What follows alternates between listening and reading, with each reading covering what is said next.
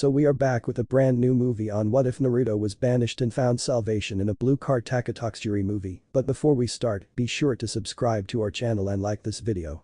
Now let's begin the story. A young boy, around 13 years of age and stood at height of 5 feet 4 inches walked through the streets of Konoha with a backpack hung across his back. He had tanned skin, on his face were 3 markings on each cheek that would remind one of whiskers, like that of a cat or fox. On the boy's head, wild, spiky blonde hair that jutted out in all directions like a wild storm of gold. Sapphire blue eyes that once shone like crystal dulled down to show a mix of emotion, hate, anger, grief and sorrow. He wore a pair of orange pants with a dark blue shirt, which was fully covered by a matching orange jacket. A pair of dark blue sandals donned his feet and a necklace made with a leather cord was wrapped around his neck. A green crystal that shone in the sunlight was what made said necklace stand out. This was Naruto Uzumaki Namika's former shinobi of Konohagakure no Sado. Naruto stopped at the main gate of Konoha and looked to see the large crowd that had gathered to see him leave. Most were smiling in joyous glee as they watched a blonde about to leave the village, while only a select few, the ones that he could call friends, were filled with distress and sadness towards his current predicament. Naruto sighed as he remembered the earlier events that transpired yesterday afternoon. Flashback. The large crowd had gathered in front of the main gate of Konohagakure no Sado because they had heard from a shinobi scout earlier that the squad that was sent to retrieve the traitor Sasuke Uchiha, of course not many saw him as such, from going to the village of Itagakure to join Orochimaru. Everyone watched and gasped at what they saw. They saw 2 figures, one was walking, while the other seemed to be supported on the other figure's shoulders as the walking towards the gates. One wore an orange jacket over a dark blue t-shirt and orange pants, a weapons pouch attached behind him on his waist with blue ninja sandals, a Konoha hit IA tied around his forehead and had wild blonde hair that spiked up in every direction. The second was a black-haired boy, the hair looking like that of a chicken's ass, who wore a blue t-shirt with the back having a small red and white fan imprinted on the back of it and a weapons pouch on his left thigh. White pants and blue ninja sandals completed the boy's outfit. These were Naruto Uzumaki and Sasuke Uchiha. The crowd immediately went into an uproar as they saw the scene. Both boys were coated in red liquid blood. A pink-haired girl with emerald green eyes and a red dress, eyes wide with fear and shock at the scene, stood at the front of the roaring crowd. 2 other girls stood with her, a platinum blonde with sky blue eyes that wore a purple tank top and skirt. The second being a pale eyes girl, the eyes of a Hyuga, with bluish black hair and wore a tan jacket and short navy blue pants. Both girls wore ninja sandals that were blue and had weapons pouches on their right thighs. As Naruto walked through the gates of Konoha, the blonde boy gasped in exhaustion and fell to his knees before gently resting the barely alive Sasuke on the ground next to him. Sakura ran up to them and knelt on the ground by Sasuke's unconscious form. Naruto showed his foxy grin to Sakura's trembling form. "Don't worry, Sakura-chan, he's only unconscious, I kept my promise," Naruto said with pride. However, that was ruined as Sakura turned and glared at Naruto before slapping him hard in the face that caused silence to form among the throng that watched the scene. The sound of the slap echoing for a while. "I asked you to bring Sasuke-kun back healthy and well, not barely alive. You could have killed him, the one time I trust you to do something, and you mess it up just like you always do. I hate you, you demon," Sakura yelled before focusing back on Sasuke. Naruto recoiled from the words, especially when he heard the words demon. Ino and Hinata were shocked at Sakura's behavior. The 2 walked up to the pink-haired girl and looked down at her with wide eyes. "Sakura, sure Naruto beat up Sasuke-kun, but it was for the good of the mission, to help bring him back. I mean sure it's Naruto, but not even he deserves what you just said," Ino said. Sakura turned and glared at Ino and Hinata. "Ino, he hurt Sasuke-kun, he needs to be punished for hurting him," Sakura said. The crowd behind the girls heard this and yelled in agreement. Hinata's eyes widened before seeing the villagers grab various weapons that they had on hand like knives, shovels, kunai and other things. Ino and Hinata watched in shock at the villagers before looking at Naruto, who looked like his soul had been ripped from his body and he was now a motionless puppet on the ground. Hinata stood in front of Naruto and got into the Jaiken fighting stance and her Byakugan blazed. "I will not let you hurt Naruto-kun," she said in a firm voice. "The demon has brainwashed the Hyuga heiress, we'll have to punish him even more and have to kill the girl too," a villager yelled.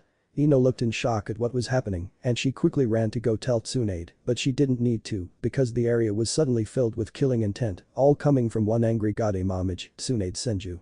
"What the fuck is going on here?" she yelled. "Okazama, the demon has brainwashed." The man didn't get to finish before Tsunade punched him in the skull, sending him into the crowd and knocking back the mob. Tsunade then turned and looked at Sakura before grabbing her by the throat. You dare insult my shinobi, if memory serves it's because of Naruto I was here, as your Hokage I could kill you right now, Tsunade said as she applied pressure causing Sakura to become blue in the face. But I won't, but this may serve as a warning to all of you. Tsunade roared before throwing Sakura down and then causing the girl to bounce back up into the air from the recoil force before punching Sakura in the face and sending her nearly halfway across the village. Tsunade then picked up Naruto and carried him to the hospital along with Sasuke. Hokage's office. Tsunade was angry about what happened during the earlier transgressions in the streets, but now she was downright pissed off because of what she and Jiraiya, who had joined the meeting, heard. You want to what? Tsunade and Jiraiya yelled. We have decided, we the elders and the civilian council, have decided that Naruto Uzumaki is to be banished for injuring a fellow Konoha shinobi, Kaharu said. What, that was the mission, and I specifically said that extreme force could be used if necessary, and from what I've heard from Shikamaru Nara, the team leader of the mission, Sasuke Uchiha, used the level 2 of the curse seal mark. Tsunade said. True, but Shikamaru also told us about the situation in which he had seen Naruto's using the Kyuubi's chakra during the battle, and he is now proven dangerous from what we have seen of the Uchiha's body at the hospital, Hamura said. What the fuck, the boy should be rewarded for bringing back your precious Uchiha, and instead you banish him. Jiraiya yelled. It's the best course of action, Danzo, the one-eyed warhawk said. Jiraiya growled. That boy is not who you think he is, in fact he is not even a he, it is a demon. The civilian council said. That demon has saved this village more times than you count, and he was the one that helped bring back Tsunade-sama, as our goddamn Hokage Shibi Abiram said. The argument between civilians and shinobi began, and Tsunade looked at the argument before finally having enough of it. Enough. She roared, slamming her hands on the meeting table, causing it crack straight down the middle and break in two. We'll take a vote then, Danzo said. Who votes that the Kyuubi Jinchuriki, Naruto Uzumaki, be banished? Danzo asked. The three elders and the entire civilian council raised their hands. Those opposed? He asked. Jiraiya, Tsunade and the shinobi council all raised theirs, but they dropped their heads in disappointment, they were outnumbered.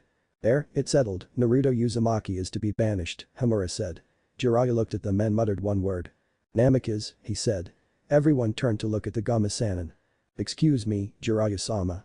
Sumin Yazuka asked. That goddamn name is Namikaze, Naruto Uzumaki Namikaze, son of Kushina Uzumaki and Minato Namikaze, the Yondaime Hokage. Jiraiya roared before leaving the room in a poof of smoke, not able to take the foolishness of these people any longer. Is this true, Tsunade-sama? Everyone asked the Hokage. Tsunade looked downcast before looking up with tears in her chocolate brown eyes and nodded. Naruto is Minato's son, she said, and you all just banished his legacy, Tsunade said. She then walked towards the door and opened it. Sasuke Uchiha is stripped of his shinobi status and forced to live for the rest of his life in a jail cell with chakra restricting seals on his body. If anyone has a problem with that, Tsunade, let loose her rage at full blast, killing intent, filling the entire Hokage tower and then some, take it up with me and we'll see what happens to you. Tsunade then left the room to go and tell Naruto the news. Konoha Hospital. Naruto was sleeping in his room, but although he was physically fine, he was busy having a chat with his tenant. Naruto stood in front of the cage of the demonic entity known as the Kyuubi no Kitsune. I can't believe she said that to me, after all I've done for her. This is how she repays me, by calling me a demon, Naruto said as he knelt before the cage. Kid, don't worry yourself, she was bitch from the beginning, and don't worry, the best thing for you right now is to leave this hellhole, Kyuubi said. Naruto looked up at the nine-tailed fox and stared into the fox's large crimson eyes. Kyuubi, why? The villagers, Sakura, Sasuke, they've all betrayed. I have only a few people here that I can call friends. Maybe you are right, Naruto said. Kyuubi nodded. Although Kyuubi was a bloodthirsty demon, he was a bloodthirsty demon with a heart, and although he despised his container in the beginning, the unshakable determination and strength Naruto had was enough to actually earn the demon's respect for his Jinchuriki. I know I'm right. And I should let down my mask of idiocy, Naruto said. You should, but are your emotions a mask too? No, my emotions were real as you and my feelings for my friends were real, Naruto said. Kyuubi nodded his large vulpine head before raising his head. Well, that's enough chit-chat, now come on, wake up, that busty Hokage of yours is here to see you, kid. We will talk later, Kyuubi said, and then there was a bright flash that burned Naruto's eyes before he found himself lying in a hospital bed underneath the bed sheets and covered in bandages. Naruto turned to face the door as he saw the knob turn and the door open to reveal the goddamn Haki herself. Oyaba-chan, what's up? Naruto asked as she walked over to him. Tsunade didn't say anything until she reached his bed and then dropped to her knees and hugged the younger blonde. Naruto's eyes widened when he saw her do this and then wrapped his arms around her as she stained his hospital gown with tears. Aba-chan, what's wrong? Naruto asked. Tsunade looked at Naruto with tears in her brown eyes. I really tried Naruto, I really did, but they outnumbered us, Tsunade said. Naruto looked at Tsunade oddly, tilting his head to the side. Tsunade's information was confusing him. What do you mean, who is they? He asked. The council they've banished you from Konoha, she said. Naruto froze, shocked still. Then he cast his head down low and began to cry. After the two cried their eyes out, Naruto and Tsunade looked at each other. Naruto, I have something to tell you, Tsunade said. Naruto nodded as he wiped away the tears from his eyes. It's about your parents, Tsunade said. Naruto's eyes seemed to have brightened up at that information. Really, you know who they are? Naruto asked. Tsunade smiled and gave a nod, affirmative. Your mother was Kushina Uzumaki from the country of Yuzugakure, and your father he was the Yellow Flash, and Konoha's Yondaime Hokage, Minato Namikaze, Tsunade said. Naruto's eyes widened at realizing who his father was. Really, is this true? Am I really related to the Yondaime? Naruto asked. Tsunade nodded and Naruto smiled before hugging the older blonde. Arigato, Abe-chan, Naruto said. Tsunade smiled and returned the hug. Of course you know I've always seen you as a little brother, Naruto, Tsunade said. And I have seen you as an elder sister, Tsunade, Naruto said. Tsunade backed up when he called her Tsunade. You just called me by my name, she stated. Yeah, well I can't call my sister figure by her name. Naruto asked. Tsunade chuckled. Of course you can, Tsunade said. The two turned to hear the door opening and saw Jiraiya walking into the room. Did you tell him yet? Jiraiya asked. Yeah, she told me, Iro-sen and Naruto said with a foxy grin. Jiraiya chuckled and walked over to Naruto before reaching into his pockets and pulling out two scrolls, one with the kanji for Namikaze, the other for Uzumaki. Well then I'm sorry I couldn't teach more, Naruto, but here are the jutsu scrolls of your father and your mother. There's also a letter addressed to you from them at the beginning of each scroll, Jiraiya said. Arigato, Iro-sen and Naruto said, taking the scrolls. I will miss you, you would have been the best student I ever had, better than your father, Jiraiya said. Naruto nodded and smiled. Well, how long do I have to get ready to leave the village? Naruto asked. The council has given you enough time to pack your things and leave, you must leave by tomorrow afternoon, though, Tsunade informed him. Naruto nodded and then Tsunade and Jiraiya took him out of the hospital to help him pack. Then flashback. Get of here, demon. A villager yelled. Yeah, we don't need your kind in Konoha. Another said. Naruto sighed and then glared before unleashing some of the killing intent he had. You are all bakas, to think I even cared about saving your insolent and pathetic lives time after time. I'm glad I'm leaving this hellhole, Naruto said before spitting on the ground in front of them. May you all burn in hell, Naruto growled before turning to his friends of Team 8, Team 10 and Team Guy and looked at them as if to tell them, I still care for you, though the genin nodded and then watched as Naruto adjusted his backpack before channeling chakra into his feet and taking off at an insane speed so that in case anyone from the council was going to tail him, he would be far enough ahead to escape. Naruto jumped from tree to tree before settling down in the forest as night began to fall. Meanwhile in Anther world and dimension. The large world comprised entirely of computerized data was formed from the entire world's computer networks, combining as one to form a land known as the digital world. Data took the physical embodiments of creatures known as Digimon and like humans, had feelings. However, when they grew stronger from battling other Digimon, they absorbed their data and grew stronger and undergoes evolution, also known as Digivolution. The digital world was ruled by 4 digital sovereigns, a group of 4 mega-level holy beast Digimon that are derived from the Japanese myth of the 4 guardian spirits of Kyoto, itself derived from the Chinese myth of the 4 symbols. Like the guardian spirits, they represent and rule over the cardinal points of the compass of Banwaman for the north, Jukyaman for the south, Azalongman for the east, and Beihuman for the west. There is also a 5th member, Fanglongman, who represents and is enshrined in the center, from which he supervises the others. However, deep within a prison, the Dark Prison, a jail cell that was used to hold one of the most evil forces of the digital world. There lay a dark beast, which ironically came to exist in the digital world as an angelic Digimon, a Digimon with ferocious power that was sealed away by the sovereigns themselves in order to prevent the digital world's destruction. Luciman. It seems there is someone who can help me escape this prison, Luciman said as he sat in his dark prison. Luciman was a young blonde humanoid-looking Digimon with blonde hair and 7 angelic bird wings. Purple markings formed on the boy's chest and the digital hazard symbol was shown on his right hand. A large orb floated in front of Luciman and in that orb was the image of a blonde boy resting in the forest. Luciman smirked before channeling her energy and the energy took the form of a blue rectangular piece of data. A blue card. Luciman then opened a rift in the space-time continuum by using the card as a medium. Since I cannot escape this prison, this card will help bring my salvation to me, Luciman said before tossing the card through the portal and the dark abyss closed. We will see each other soon, Naruto Uzumaki Namikaze. Until then, have fun in the digital world, young tamer Luciman said with an evil smirk. Back with Naruto. Naruto was resting against a tree as he was quite tired from using his chakra for so long during his run. He stared into the orange flames of his campfire before feeling bored. Hey Kyuubi, you there? He thought to the giant fox in his gut.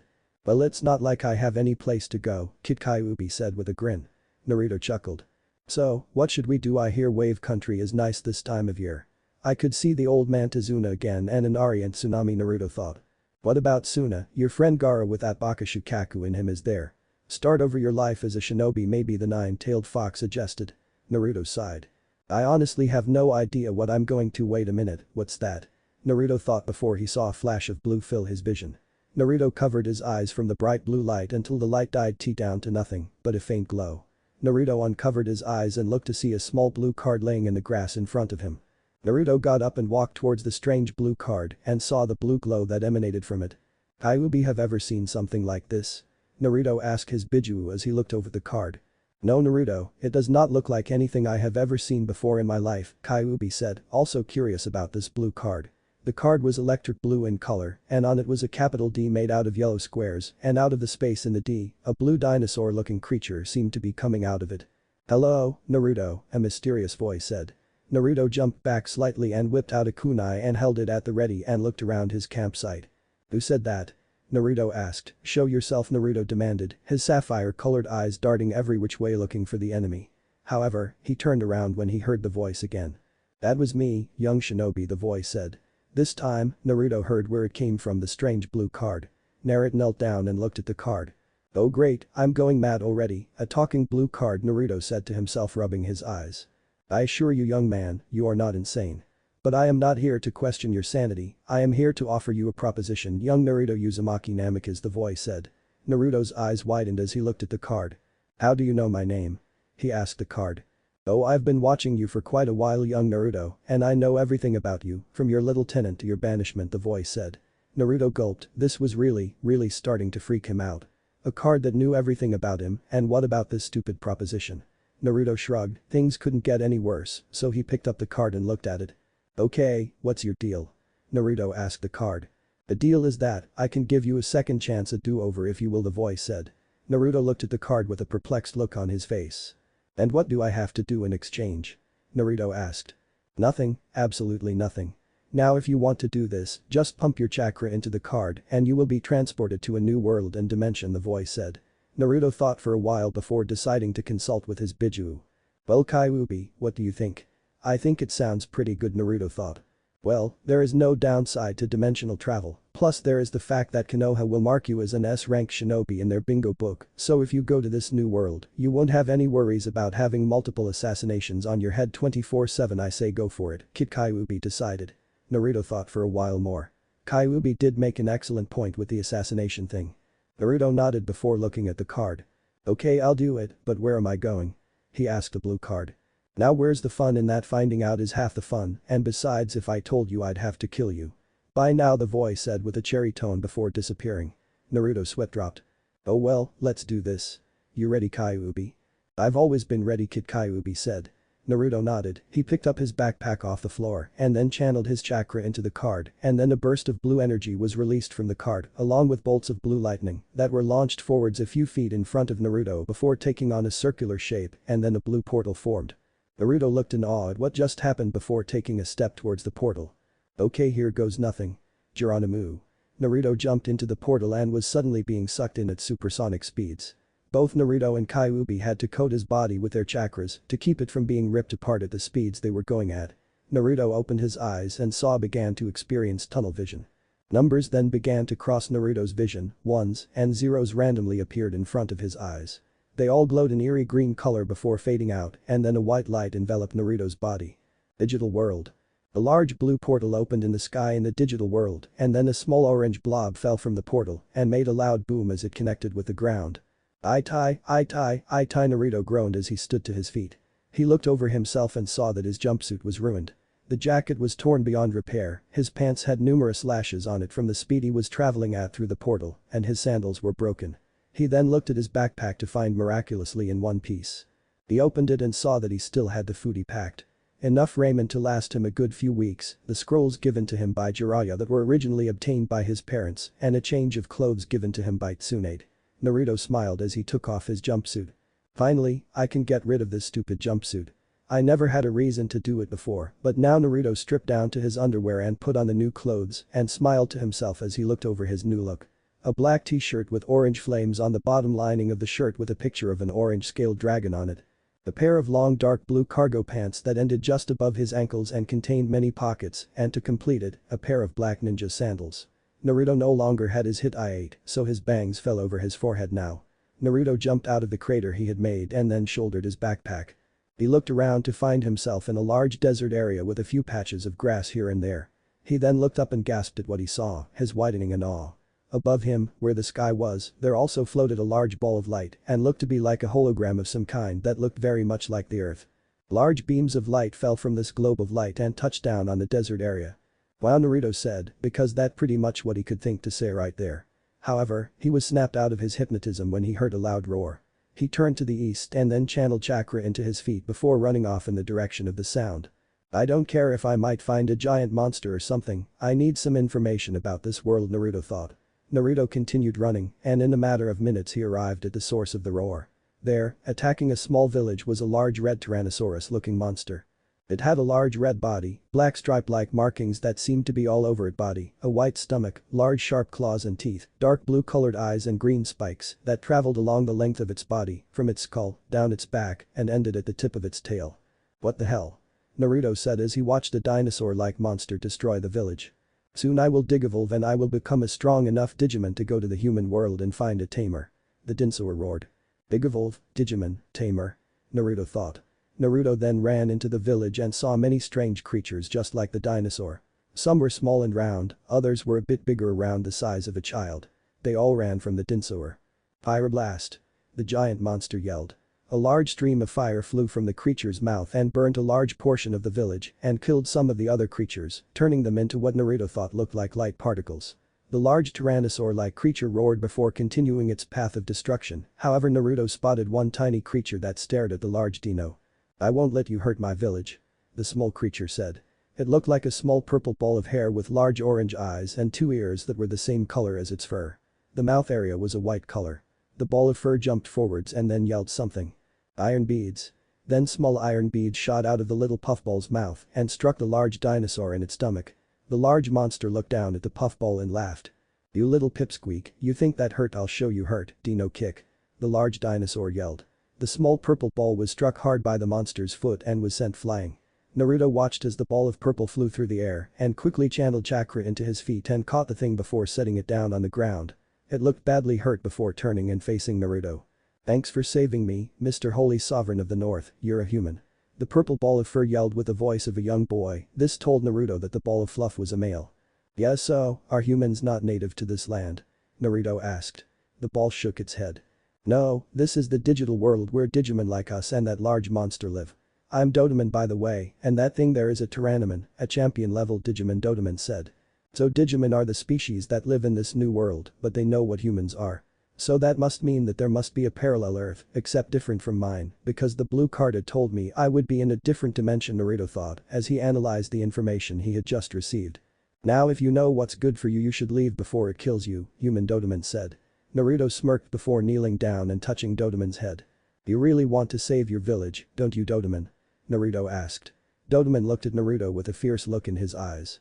Of course, and I will do anything, even give my life if it means I can take that big asshole of a dinosaur Digimon with me, Dodomon said, and then Dodomon glowed in a purplish aura before Naruto. Dodomon digivolved to Doraemon. The purple aura disappeared and Naruto looked in awe as he saw Dodomon had changed. Dodomon had grown taller, about 4 inches taller due to the growth of 4 legs, making him quadrupedal.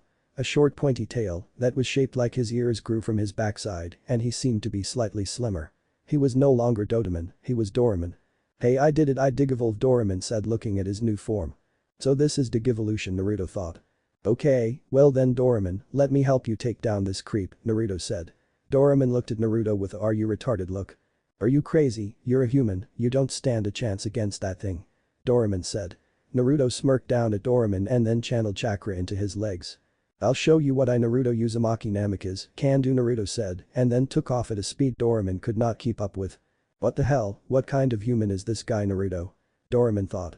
Naruto ran along the path to Tyrannomon before jumping up to Tyrannomon's eye level. Oh, Dino should eat this. Naruto yelled before forming a cross-shaped hand sign. Kagebunshin no Jutsu Shadow Clone Jutsu, Naruto yelled, and then 5 clones appeared in puffs of smoke. The clones and the original Naruto all channeled chakra into their fists before slamming it against Tyrannomon. All of them hitting the giant dinosaur Digimon in between its eyes. The large dinosaur was thrown back and fell to the ground, surprising Doraemon, who saw this. What the fuck? Doraemon yelled before running on his newly developed legs to see Naruto. Naruto stood on the Tyrannomon's stomach and then looked behind him to see Doraemon running towards him. So what do you think of me now, Doraemon? Naruto asked. I think you're insane, Doraemon said, but I like you human, I mean Naruto, Doraemon said. Naruto gave Doraemon a thumbs up before Tyrannomon began to get up. Naruto jumped off of the Digimon's stomach and landed next to Doraemon. So Doraemon, now that you've digivolved or whatever you call your transformations, are you stronger now or something?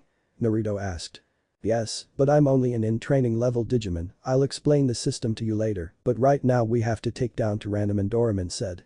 Naruto nodded and then looked down at Doraemon, who smirked up at him. So what, are we partners or something now? Naruto asked.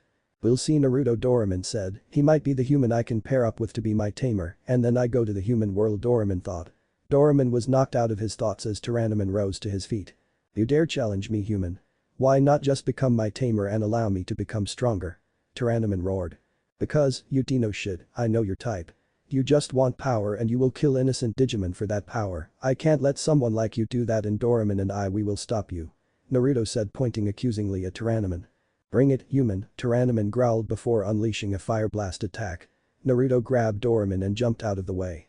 Okay, Doraemon, I'm going to throw you and we'll see what you can do on 3, okay? Naruto said. Doraemon nodded, not really paying attention to what Naruto just said. Hey, wait a minute, no wait, Doraemon said, frantically trying to break free of Naruto's grip. 1, 2, 3. Naruto yelled. Ah. Doraemon screamed in fear, tears coming from both the fear and the speed he was thrown at. Doraemon then got over his fear and a determined look crossed his face. Metal drop. The purple quadrupedal Digimon yelled before firing a large metal ball about the size of a basketball at Tyrannomon, hitting the champion-level Digimon in its eye. Tyrannomon roared in pain as Doraemon followed up by crashing right into the metal ball, thus forcing the metal sphere to damage Tyrannomon's eye even more. Doraemon rubbed his head, nauseated from the headbutting, and then gave a paw thumbs appendage up to Naruto. Naruto smirked before running and forming a Kagebunshin. Naruto held out his hand, and the Kagebunshin began to move its hands over Naruto's outstretched one. A glowing blue ball of chakra and wind swirled into existence before he jumped, and the Kagebunshin dispelled itself. Naruto then jumped right onto Tyrannomon's nose and ran along the snout and slammed his attack right into the damaged left eye of Tyrannomon. Rasengan. Naruto yelled and thrust the chakra sphere forwards. He crashed through the metal sphere and the Rasengan was plunged straight into Tyrannomon's eye before shredding it into data, and the Tyrannomon was no more. Naruto and Doraemon fell to the ground. Somebody save me, Doraemon yelled. Naruto chuckled before grabbing Doraemon and was about to prepare for the impact with the ground, but the two suddenly began to glow a rainbow of colors, and just before they hit the ground, they vanished. The center of the digital world.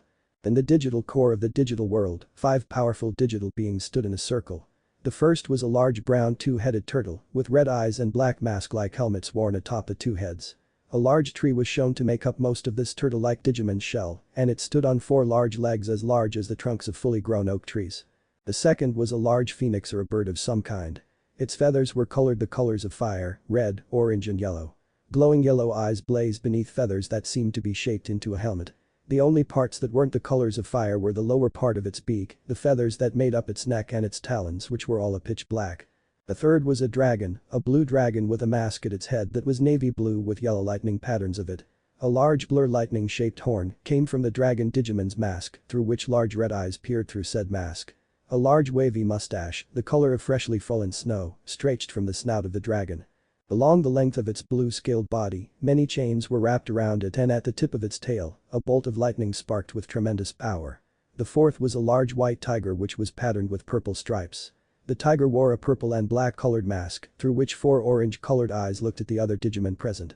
Along the length of its back, 3 large spikes protruded from the tiger's back, 2 forearm guards which were purple and outlined in black with the kanji for steel and white, were worn on the tiger Digimon's forelimbs. On its back limbs were large black bracers which were studded, and the final piece of steel on its body was the ring of black steel placed on its tail and had 4 large and sharp spikes on it. The final and 5th member of the 5 Digimon present was a large golden dragon-like Digimon with many sharp bronze-colored scales along the length of its body. 8 glowing orange eyes were present on the dragon's face, as well as a mouth full of razor-sharp teeth. 6 large bronze spikes rose up from the second dragon Digimon's body, somewhere where the ribcage would be. All of these Digimon were Mega-level Digimon, with 12 glowing spheres, the Digikers rotating around their bodies, except for the golden bronze-colored dragon which had 8. These were the 5 Digimon sovereigns: Abominman the turtle of the north, Jukyaman the phoenix of the south, Azalongman the dragon of the east, Beheman the tiger of the west, and Fanglongman the dragon of the center.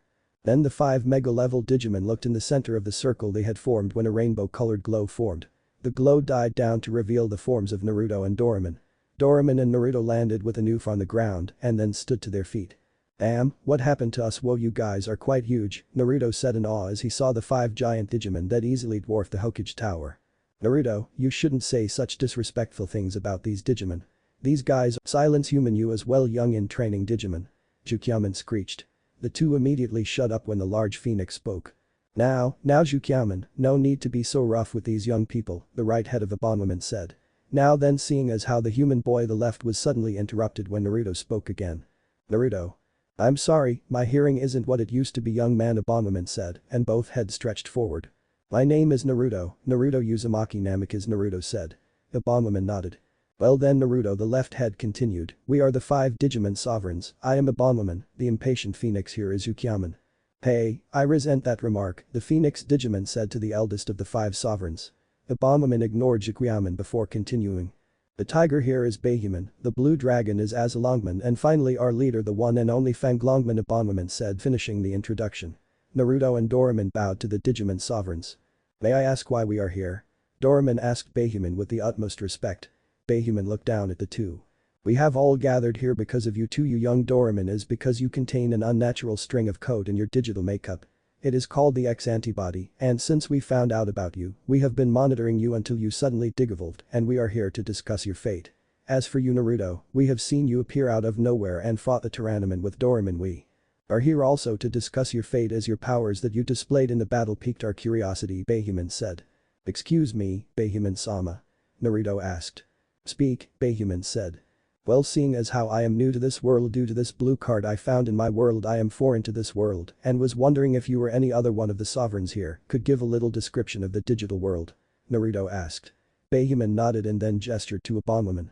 Abominman nodded and then a long green vine stretched out from the foliage of the large tree on the turtle Digimon's back. The vine then touched Naruto's forehead and then Naruto's brain was uploaded with the information on the digital world. When the data transfer was complete, the vine retracted back to Abominman's tree. Naruto blinked as he stared at the 5. "Wait a minute child," a deep voice said. Everyone turned to see Fanglongman, the other 4 were surprised, and judging from their surprise, Naruto and Doraemon guessed that Fanglongman didn't talk much. "Fanglongman, you talked," Azalongman said in surprise. Fanglongman nodded. "Yes, I am gifted with speech, why does that surprise everybody all the time?" Fanglongman said with an irritated tone. "No reason," the other sovereign said, turning away from his gaze. Fanglongman then bent his neck down to Naruto's level. Doraemon got scared of the large dragon and immediately hid behind Naruto's leg, but Naruto showed no fear on his face at all, which surprised the other 4 Mega-level Digimon, considering that any other Digimon or human for that matter would be scared shitless fro. "Young Naruto, this blue card that you mentioned, show it to me, I need to check something," the great dragon Digimon said. Naruto nodded and then reached into his pocket and pulled out the blue card with a capital D on it, with a picture of what Naruto now knew was a Digimon coming out of it. "This blue card is what granted me the dimensional traveling ability to come here in the digital world," Naruto explained to the bronze dragon. Fanglongman and the other sovereigns were intrigued. "Young Naruto, that card only appears to humans that have the ability to partner or tame Digimon, thus earning them the title Digimon Tamer. You are one of those chosen apparently," Azalongman said in surprise. "The Digimon Tamer?" Naruto asked, although Abominman had given him the information of the digital world, the 2-headed turtle did not give him this information. Doraemon decided to speak. "Yeah Naruto, you see a Digimon Tamer is someone who makes a partnership with a Digimon and helps them grow stronger with the help of their tamer. Like how when you and I were fighting and then I digivolved from Doraemon to Doraemon, Doraemon said. Naruto looked at the blue card and then back at Doraemon. Abominable chuckled. Well, my fellow sovereigns, it seems we have a new tamer in our midst. However, Jukyaman wasn't as pleased as the others. Nani, are you all insane? These two are obviously dangerous. This human has shown to be able to use powers that regular humans do not possess, and this young Digimon is an unknown Digimon. They must be deleted. Jukyaman screeched as fire swirled around his being. Naruto and Doraemon backed away from the phoenix before Fanlongman decided to intervene. That is enough, you will not harm these two. Fanlongman roared. Like you could stop me, I can sense the darkness in this Digimon's data, he must be destroyed. Jukyaman said with even more anger. However, that like you could stop me remark seemed to have struck a chord in Fanlongman, and the ancient Digimon faced his fellow ancient. The large bronze dragon roared and killing intent struck the phoenix Digimon like a wave of water and snuffed his flames. Care to say that again? Fanlongman asked. The sovereign of the south remained quiet and shook his head. Fanlongman nodded and then held out one of his claws. A glowing golden light formed and a small device floated from the dragon's claw and into Naruto's hand.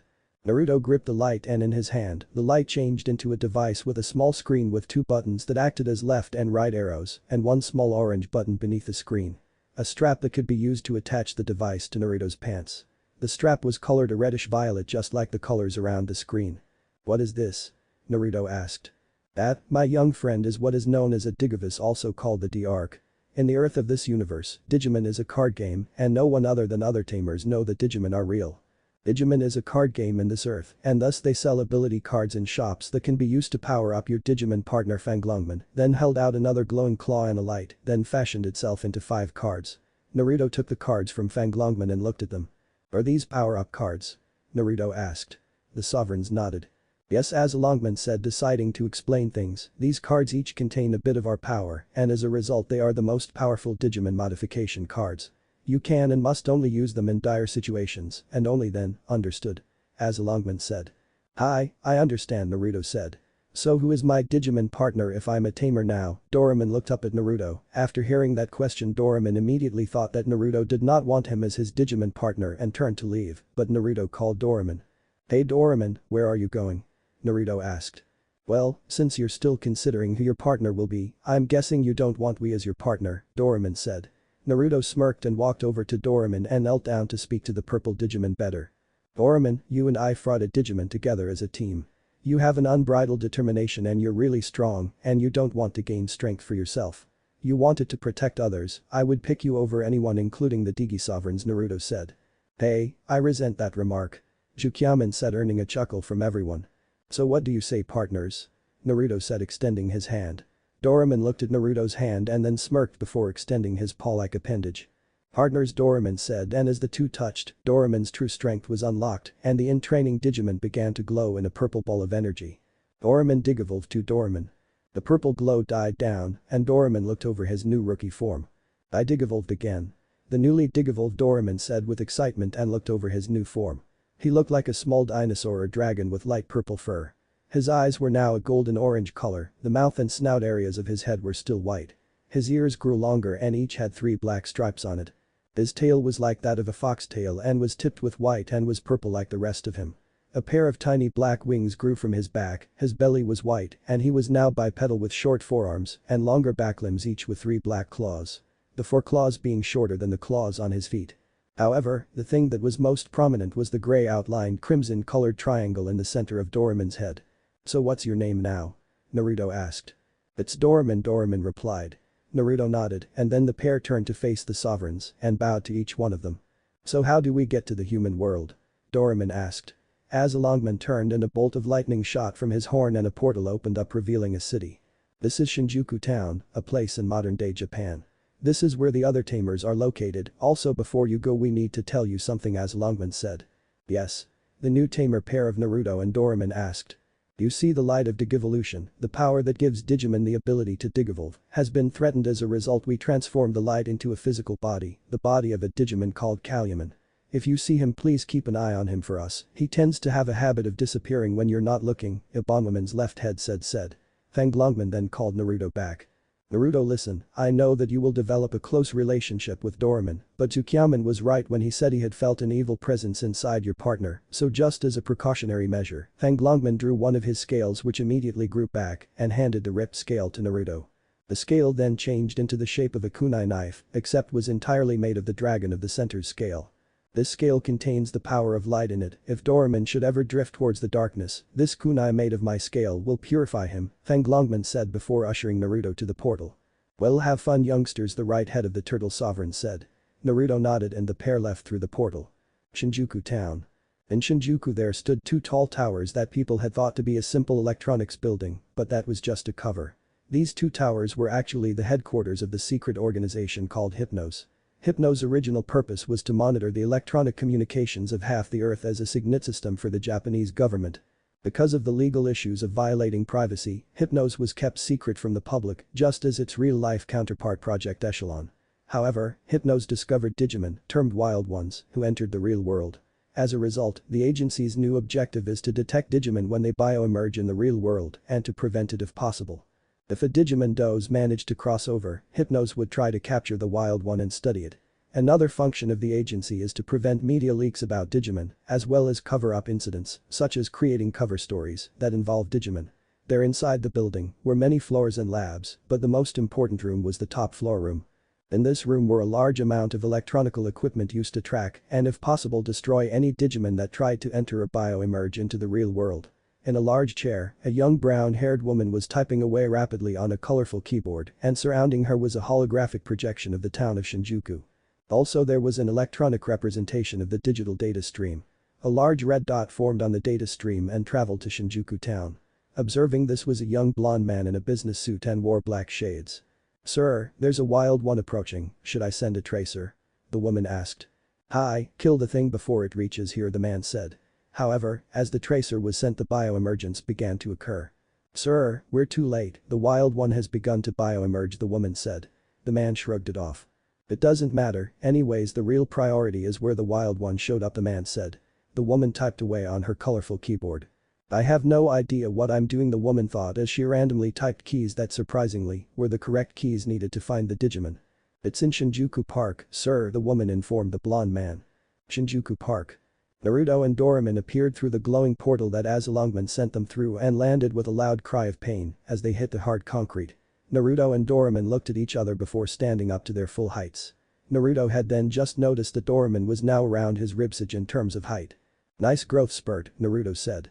"Thanks, I've been working on it," Doraemon said. However, a group of kids surrounded Doraemon and began to talk to him asking him questions like, "What Digimon are you?" Or "Cool costume, where'd you get it?" And so on until their parents came and apologized before shooing them away. "No harm done," he told the parents. Doraemon looked up at Naruto who looked down at him. Orange stared at Blue until. "So what should we do now?" Doraemon asked.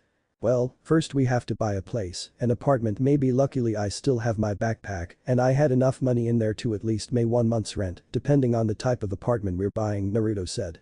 The two nodded and then began to walk around the town until they found a newspaper stand.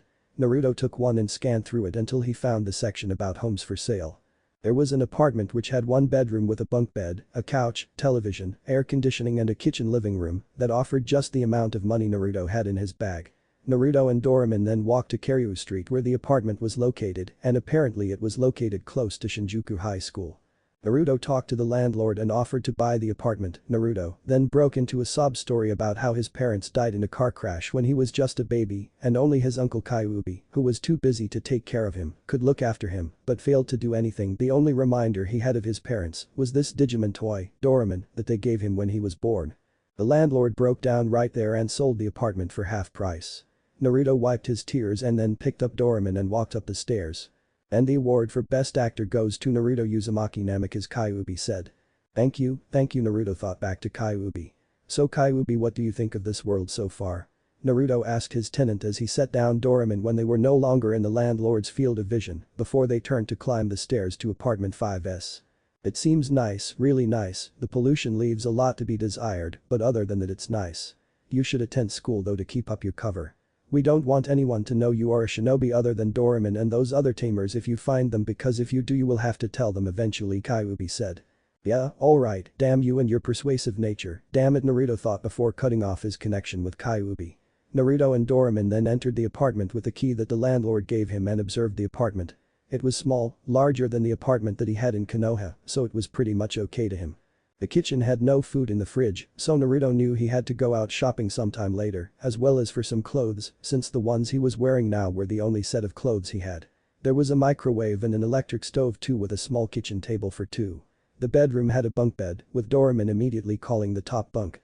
There was a nightstand with a lamp which had 3 drawers to put things in. There was also a closet and a drawer set to put things like underwear and socks in. Pretty nice, Naruto thought. Naruto looked outside and saw the sun was setting and decided to go and sign up at the Shinjuku High School tomorrow. Well, time for bed, Doraemon, Naruto said, but his statement was replied to with a snore. Naruto chuckled to find the dragon-like Digimon fast asleep. Naruto stripped his clothes and put on the pajamas he had packed in his bag. He then got under the covers and began to close his eyes. Good night, partner, he thought to Doraemon. Previously on Naruto, Tamer of the X-Antibody. Pretty nice, Naruto thought. Naruto looked outside and saw the sun was setting and decided to go and sign up at the Shinjuku High School tomorrow. Well, time for bed, Doraemon, Naruto said, but his statement was replied to with a snore. Naruto chuckled to find the dragon-like Digimon fast asleep. Naruto stripped his clothes and put on the pajamas he had packed in his bag. He then got under the covers and began to close his eyes. Good night, partner, he thought to Doraemon. Now. Naruto was walking in an area completely shrouded in darkness. In fact, it was so dark he couldn't see his own hand in front of his face. As he continued walking, he realized he had no idea where he was going. I have no idea where I'm going, the blonde Digimon tamer said to himself. As he walked, he saw ones and zeros that glowed an emerald green color before fading out of existence, then he saw a small orb of light. What the hell? Naruto thought as he walked closer to the light. The light began to take shape, but as he got closer the light got brighter and he was forced to stop and shield his eyes, else risk losing his eyesight from the intensity of the white light that shone in the darkness. That was when Naruto heard it. A voice from the orb of light. Help me, the voice said. Naruto's eyes widened as he recognized the voice. No way, you're that voice, the voice from the blue card, Naruto said. Who are you and why do you need help? He asked. However, the voice paid no heed to Naruto's words and continued speaking. Please help me, it's so dark in here, so cold, please help me, you insolent fool. The voice suddenly changed from innocent and pure to one that sounded evil and demonic, like Kyuubi's voice, only much darker.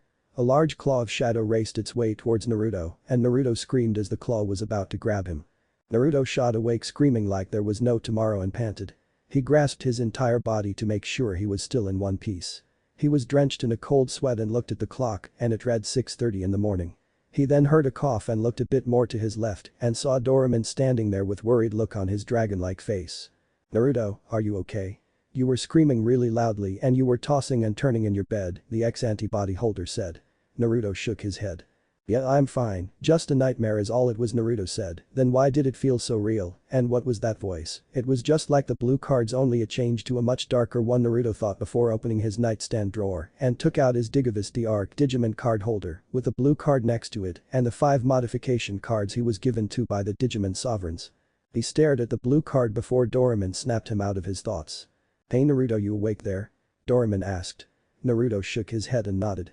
Yeah, I'm going to have a shower now, maybe it'll help calm my nerves, Naruto said. Doraemon nodded and then waited, sitting on Naruto's bed as he waited on Naruto to finish showering. The purple dragon-like Digimon looked at the D-Arc and observed its reddish-purple coloring before staring at the blue card. What is it about this card that put Naruto into such a trance? Doraemon thought. He tried to see if there was something on the card, but other than the D and the picture of the blue pixel-looking Digimon coming out of said D, it was pretty much a normal card. The door to the bathroom opened and Naruto stepped out wearing the clothes that he wore yesterday. The black t-shirt with orange flames and an orange scaled dragon on the front. The pair of blue cargo pants with many pockets and finally the pair of blue ninja sandals and the necklace that he won from Tsunade. Hey Naruto, where did you get that pretty necklace? Doraemon asked. Naruto smiled softly as he looked at Doraemon before looking at the aquamarine colored crystal on the necklace. I got this from a person I once called a sister, Naruto said. Doraemon seemed to notice that Naruto was rather emotional during his response and did not press the matter any further. Oh right, Naruto, remember you have to go to school today, Doraemon reminded his tamer. The blonde Digimon tamer nodded before reaching into his backpack and pulled out 2 cups of instant ramen. He walked into the kitchen, with Doraemon trailing behind him. He opened the cups by tearing off the paper sealing before adding the water and then putting the seasoning packets in the cups before popping the both into the microwave. Doraemon watched as Naruto made the ramen. "So what are we having to eat?" Doraemon asked, staring at the ramen cups rotating in the microwave. "This, my young Digi buddy, is called ramen. Ramen is the most delectable food that will ever meet your taste buds and is the food that only gods have made." "Yes, it's that good," Naruto said. Doraemon still looked perplexed as he stared at the ramen cups and then the timer went off. Naruto squealed with joy, his trademark fox grin on his face before reaching out and grabbed the cups, already cooling the ramen down with a low-level wind jutsu. He then handed one to Doraemon and went into his room before grabbing some chopsticks and heading back into the kitchen. Doraemon watched as Naruto greedily ate the noodles of the ramen. "Seems pretty good," Doraemon thought before taking a sniff. "Smells good too. Oh, what the hell, Doraemon just eat it." The purple dragon Digimon tilted the cup to his lips and drank the broth while also eating some of the noodles that entered his maw.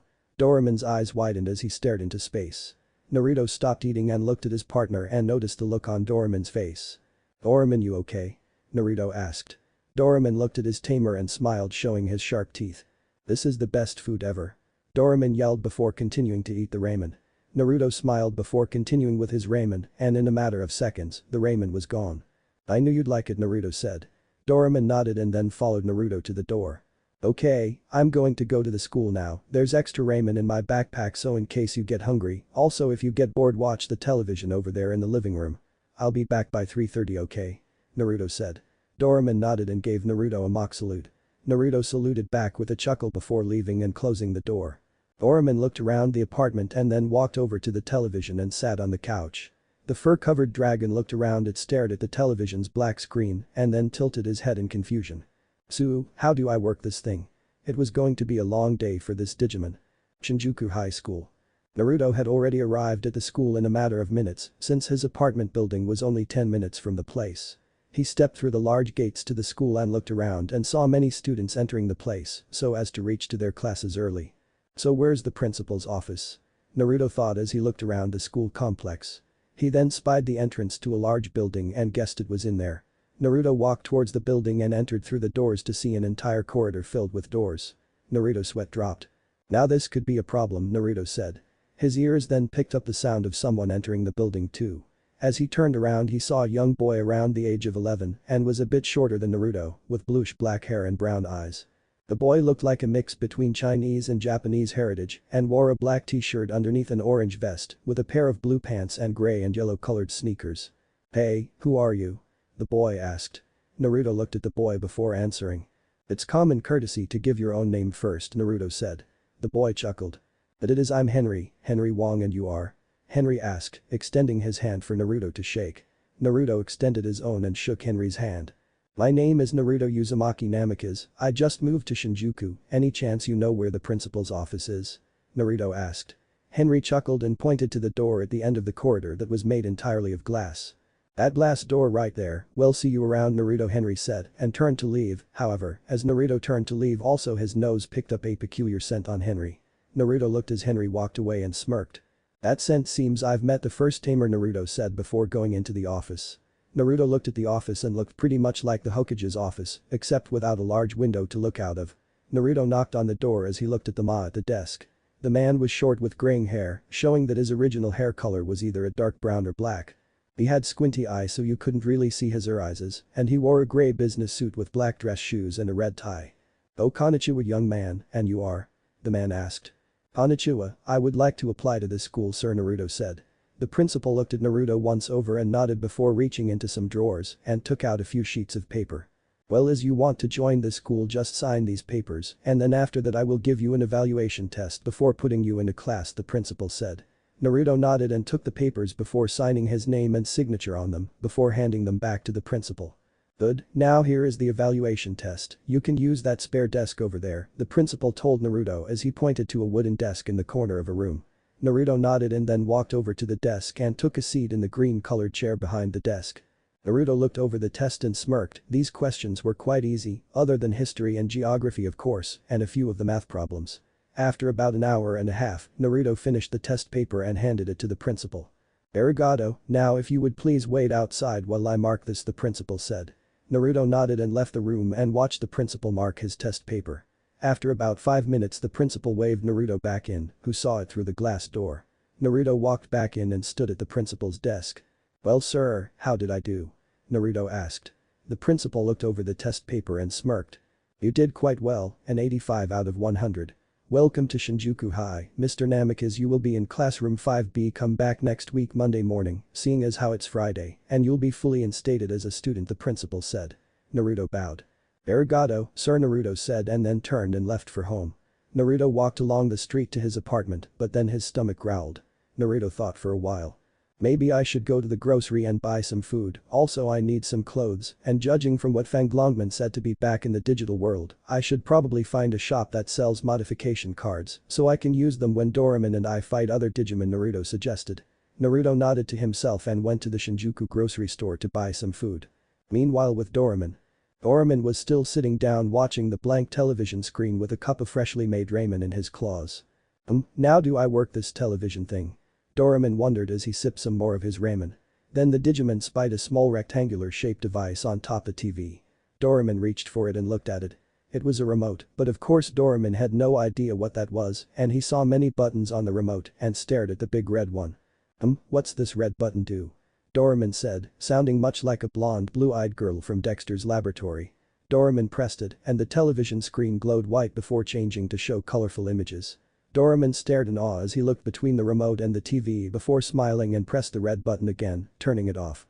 Then he pressed the red button to turn the television on. Doraemon continued doing this for a while until he accidentally hit the channel changing button on the remote and he saw his picture on the television change. "Ooh," Doraemon said in awe before continuing to press buttons on the remote. Back with Naruto. Naruto was walking along the road to the grocery store when he smelt something really delicious. He turned his head and saw a bakery shop. The sign above it said Makoto's Bakery. Doraemon might like some of those, Naruto said to himself before entering the bakery. Naruto took a deep breath as he inhaled the scent of bread, cake and other goodies. "Hi there, welcome to Makoto's Bakery," a brown-haired woman said. Naruto looked at the woman and saw a black-haired man standing next to her. They were both wearing baking aprons and hats. Must be her husband, Naruto thought. "Hi, I'm Naruto. I was wondering if I could buy some bread, donuts and some cupcakes please," Naruto asked. "Sure thing, Naruto," the woman said in a friendly tone. "So are you the owners of this bakery?" Naruto asked as he watched the man and woman get his order. "Yes, I'm Mr. Takehiro Mitsuki and this here is Mrs. Mai Mitsuki, my wife, and our son Takato is at school right now, so you won't see him until 3:30, Mr. Mitsuki said. Naruto nodded. "Maybe I'll stop by when he comes home," Naruto said. "Well, here you are, Naruto," Mrs. Makoto said, handing him the bag. Naruto bowed and thanked her. "Arigato, Mrs. Mitsuki," Naruto said and then walked out the door. What a nice boy, Mrs. Mitsuki thought.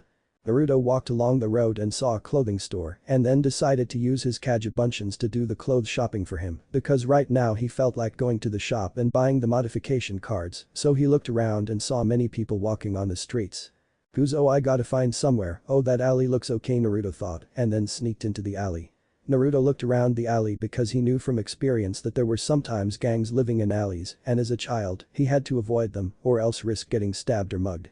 So when Naruto found there were no gangs living in the alley, he rested his bag from the bakery on the ground and quickly formed his hands into a cross. "Kagebunshin no jutsu," he whispered, and then 3 clones formed in individual puffs of smoke. Naruto gave the bakery bag to one of his clones and then gave some money to his other 2 clones.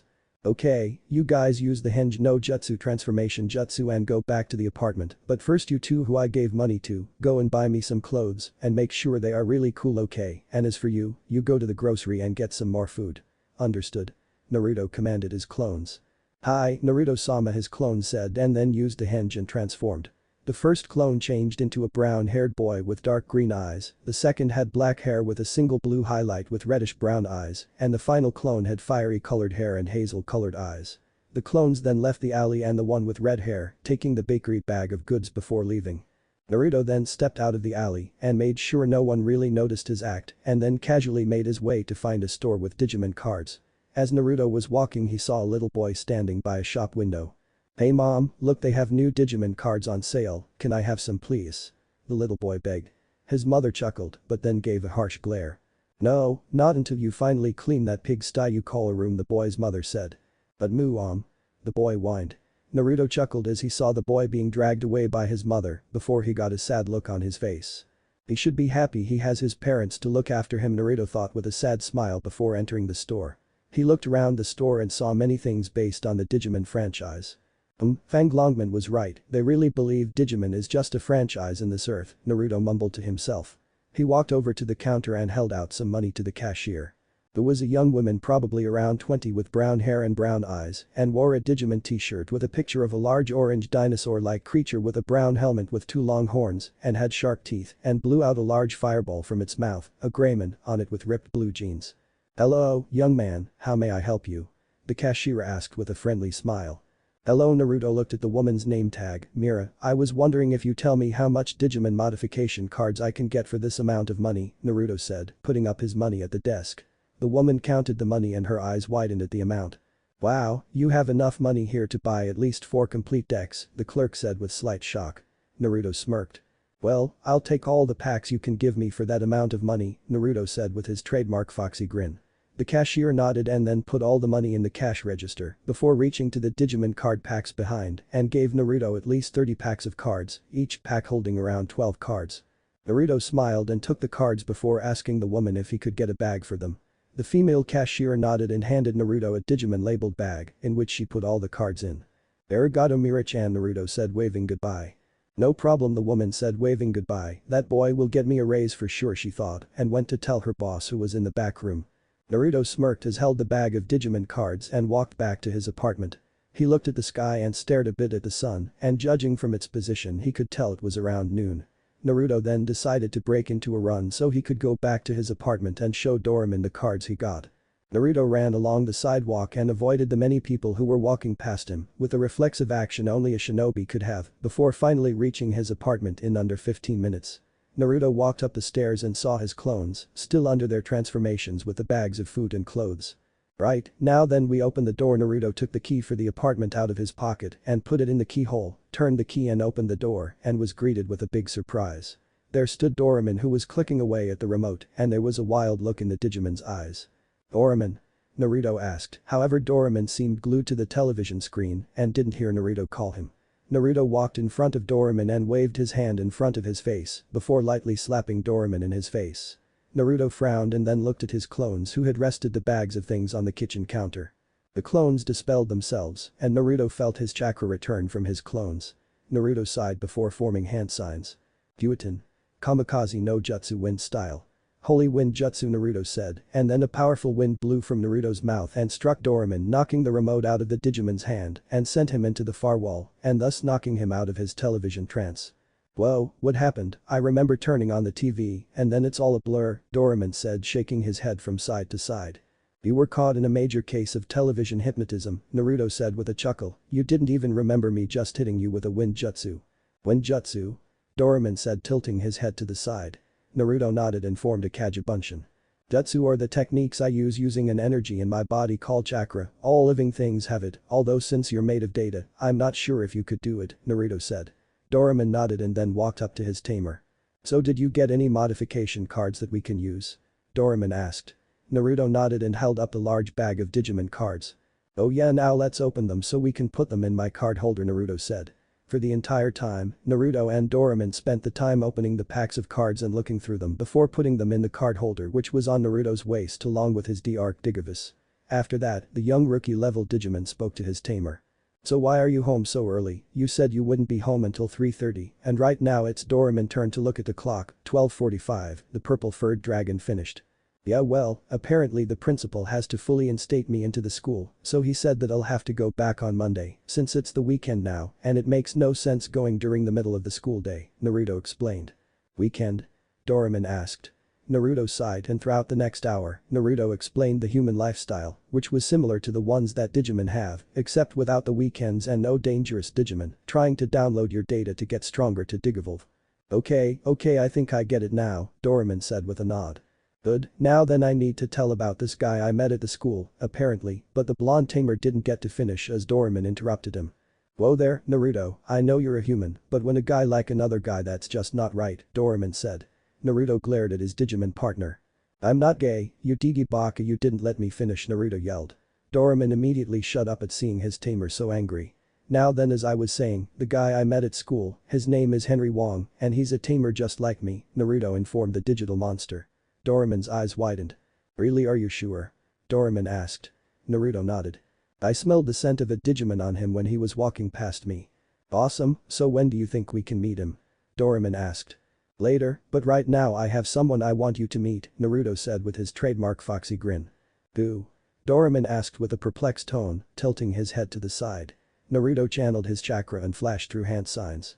Ninpu. Amoi Hairu no Jutsu Ninja Art. Mind Entrance Jutsu, Naruto exclaimed.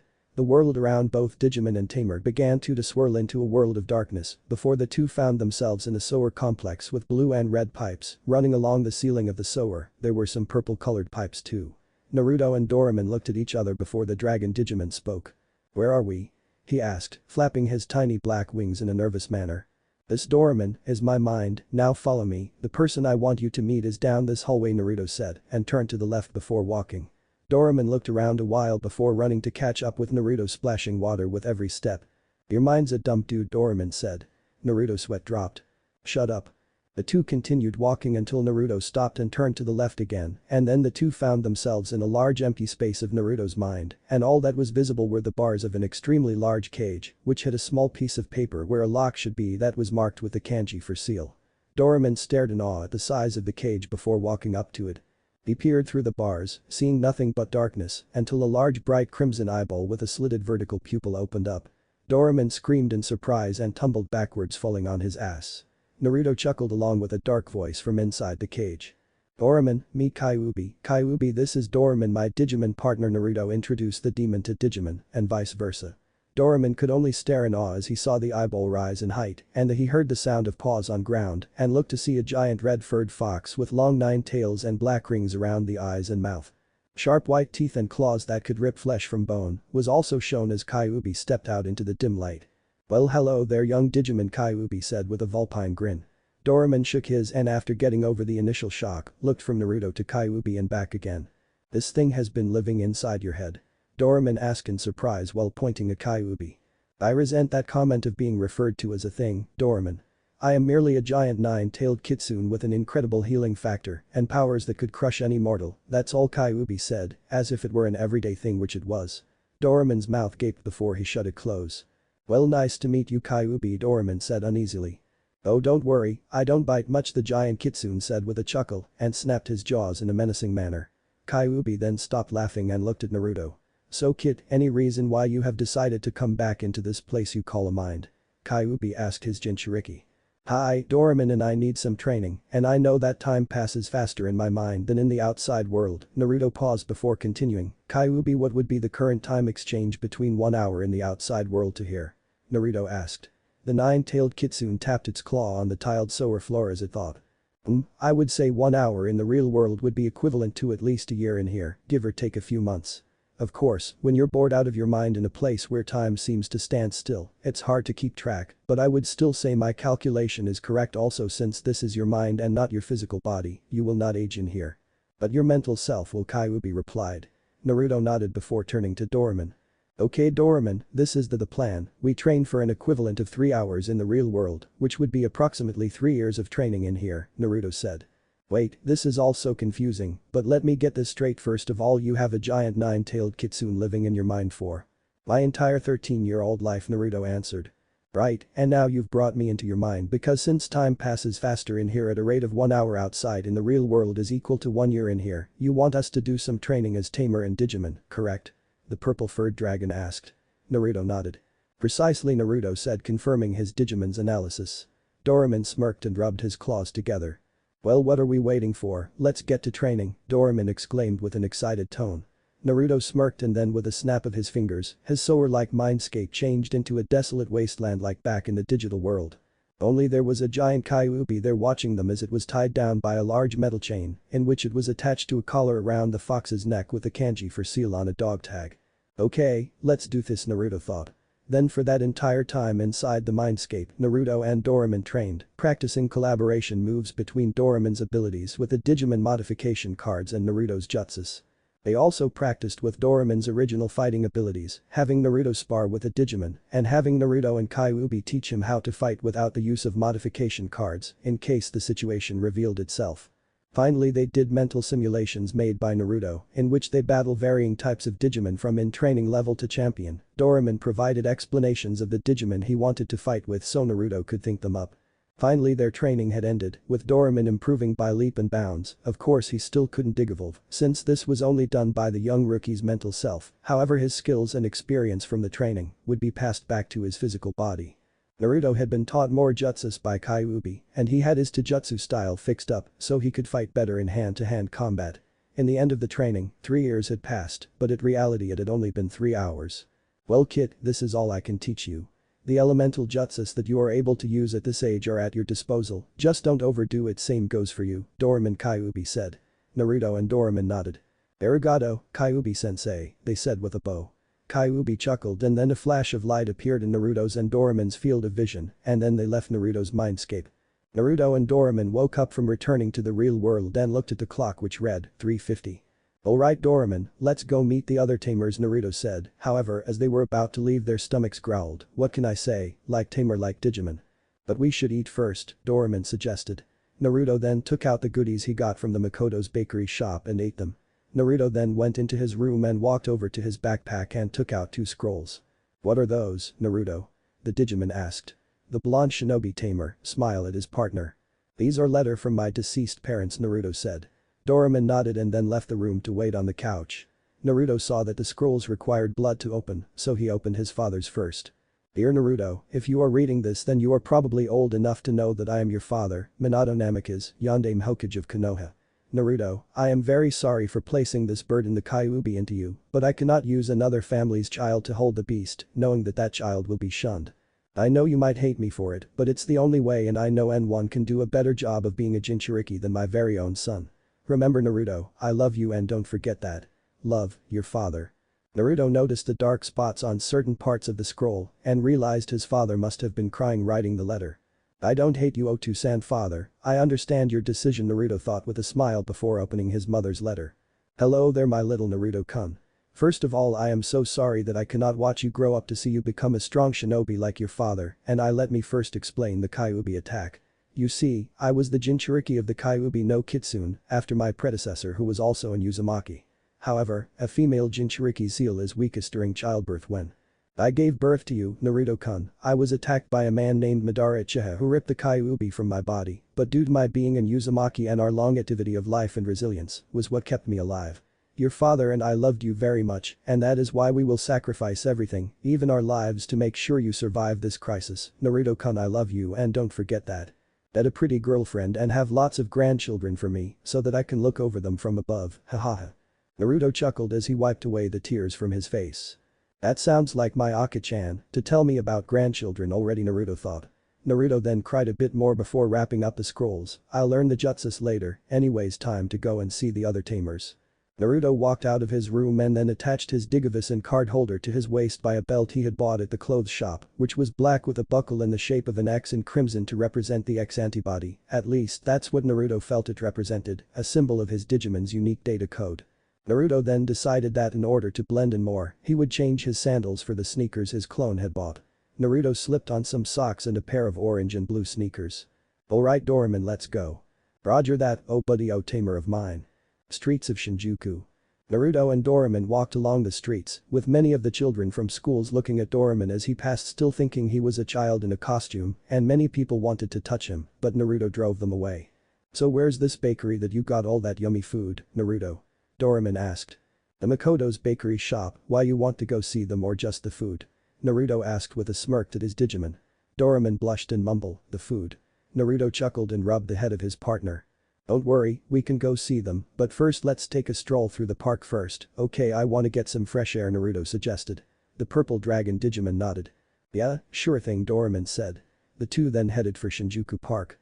As the partners entered the park, they noticed nobody was there other than a few couples, but they were now leaving the park and it was upon their arrival they saw a large white light appear from the middle of the park.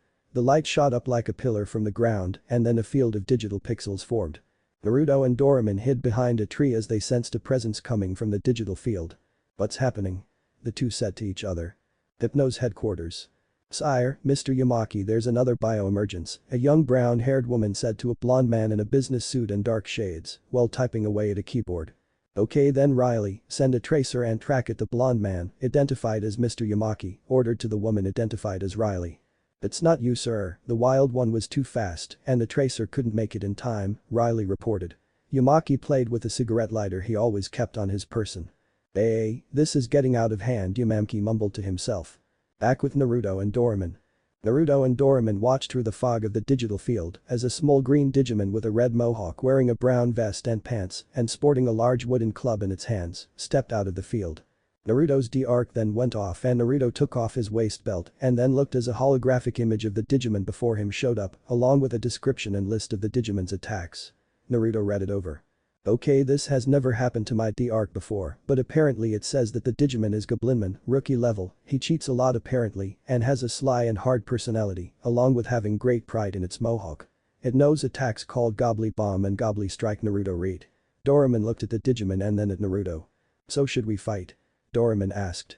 Naruto smirked, however his nose caught wind of another scent, a female as well as a Digimon. Naruto and Doraemon watched as another person walked through the digital field. It was a girl, around 11 with fiery colored hair, purple-gray colored eyes, and wore a white t-shirt with light blue sleeves and the image of a purple broken heart on the front, a pair of blue jeans which ended just below her knees and then had a red belt wrapped around her waist. The girl completed her outfit by wearing a pair of red steel-tipped shoes and had 2 wristbands on its wrists. Next to the girl was a fox-like Digimon about as tall as a 17-year-old person, with icy blue eyes and with blonde fur, but the tip of the Digimon's ears, her paws, stomach area and neck which was like collar of fur, along with the tip of the Digimon's tail, were white. Purple armbands that were stretched from the wrists to the elbows and were patterned with a yin-yang symbol on each one. Also 2 purple scar-like markings appeared underneath the fox Digimon's eyes, along with 2 Tomo-shaped markings on both of its legs completed the look. Apparently this Digimon is called Renamen, which is a Digimon who is fiercely loyal to her tamer, they are storing and fast, sounds like a shinobi. Her attacks are Power Paw, Diamond Storm and Kahenkyo, Naruto read from his Digivice. Well Naruto, it seems we're not going to be fighting today, so why don't we just watch the rookie take a shot at this guy, Doraemon suggested. Naruto took out a small scroll and unsealed it before revealing a bag of popcorn. This could be good, Naruto said as he took a few popcorn kernels and popped them into his mouth. The girl looked at her Digimon before turning to her Digimon, Renamen. You ready, Renamen? The girl asked. Renamen nodded. Always, Rika, Renamen said. Naruto looked at the girl, now known as Rika. Rika, nice name, she's kinda cute too, Naruto thought, taking some more popcorn. The Blinman turned to face Renamen and issued a battle cry before running and tried to swing its club and hit Renamen.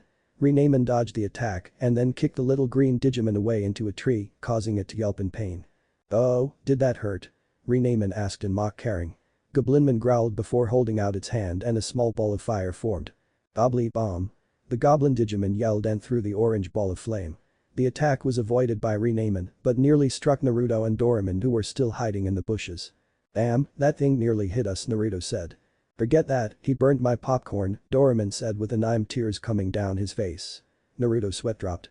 We nearly get burned and he thinks about popcorn. Naruto thought. Renamen, after avoiding another Gobbly Bomb attack, tripped out Goblinman's feet from under him before kicking the Digimon upwards and then jumped to meet it in the air. Our paw. Renamen yelled before her paw was shrouded in a ghostly blue-like flame and struck Goblinman in the face. Finish it, Renamen, Rika said. Renamen nodded and while still in the air, the fox Digimon crossed her arms in front of herself. A bright white circle of energy formed before taking on the shape of diamond-like shards. Diamond Storm. The blonde-furred fox yelled before sending out the sharp diamond attack and struck the Goblinman, causing it to yell out in pain. However, somewhere in a nearby tree a small little Digimon with white fur and large wide ears trimmed with purple and then had big green eyes with a digital symbol for the 0 unit on its forehead stood and watched the fight. Oh, is the game over? The young Digimon asked, then the red triangle in the middle of the 0 unit symbol began to glow and the downed Goblinman was enveloped in white light before changing. Goblinman Digivolved to Fugamon. A red Oni-looking creature with a tiger-striped loin cloth to cover itself from the waist to just above its knees. The demon-looking champion-level Digimon stood with a silver-studded wristband that was worn on the entire forearm of and a large bone club was held at the Digimon's hands. Yay, the game's back, Calumet is happy now, hahaha. The little white Digimon, identified itself as Calumet, yelled in excitement. Seems he's digivolved into his champion form, Fugaman with the attack's evil hurricane and heavy stick, he's gonna be as tough as he is ugly, Naruto said, reading about the digivolved form of Goblinman. Well Doraemon, it seems we should step in now, Naruto said. Doraemon smirked and the crimson triangle on Doraemon's head seemed to glow as he prepared to fight. Bring it on, Doraemon said. The two stepped out of the bushes and then heard the sounds of running footsteps. The five, consisting of 2 tamers and 3 Digimon, turned to see a boy with a brown hair and reddish-brown eyes. Wearing a blue t-shirt and gray-colored pants that were a bit past the knee and had green sneaker with yellow wristbands on his wrists and a pair of goggles on his forehead. Naruto noticed the physical characteristics of the boy and put 2 and 2 together and realized this was the Mitsuki's son, Takato. Next to the 11-year-old newcomer was a red dragon-like reptile Digimon with yellow eyes, wing-like ears, a long and strong tail, and carries the black digital hazard symbol on his chest. The Digimon seemed to be muscular, yet a little slender with big legs, perfect for fast running. On each of his strangely large hands, the Dino Digimon had paws, something you wouldn't normally see on a dinosaur or reptile Digimon, and 3 fingers with long claws, and on each foot, he has 2 clawed toes and a claw coming out from the heel.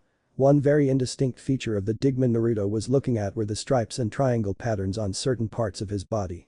On its snout is a black inverted version of the Zero unit. Never seen a Digimon like that before, Doraemon voiced Naruto thoughts as his D-Arc picked up no information on the dinosaur-looking Digimon. Then Naruto saw Henry Wong and on his shoulder was what looked like a mixed breed between a terrier dog and a rabbit. It had long ears and short limbs with many green markings on its body. No time to daydream Naruto, Renamen needs help, Doraemon said, pointing to Renamen. Renamen tried a diamond storm attack, but Fugamo spun his club like a windmill and blocked them all, jumping up and bringing the club down on Renamen. Heavy swing. The Oni-looking Digimon yelled. Renamen jumped out of the way, but Fugaman followed up really quickly and punched Renamen in the snout before grabbing her and slamming her into the ground. However, as the 3 11-year-olds watched as Fugaman was about to hit Renamen again, they turned at the sound of a cry of metal dash.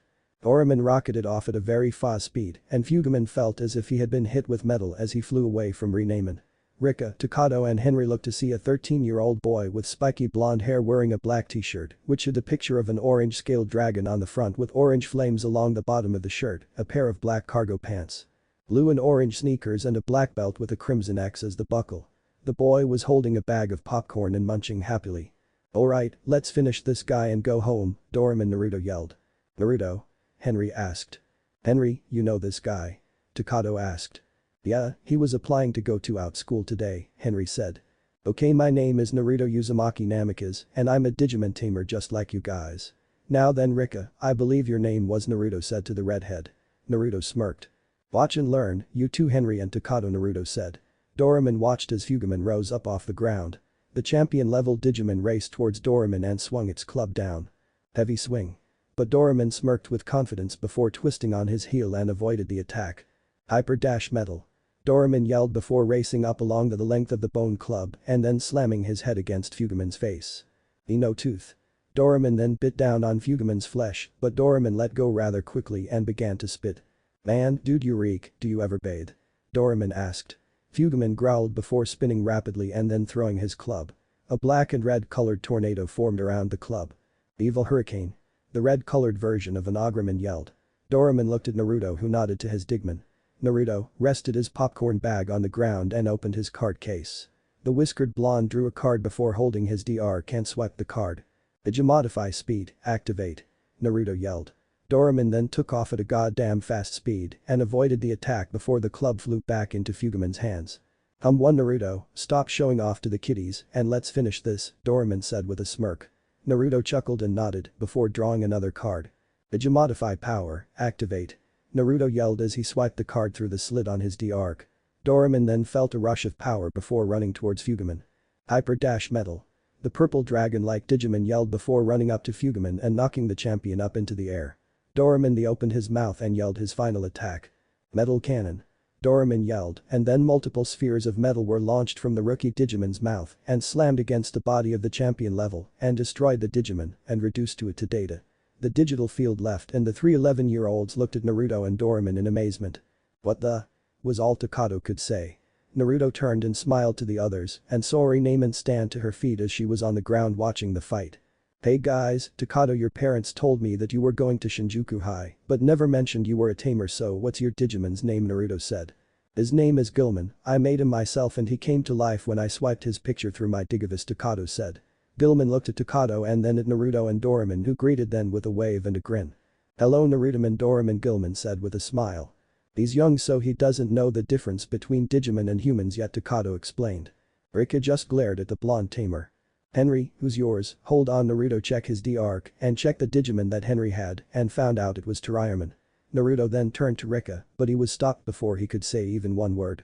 Listen here Blondie, I didn't need your help, Renamen could have handled herself, Rika said in a cold tone that reminded Naruto a bit of his former best friend, Sasuke. Well, I don't care what you think, I saw a Digimon in trouble and I wanted to help the Digimon, not you, Naruto said. Couldn't you at least thank us for saving your partner? Doraemon asked. What, Renamen's just a Digimon meaning that she is just data nothing more, Rika said. Naruto glared at Rika with an icy cold stare. You really think that? Well, I think that Digimon are living creatures and deserve our respect and shouldn't be treated as just data. My friendship with Doraemon is what makes him strong, isn't that right, Doraemon? Of course, Naruto, Doraemon said, folding his arms over his chest. Well then, why don't you back up your words and fight me now, Rika said. Naruto smirked and gave a come motion with his hand as he picked up his popcorn bag from the ground. Renamen got up and then Rika and Naruto began to face off. Go Renamen! Rika yelled. The fox-like rookie Digimon raced towards the dragon-like rookie and attacked with a power paw, but Doraemon just swiftly dodged all of them before firing a sphere of metal, signifying his use of metal shoot. Renamen was thrown back but skidded along the ground as she righted herself. Come on Renamen, you have to better than that, you have to be the best, Rika ordered. Hi, Rika, Renamen said and glared at Doraemon before jumping into the air. Renamen crossed her arms in front of her face before a bright glow formed and light particles took on the shape of diamonds. Diamond Storm. The yellow-furred fox yelled. However, Toraemon decided to jump in and stop the fight and the attack hit him. No Toraemon, you said you wouldn't do it, Toraemon. Henry yelled. Then a light appeared from Henry's green D-Arc. Digivolution. Toraemon Digivolved to Gargamon. Toraemon was now much taller, his face and ears were entirely green, the edge of the ears and body and muzzle of Gargamon being a tan color, a red diamond lay in the center of the champion level's forehead. Two red slash-like marking were on Gargamon's cheeks, his hands were replaced with Gatling guns, a string of ammunition was strapped across the trigger Happy Bunny's chest, and he wore a pair of navy blue jeans. That's Gargamon, Toraemon's champion form. He's skilled in the art of hunting, and its attacks Gargo Laser and Bunny Pummel sound like they hurt, Naruto said as he read from his D-Arc. Naruto was about to have Doraemon fight the bunny with guns for hands when Gargamon started firing his Gargo Laser attack in a random out-of-control manner. It seems that maybe we won't have to, Naruto was interrupted. A bullet flew and scattered Naruto's popcorn everywhere. Doraemon and Naruto looked on his horror as they saw the popcorn fly from Naruto's hands. Naruto glared at the bunny and unleashed killer intent. No one, and I mean no one, touches my popcorn and lives. Naruto roared and then charged the trigger Happy Bunny. Naruto, are you crazy? You can't fight a Digimon, Takato warned the blonde. Gargamon started firing at Naruto, but Naruto took out a kunai with an exploding note from the weapon's pouch he had behind his back and threw it. The kunai blew up in the large rabbit's face before Naruto jumped and punched Gargamon in his face. Naruto then channeled chakra into his arms and threw Gargamon into a tree before jumping and kicking Gargamon in the face. Naruto then repeatedly punched Gargamon in his face. Wow, was all the other tamers and their Digimon could say. I guess I was wrong, you can fight a Digimon, Takato said before turning to Naruto's partner. So Doraemon, does he always do this for popcorn? Takato asked. Doraemon's sweat dropped. Actually, this is the first time I've seen him act like this, Doraemon said. When Naruto stopped, the energy from the Digivolution had worn out and Gargamon turned back into Toraemon. Momentai Naruto, momentai. Toraemon yelled. Naruto stopped punching and looked to see Toraemon and chuckled slightly before helping wipe away the blood from Toraemon's burst lips. Omen Nasai, Toraemon, Naruto said, but you hit my popcorn. Lamentai, Naruto, Toraemon said before walking like a drunken sailor to Henry and fell to the ground. You should take anger management classes, Naruto, Henry said. Henry and Takato left to go and hide Gilman in the shed they had found earlier in the park since Takato couldn't keep Gilman at his home in the bakery and thus left only Rika, Renamen, Naruto and Doraemon were left staring at each other. You seem strong, can your partner Digivolve yet? Rika asked. Naruto looked down at his partner and smirked. Nope. What, so much power and he still can't Digivolve into a champion level, pathetic, Rika said. Yeah well, says the one who didn't beat Fugaman, Naruto said. We could have handled it if you didn't butt in, you baka, Rika yelled. Naruto looked at Rika with a calculative gaze. Rika, about what you said, do you really believe that Digimon are just data? The blonde asked. The fiery-haired tomboy nodded. Yeah, Renamen is here to help me be the best and I expect nothing but the best from her. If she fails, she's weak and the only way to make her stronger is to absorb the data of strong Digimon and have her digivolve, Rika explained. Naruto nodded. I see, but think about this, Rika, if Digimon are just data, then why do they have feelings? Why does Renamen having the feeling to always care for you and protect you? Naruto asked. Rika's eyes widened at that question, but remained impassive. This is worthless psychobabble, I'm going home. Now go away, Whiskers, Rika said. Let's go. Renamen nodded and walked away with Rika. Naruto and Doraemon smiled and waved to the two females. I love you too, Rika-chan, Naruto joked, but since Rika's back was turned to him, he didn't see the blush on her face. The two partners then stared at each other with a serious look on their faces before nodding. If Tyraiman and Goblinman Digivolve, the question is where is he? Naruto said. Doraemon nodded. The light of Digivolution, taking on a physical form, Calumen was nearby, Doraemon said. Unbeckoning to the two partners, the white rabbit-looking Digimon, Calumen was hiding underneath a bush staring at Naruto and Doraemon with his big green eyes. I wonder why these weird Digimon are trying to find me. I've never seen Digimon like them before, maybe they want to play a game. Calumen guessed and then crawled out from under the bush. Naruto and Doraemon turned and saw the white Digimon who bore the digital symbol for the Zero unit on his head. Hi there, little guy, what's your name? Naruto asked Calumen. I'm Calumen, I heard that you guys want to play a game, Calumen said. No, Calumen, listen, you're in dang, but Doraemon was interrupted as Calumen began laughing. Haha, let's play tag, Calumen said and then tagged Doraemon before his ears expanded and Calumen flew away. Naruto channeled chakra into his legs and grabbed Doraemon. One, we gotta catch that Digimon, Naruto yelled. Naruto, stop running suo fast. Doraemon yelled. Naruto ignored his partner's cries and leapt upwards before throwing Doraemon. The purple dragon grabbed Calumen and the two Digimon fell to the ground. Gotcha, tag, you're it, game over, Doraemon said. Calumen frowned. Oh, the game's over already? Calumen asked. Yes, but listen, Calumen, I'm Doraemon and this is Naruto.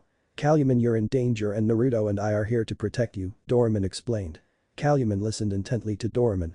Am I in trouble then, Doraemon? Calumen asked. Oh no, not at all, it's the bad Digimon that want to eat you, so we need you to stay with us for the time being, okay? Naruto answered. Calumen nodded and then Doraemon and Naruto rested Calumen on the ground, biggest mistake in the world, and told Calumen to follow them. Okay, follow us, Calumen, but as Calumen was following them, Calumen saw a pretty monarch butterfly fluttering by and Calumen giggled and gave chase and disappeared into the brush. Don't worry if you get bored, Calumen, there's a lot of games we can play back at home. Doraemon turned when he heard none of Calumen's giggling and gasped as he saw no Calumen. Naruto, Calumen's gone. Nani, you lost him already, but he was right behind us. Naruto yelled at his partner. My fault, why is this suddenly my fault? Because you were holding him and then you let him go. The tamer and his Digimon sighed. The Bomberman wasn't kidding, 10 seconds and that Digimon disappears from you, Naruto thought. I'm starting to hate Calumen right now, Doraemon thought. Previously on Naruto, tamer of the X antibody. Naruto, Calumen's gone. Nani, you lost him already, but he was right behind us. Naruto yelled at his partner. My fault, why is this suddenly my fault? Because you were holding him and then you let him go. The tamer and his Digimon sighed. The Bomberman wasn't kidding, 10 seconds and that Digimon disappears from you, Naruto thought. I'm starting to hate Calumen right now, Doraemon thought. Now. Naruto and Doraemon were walking down the road to the Mitsuki's bakery where Takato lived as Naruto wanted to get to know his fellow tamers better. Naruto walked through the door and smiled at the Mitsuki parents. Heyo, Mr. and Mrs. Mitsuki, is Takato in? Naruto asked. Oh, well if it isn't that nice boy from yesterday, Mrs. Mitsuki said. Of course she didn't question Doraemon since she thought he was still just a kid in a Digimon costume, just like every other citizen of Shinjuku thought. My name is Naruto, Mrs. Mitsuki, and yeah, nice to you both again, Naruto informed her. Mrs. Mitsuki smiled. Of course, well then Naruto, Takato's in the park. He said he needed to take his box which he had a stray dog in for a walk, Mrs. Mitsuki said, which Naruto interpreted as, he's getting rid of the dog. Mr. Mitsuki frowned. Yeah, well he wouldn't be getting rid of it if you had let him keep the dog, Mr. Mitsuki mumbled. The female baker glared at her husband.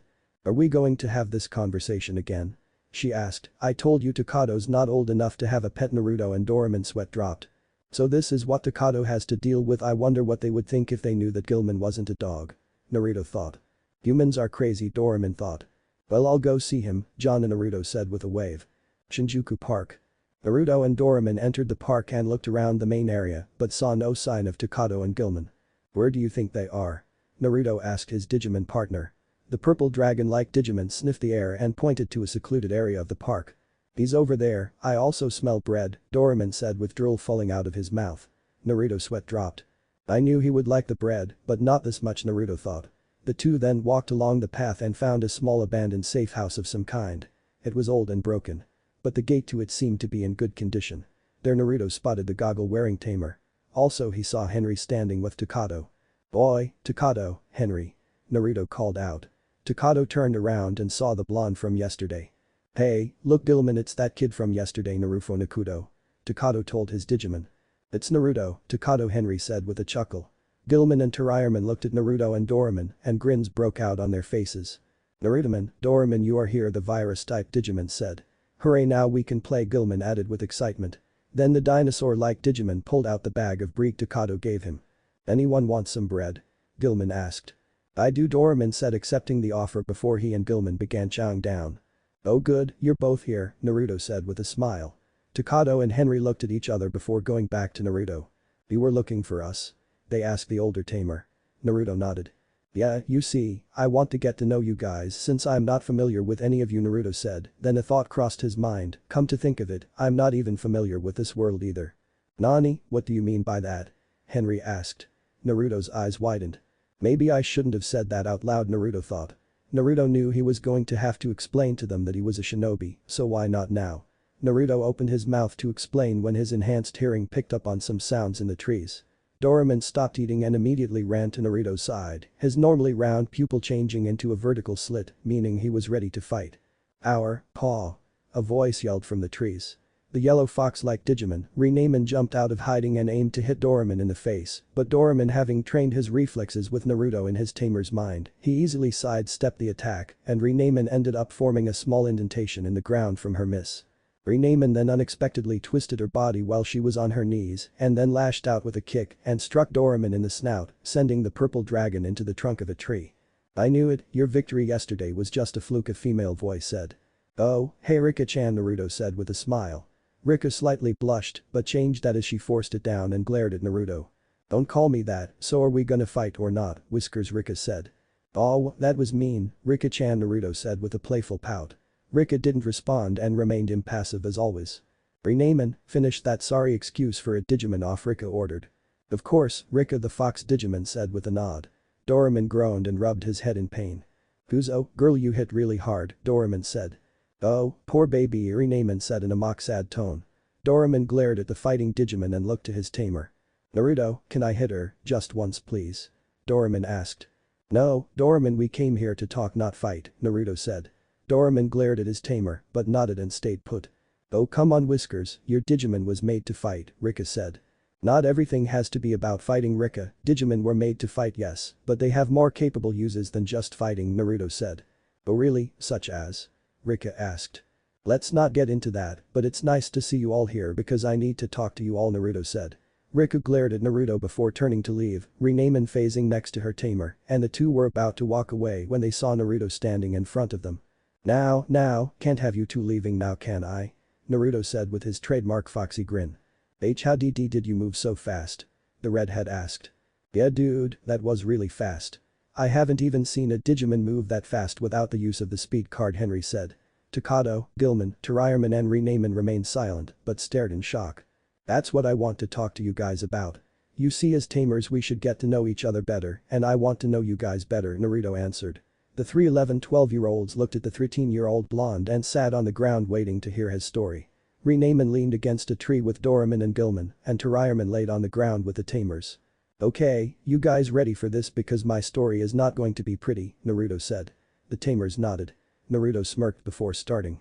"Okay, well, as you all know, my name is Naruto Uzumaki Namikaze and I am not of this universe. I was born in a world where shinobi or ninja as you guys call them, thrived using the energy we call chakra to perform feats only people like you could only dream about," Naruto said. "I've heard about chakra, they say it's the mixture of the body's spiritual and physical energies, but I thought it wasn't real," Henry said. Naruto smirked and made a Kagebunshin and then performed the Rasengan before the clone disappeared. Everyone stared in awe at the swirling orb of chakra in Naruto's hands. "Well, I can assure you, Henry, chakra is very real," Naruto said. "Sugoi," all the tamers said. Naruto then continued his tale. I lived on a single continent called the Elemental Nations, which was comprised of 5 main lands: Hai no Kuni with the village of Konohagakure, Mizu no Kuni with Mizugakure, Kase no Kuni with Sunagakure, Tsuchi no Kuni with Tsuchigakure, and the final one being Rai no Kuni with Kumagakure. These lands were the most powerful lands in the entire continent, with me hailing from Konoha. 13 years before my birth, a giant demon fox called the Kyuubi no Kitsune attacked Konoha, and my father, the leader of the village, sealed the beast inside me. Since then I joined the Shinobi Academy, and I became a Genin level shinobi, and joined a team with my teammates, Sasuke Uchiha and Sakura Haruno. We became good friends with each other after going on many missions together. However, during the exams that we had to take to become Chunin level, our team was attacked by an evil man by the name of Orochimaru, who I might add is a pedophilia. Naruto said. Rika, Takato and Henry along with Thired Digimon shuddered at the thought of such a man. He planted something called the curse seal on my teammate and he began to become consumed by darkness. Finally he reached the point where he betrayed my village and I was sent on a rescue team with a couple of my friends to go and bring him back. We fought hard and I had finally caught up to Sasuke at a place called the Valley of the End.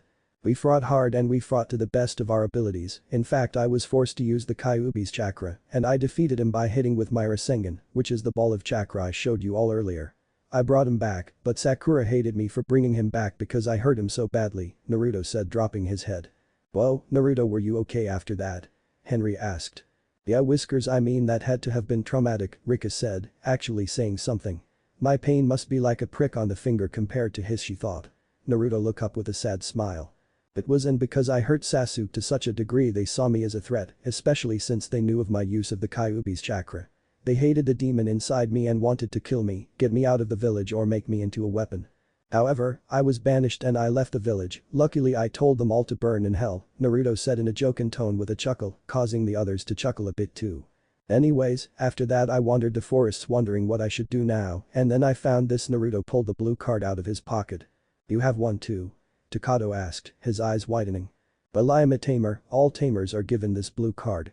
It was this card that allowed me to be transported to the digital world where I met Doraemon. I became his partner and here we are. Naruto finished and took a bow. Takato, Henry, Rika, Renamen, Vilman and Tarayaman looked in shock at the life Naruto had lived. Dude, your life, that sounds so sad, but cool at the same time since you are a ninja, Takato said. Don't worry about it guys, besides this is my future now, to be a Digimon tamer, Naruto said with a foxy grin. PFFT, Whiskers, you may be a ninja, but your Digimon is weak, so let's fight, Rika said pointing at Naruto. Naruto frowned. Rika, why do you fight so much? Naruto asked. Rika looked at Naruto with a confused look. Why? Because I want Renamen to become stronger and Digivolve, and the only way to do that is to defeat any and all strong Digimon and make her fight absorb their data, Rika said. Naruto looked at Renamen. Do you feel this way too? Naruto asked the fox Digimon. Renamen's blue eyes looked at Naruto's own as she thought. Hi, Rika is my partner and she is strong and she will help me achieve my goal to Digivolve, Renamen said. Naruto nodded and then looked as Doraemon walked up next to him. Rika, once you had asked me why Doraemon hasn't Digivolved, Naruto said. The reason is that although Doraemon is strong, very strong actually, it's just that we haven't been in a situation where the bond between Digimon and Tamer are used to amplify the energy that will make Doraemon Digivolve, Naruto said. What are you saying, Whiskers? Please don't say this is another one of your psychobabble stuff, Rika said with an annoyed tone. Naruto and Doraemon looked at each other before smiling at each other. Naruto was about to answer when he noticed a large flash of blue light on his left. Well, that's all the time I have, Naruto said as he looked to his left and saw a digital field form. Rika, you might want to get the trick a look to see the digital field form. The 3 tamers then ran off with their Digimon in the direction of the field while Naruto and Doraemon watched them run. However, Doraemon noticed Naruto's gaze seemed to focus mostly on the fiery-headed tomboy. So then, Whiskers, is it now? Doraemon asked with a sly smirk. Naruto blushed lightly. It's nothing like that, we're not even friends yet. So far she seems to see me as one annoying and she acts like Sasuke, Naruto said. Jeri, it's not, and if she's anything like Sasuke, you'll break through her steely exterior and befriend her, Doraemon said and then walked off with his hands behind his head. It's not like that. Doraemon said. It is not, why won't you believe me? Naruto yelled and the two walked off in the direction of the digital field. Digital field. Renamen and Rika had arrived at the digital field first since Renamen had picked up Rika and using her speed to arrive there first. Renamen rested Rika down on the ground and the two looked in front of them to see the blue and black portal before a large Digimon appeared. The Digimon looked a lot like an Allosaurus that was blue with red stripes and a feather hat, like what the leader of Indian tribes would wear, and had yellow fur like rings around his wrists. Rika took out her D-Arc and looked at the Digimon. Okay, let's see what we got. Alaman, champion level awesome, he is Tyrannoman's rival and runs really fast with his powerful leg muscles.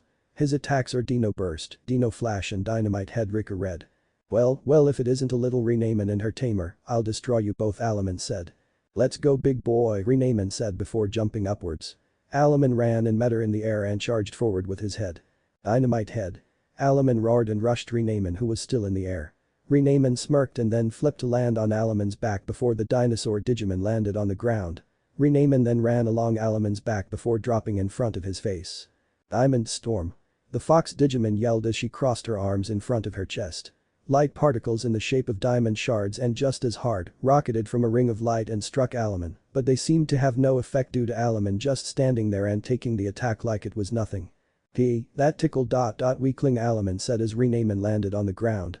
Alaman then raised his head and a ball of red flame formed. Dino Burst.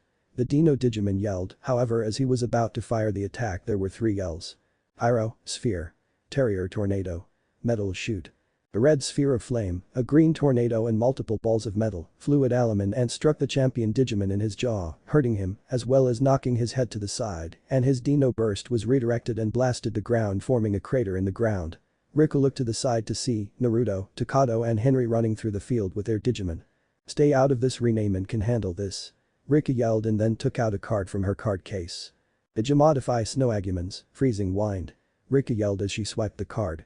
Renamen jumped in the air and a swirl of blue mist formed around her paw. You need to cool down, Dino Breath Freezing Wind. Renamen yelled and a large burst of ice and wind flew from the mist around Renamen's hand. Alaman turned and opened his mouth and fired another Dino Burst. Flame and ice met into the air and the elements struggled for dominance. However, the flame began to overpower Renamen's ice and then struck the fox Digimon. Renamen screamed in pain as the Dino Burst attack burnt her and sent her to the ground. Naruto whipped out a card as Alaman was about to stomp on Renamen. Digimodify Speed, Activate. Naruto yelled and then swiped the card through his D-Arc. Doraemon ran forward at a goddamn fast speed and grabbed Renamen and brought her out of the way as Alaman's foot crashed down onto where her body once was. Renamen glared at Doraemon as he rested her down. What, no thank you for saving your life, ungrateful rookie, Doraemon mumbled. Renamen ignored the dragon Digimon and went back to fight. Stop interfering, Rika yelled as she whipped out another card. Digimodify Data Chip Activate. Renamen then triggered her Freezing Wind attack again and the data chip modification caused it to power up and the attack struck Alaman head on. I've always hated the Ice Age, Alaman roared before becoming completely frozen in ice. Renamen then coated her hand with blue flame. Our paw. She yelled and then fist crashed down on Alaman and destroyed him as he became data. Renamen quickly absorbed the data and floated in the air as she did so before floating to the ground. Renamen and Rika then walked out of the digital field and left to go home. However, before she left she turned back to face the trio of males and their Digimon. Listen here, you guys, if you dare try to help again, I'll make sure you won't be able to tame your Digimon ever again, Rika said with a tone as cold as the Arctic. Takato and Henry looked scared, but Naruto glared back at her, blue eyes met purple. Now I definitely know why Renamen won't digivolve, Naruto said. It's because you are too cold and you push everyone away. You need to let Renamen in and show the caring that you Digimon shows towards you, Rika narrowed her eyes at Naruto before leaving with Renamen. Rika. Naruto yelled at her in anger since she didn't listen to him. Naruto and Doraemon looked at each other before looking back at Rika as she walked away. Damn, she needs a chill pill, Takato said. Any colder and she'll be a popsicle, Henry said. I think that classifies as rude, Tyrannoman said. I want bread. Gilman yelled. Everyone turned to Gilman, who just gave a toothy grin. Oh Gilman, you clueless fool, Doraemon thought as he face-palmed. Takato and Gilman went back to the park so as to put the dinosaur virus type back in his new hiding place, while Henry and Tyrannoman went back home. Naruto and Doraemon watched as the other left. So, you gonna go after her, lover boy? Doraemon asked. Shut up please, Naruto said, and the two walked back to the apartment complex where they lived. Oh, come on Naruto, it was just a joke, you Prince Charming you, he added for kicks. A vein in Naruto's head bulged and Naruto looked at his Digimon partner. The purple-furred dragon sweat dropped and backed away from his tamer in a nervous manner. Now lover boy, no need to get on like this, Doraemon said. Doraemon, I will kill you, Naruto growled, his eyes now a crimson color due to his anger. Lament-eyed Doraemon uttered, trying out Tyrannoman's excuse, but Naruto's expression did not change. Doraemon chuckled nervously before breaking into a run as Naruto chased the dragon all the way back to the apartment. "Get back here so I can kick your digital ass," Naruto roared. "I'd rather not," Doraemon replied with a hint of panic in his voice. "Come on, stop running and take it like I'm on." "Never." The two had made back to the apartment and Doraemon stood there at the door and began trying to turn the knob, but that was when he remembered something. He heard the jingling of a keychain and gulped as he saw Naruto standing there with the key to the apartment. "Oh Doraemon, I have the key," Naruto said before chuckling evilly. Naruto then grabbed his Digimon and slapped the X-antibody holder silly. Finally, when Naruto stopped, Doraemon's cheeks were glowing red from pain. I tie, Doraemon grumbled before Naruto opened the door. The two partners stepped inside and Naruto took off his shoes and rested them near the door before walking around the room. Naruto decided to look inside the bag of clothes his clone had gotten him. Naruto looked in it and sweat dropped before pulling out the same set of clothes he was wearing now. 6 of them plus the one he owned now would make him be wearing the same outfit for the week. Naruto shrugged. "Hey, I would have done it too, since I like this outfit," Naruto said to himself. Doraemon went into the bedroom and laid down on the bed to sleep on his top bunk. Naruto changed into his pajamas and went to bed also. Naruto was about to close his eyes when. "Okay, Naruto, remember you have school tomorrow," Doraemon said. Naruto's eyes shot wide open as he remembered this piece of information. "Shit," Naruto yelled. The next day. It was Monday and Naruto's first day of school at Shinjuku Junior High, AN. I meant to say this, but I didn't want to change anything cause I was lazy. This way people can stop telling me how that since Takato, Henry and Naruto are young and have to be in middle school. Naruto had his backpack on his back and walked through the gates before making his way to classroom 5S just as the bell rung. He climbed up 2 floors and stood outside the door to wait. "Okay class, we have a new student joining us today," Naruto heard the teacher say. The teacher walked towards the door and opened it and smiled as she saw the blonde boy. "Ah, there you are, you can come in now," the teacher said. Naruto's teacher was male, with brown hair that was reddish-brown in color and had brown eyes that were shown through squared lens glasses. The man wore a brown suit with a gray tie and brown shoes. On his shirt was a name tag that said, Mr. Kazuma. "Arigato, Mr. Kazuma," Naruto said as he walked into the classroom. The class looked at the Digimon tamer and observed him. Before Naruto spoke, he noticed the class whispering in on themselves and used his advanced hearing to listen to them. "Hey, he looks weird," one kid said. "How does his hair do that? It is defying gravity." "He looks cute, are those whisker marks on his cheeks real?" Naruto chuckled inwardly. "So Kyuubi, what should I do?" Naruto asked his tenant. "Well kid, we could try and take the normal approach since these are normal people unlike you." "Hey, I am normal in a non-ninja sort of way," Naruto shot back. "Excuse me, Namikaze-san," Mr. Kazuma said. Naruto shook his head as he had spaced out when talking to Kyuubi. "Hi, Mr. Kazuma. Would you mind introducing yourself to the class?" "Oh right," Naruto said with a chuckle, earning a bit of laughs from the rest of the classroom. "Aheo Minasan, I am Naruto Uzumaki Namikaze, I am 13 years old and I like ramen, Digimon and my friends. I dislike people who try to hurt or disrespect my friends, as well as the 3 minutes it takes for ramen to cook. I know some martial arts and I can use weapons pretty well too, like kunai and shuriken." The class immediately perked up at that part and "I hope you guys can help me feel welcome in this time here at school," Naruto finished with a bow. Mr. Kazuma nodded before having Naruto sit in a seat by the window. Naruto took out his books as his teacher began teaching mathematics. Naruto looked out the window as he was learning about the use of integration in finding the area under a curve between 2 points, as the curve is bound by the x-axis and y-axis. The blonde sighed before he felt a tap on his shoulder. Naruto turned to see a red-haired girl with gray-colored eyes. "Rika?" Naruto thought, but that thought was crushed as the girl's face looked nothing like hers. "Hi, I'm Kitsumi, so is that really true?" she whispered to him. Naruto looked confused as other students began talking to him during the teacher's teaching. "That you can throw kunai and shuriken. My brother can do it, but he stopped after he nearly bled to death from cutting his wrist," a black-haired boy said. "By the way, I'm Kiyoshi." "Well, yes it is true," Naruto said with a smirk, "plus I could kill without dropping a hat, but who cares?" Naruto added in his thoughts. "Well, in our original universe everybody would care and if people knew here they would freak out and call you killer, murderer, you are awesome," Kyuubi said. "Urusai, Baka Kitsune," Naruto thought as he continued smiling at his newfound friends. The bell then rang and Naruto walked outside as it was break time. He quickly looked around for Henry and Takato and spotted them underneath a tree by the football field. "I'm from the Caribbean, so for the Americans out there football is what you guys call soccer."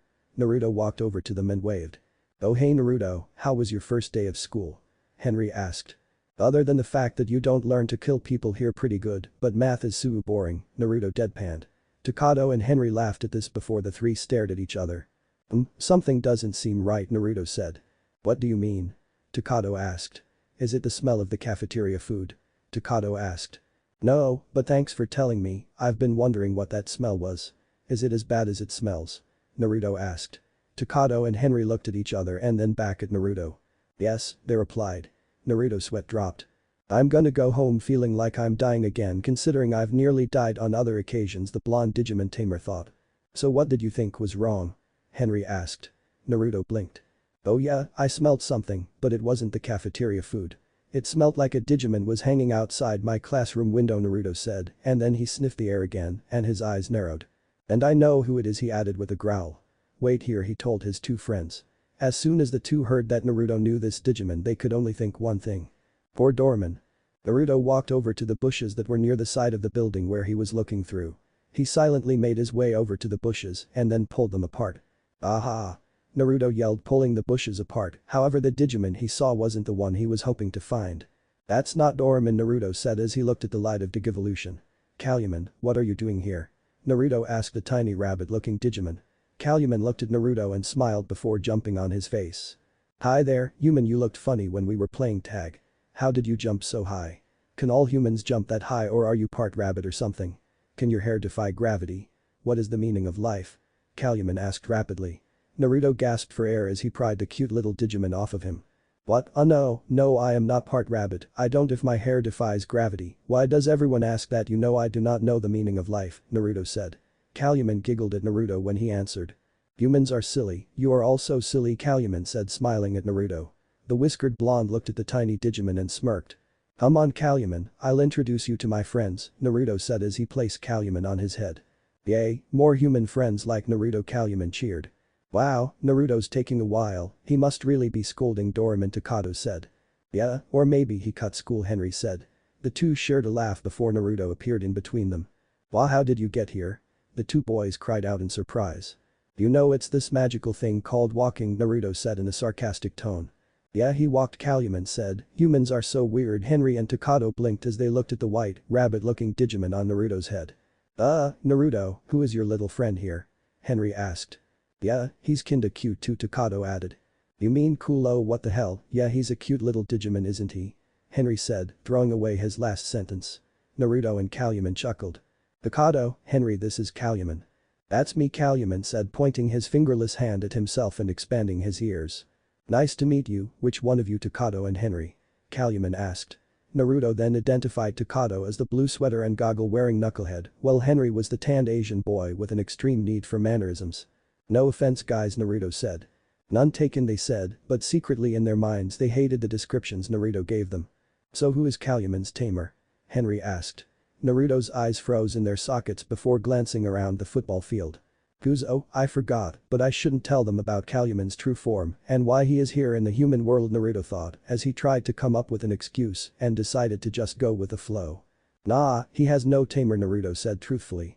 Really? Well, maybe we could find one for him, Takato said, and I have the perfect candidate in mind. Follow me. Takato led the two humans and one Digimon to the small Stegosaurus-looking hideout that was in the playground area. There stood a boy with brown spiky hair with a purple visor. He wore a black t-shirt and gray pants and was playing the Digimon card game with another boy who wore a red t-shirt under a tan-colored jacket with black pants. The ones playing cards are my friends Kenta and Kazu. Kazu was the one I was talking about to be Calumet's partner, Takato said. Naruto looked as Kazu played the power modification card and won the game against Kenta. It was that particular move that caused Naruto's mind to not choose Kazu. I wouldn't recommend him, he constantly focuses on upgrading the power of his Digimon and thus causes them to leave themselves wide open, Naruto said. That is a fighting style I learned to discharge the hard way, Takato chuckled nervously. Yeah, I guess you're right, Takato said as he imagined Calumet and Gilman having a boxing match. Kazu used the power modification card and then Calumet jumped to hit Gilman, but Gilman got under the little white Digimon's guard and knocked out Calumet with a single punch. You don't guess I'm right, you know I'm right, Takato, Naruto said with a smile. The bell then rang for the students to go back to class. Naruto looked at Calumet and Calumet looked down at him. Well, Calumet, I have to go back to class now, Naruto said. Calumet, who was just happy and his ears expanded, became sad and his ears became small again by shrinking. "Oh, does that mean you're not gonna play with me anymore, Naruto?" Calumet asked. "No, not at all, it just means we're gonna take a." Naruto snapped his fingers as he thought up the right word, "A timeout, we're taking a timeout because I'm tired and I need to go back to class, so when class is over, I'll come and get you." "Okay." Naruto explained.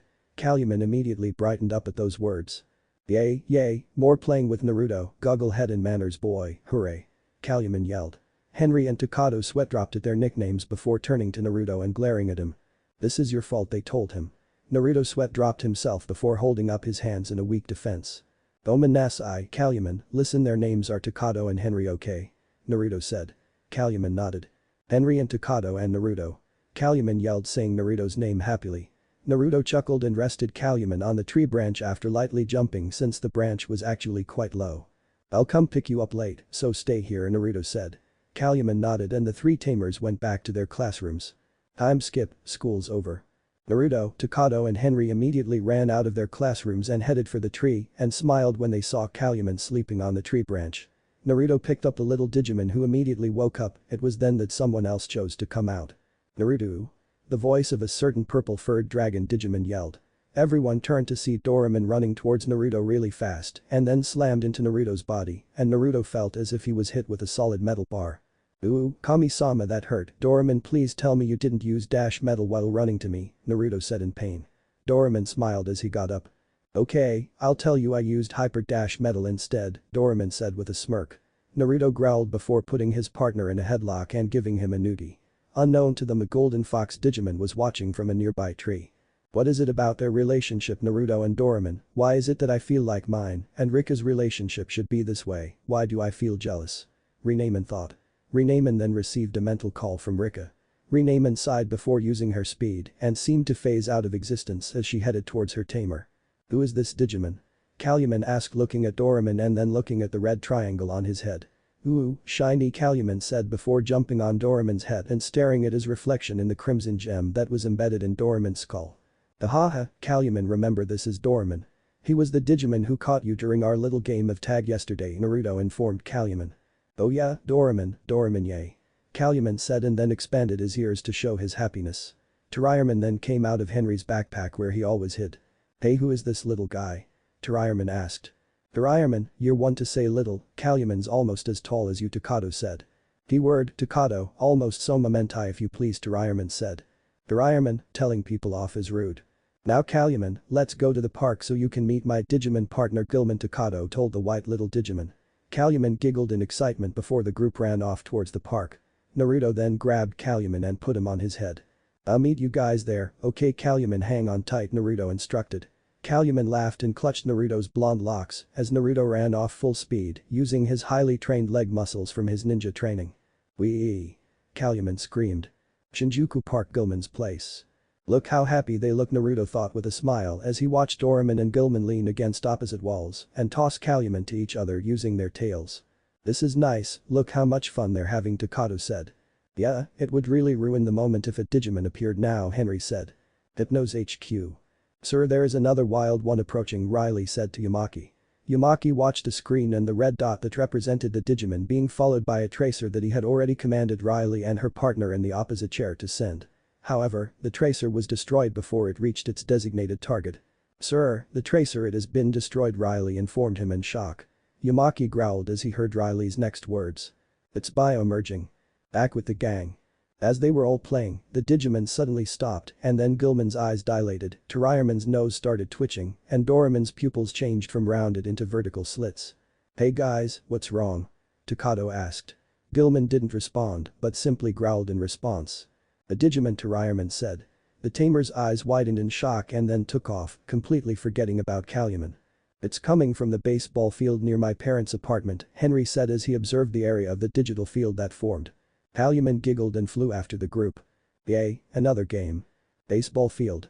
Naruto and the others arrived at the digital field with their partners and walked through the digital field.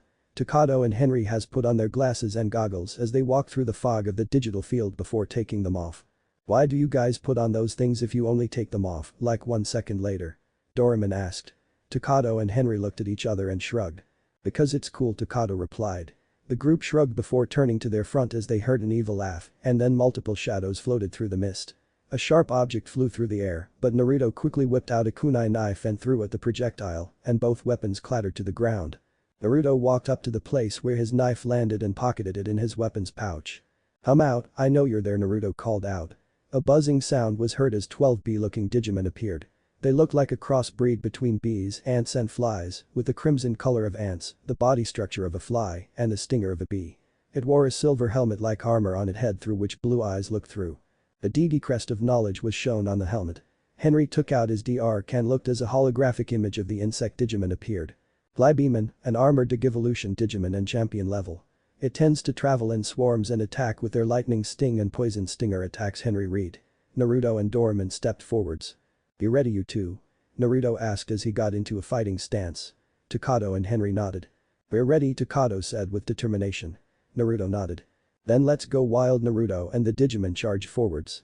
The Flybeamon scattered and then got into an attack formation. Lightning sting. The insect Digimon yelled, and then a dozen yellow bolts of lightning flew from the Flybeamon stingers. Gilman and Tyraiman were struck and sent to the ground, but Doraemon and Naruto jumped over the attacks. Metal shoot. Doraemon roared and then 3 spheres of steel shot out from the X-antibody holder's open maw and struck down 3 of the Digimon, but only immobilized them for a few seconds as they got back up. Naruto ran forwards and avoided the lightning sting attack from one before he grabbed the stinger and then formed a Rasengan in his hand. "I thought you couldn't do that unless you used a Kagebunshin," Doraemon said. "I lied," Naruto said as he slammed the Rasengan into the stomach of the Flybeamon. The Digimon turned into data before Naruto spun on his heel and then took out 2 kunai and threw them at 2 incoming Flybeamon and impaled them in their eyes and turned them into data as he recovered the kunai. Poison stinger.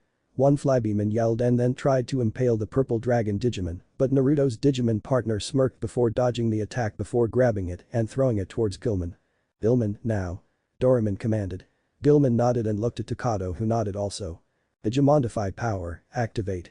The goggle-wearing preteen yelled as he swiped the modification card through his D-arc. Gilman's power was then increased. "Pyro, sphere." Gilman yelled and then fired out multiple crimson spheres from his mouth and struck several Flybeamon, as well as the one Doraemon threw to him, turning them into crimson data that all 3 Digimon absorbed. "Barrier tornado." Tyraiman yelled and then spun rapidly, forming a green twister. The twister then grew bigger as Tyraiman spun faster and faster before stopping when all the Flybeamon were gathered into the tornado. The tornado dispersed and all the Flybeamon spun in the air, dizzy. "Okay, Doraemon, time to finish them," Naruto said. Doraemon nodded and then Tamer and Digimon jumped into the air. Doraemon opened his mouth. "Metal shoot." Doraemon yelled and then at least 7 spheres of metal flew towards the nauseated Flybeamon. Naruto then formed hand signs and took a deep breath. "Pain. Kikakyu no Jutsu fire style. Grand Fireball Jutsu." Naruto yelled and then a ball of orange and red flame flew from Naruto's mouth and set the metal spheres on fire. Collaboration Jutsu. Kikakude Bakufu no Jutsu Collaboration Jutsu. Fireball Explosion Jutsu.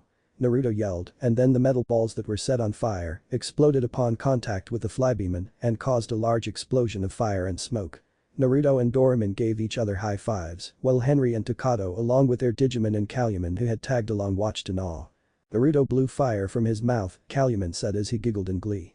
"Dude, that was so freaking awesome," Takato said. "You can make a pyrosphere like me?" Gilman asked. "No, Gilman, it's similar to pyrosphere but much bigger and powerful," Naruto said. "So is my attack weak then?" Gilman asked with his ears dropping in sadness at thinking his friend was calling him weak. Naruto frowned and tapped Gilman on the head. "Of course not." Naruto was about to say more when another voice appeared through the fading digital field. "Of course it is," a female voice said. Naruto looked up from Gilman as everyone turned to see the fiery-haired tomboy. "Rika?" everyone exclaimed in shock. "Why are you here?" Takato asked. Rika walked towards the area where the Flybeamon were and saw that they were not data yet and were still phasing in and out, meaning they were almost dead. "Rename and finish them off and upload their data," Rika said in a monotone. Naruto glared at Rika as she watched Rename and use her Diamond Storm attack and absorb the down Digimon's data. "That was cruel," Rika, Takato said, attacking them while they were down. "Digimon have feelings too, you know. Listen and listen, good gogglehead, especially you Whiskers. Digimon are just physical embodiments of data and therefore have no blood or emotions, they are just data, data. Rika said to the 3 tamers and their Digimon. Then Naruto clenched his fists in anger, he wanted nothing more than to walk over there and slap Rika in the face hard. But it was against his principles to attack someone unless he was attacked first or if they were recognized as a threat, and Rika was neither attacking him nor was she a threat to him or his Digimon. "Renamon, let's go," Rika said. Renamon walked over to Rika and nodded before picking up her tamer into her arms and then using her superior speed, blurred away towards Rika's house. Takato and Henry looked between themselves and the Digimon.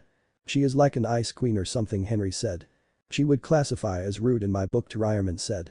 The two tamers then left for home. Of course Takato had to go to the park first to drop off Gilman before going home. Naruto and Doraemon and Calumet were the only ones remaining after that. "You're going to go and try and talk to her, aren't you?" Doraemon asked. Naruto looked at his partner and then picked up Calumet before resting the light of Digivolution on his head. "Hi, and if I can't talk sense into her head that Digimon are real and have emotions and a soul, we're going to have to get physical with them," Naruto said. Let's get physical, Doraemon sang the song, Physical. Naruto and Calumet chuckled before the three got ready to run.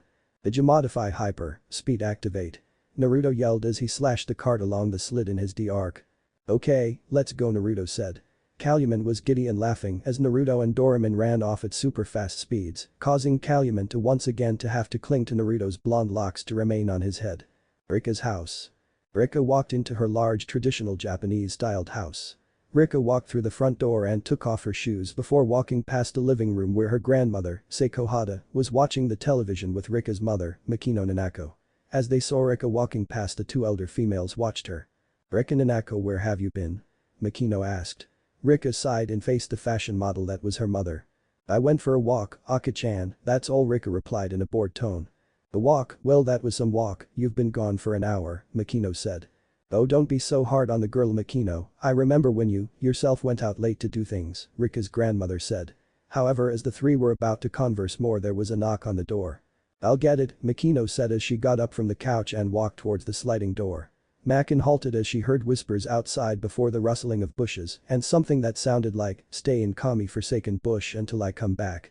The door opened to reveal a blonde spiky-haired boy with sapphire eyes and 3 whisker marks on both his cheeks. The boy wore a black t-shirt with orange flames on the sleeves and bottom of the t-shirt, which bore an orange scaled dragon on the front of the t-shirt.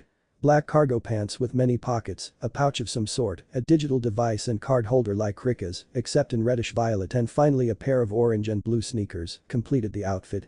"Oh, Kabanwa, young man," Mikino said with a polite smile. "Who are you now?" the young woman asked. "I'm a friend of Rika's," Naruto lied, more like sworn enemy or something, he thought. Mikino's eyes brightened at that piece of information. "Well, you're certainly a handsome young man, please come in, Aka-chan, please make some tea for this friend of Rika's," Mikino said. "Rika has friends?" Seiko said in surprise. Rika looked at her grandmother. "She didn't think I had friends, but who is this at this hour too?" she thought and then gasped at who she saw. "Whiskers, what the hell are you doing here?" she asked. Mikino looked at her daughter and frowned. Now Rika. This boy said he was your friend, is he?" she asked. "No. Then that means yes," Mikino said with a smile. Naruto chuckled. "May I come in, Mrs. Nanaka?" he asked. "Of course, what is your name?" "My name Naruto Uzumaki Namikaze," Naruto replied. "Ooh, such a nice name, it sounds like the name of a hero or something," Mikino said and then led both children to the kitchen where they sat at the small table and drank some tea. "Wonderful tea, Seiko-san," Naruto said as he sipped some more of the hot beverage.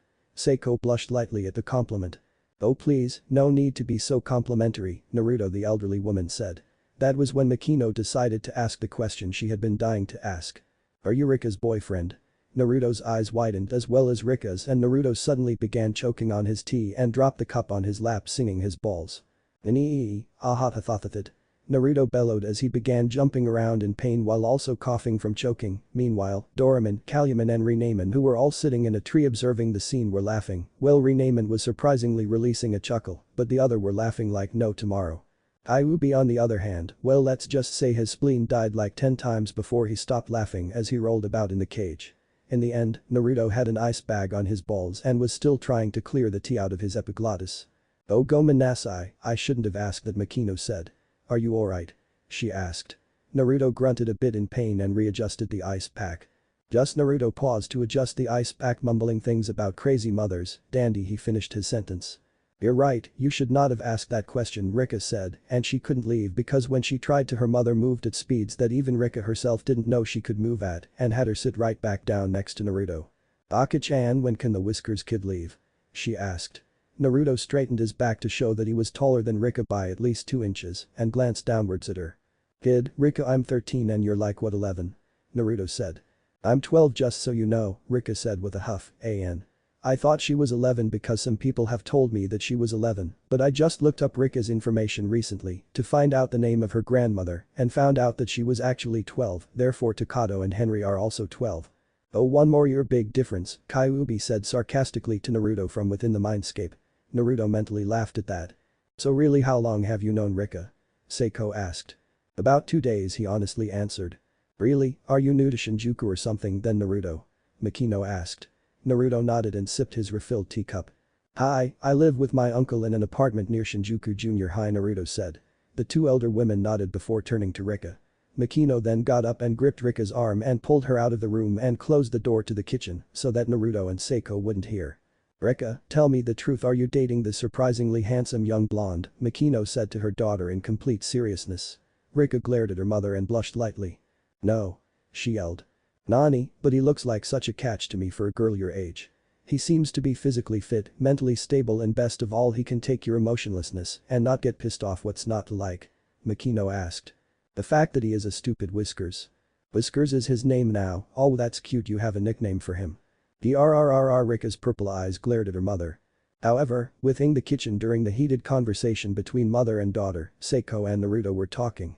So, but really are you dating Rika? Seiko asked. Honestly Seiko-san, no, but if I want to, which I have no intention of doing, Naruto said, yet he thought. I would have to break through her shell of emotionlessness. I once had a friend whose personality was exactly like Rika's. The thing was that his parents were killed, Naruto said. Seiko gasped. How awful, the poor boy must have been traumatized, Seiko said. Naruto nodded. He was, and he became so caught up in negative emotions he built a wall, a second skin that I would call his emo-ness, Naruto joked, causing Seiko and he to chuckle, but the only thing he wanted was someone to understand the pain he was going through. He was looking for someone like me, Naruto added. Nani, but you said you lived with an uncle. Seiko said. I lied to you because I knew you all would take pity on me and try to take me into your home. I have a great deal of psychological knowledge and I can tell you and your daughter-in-law are that way.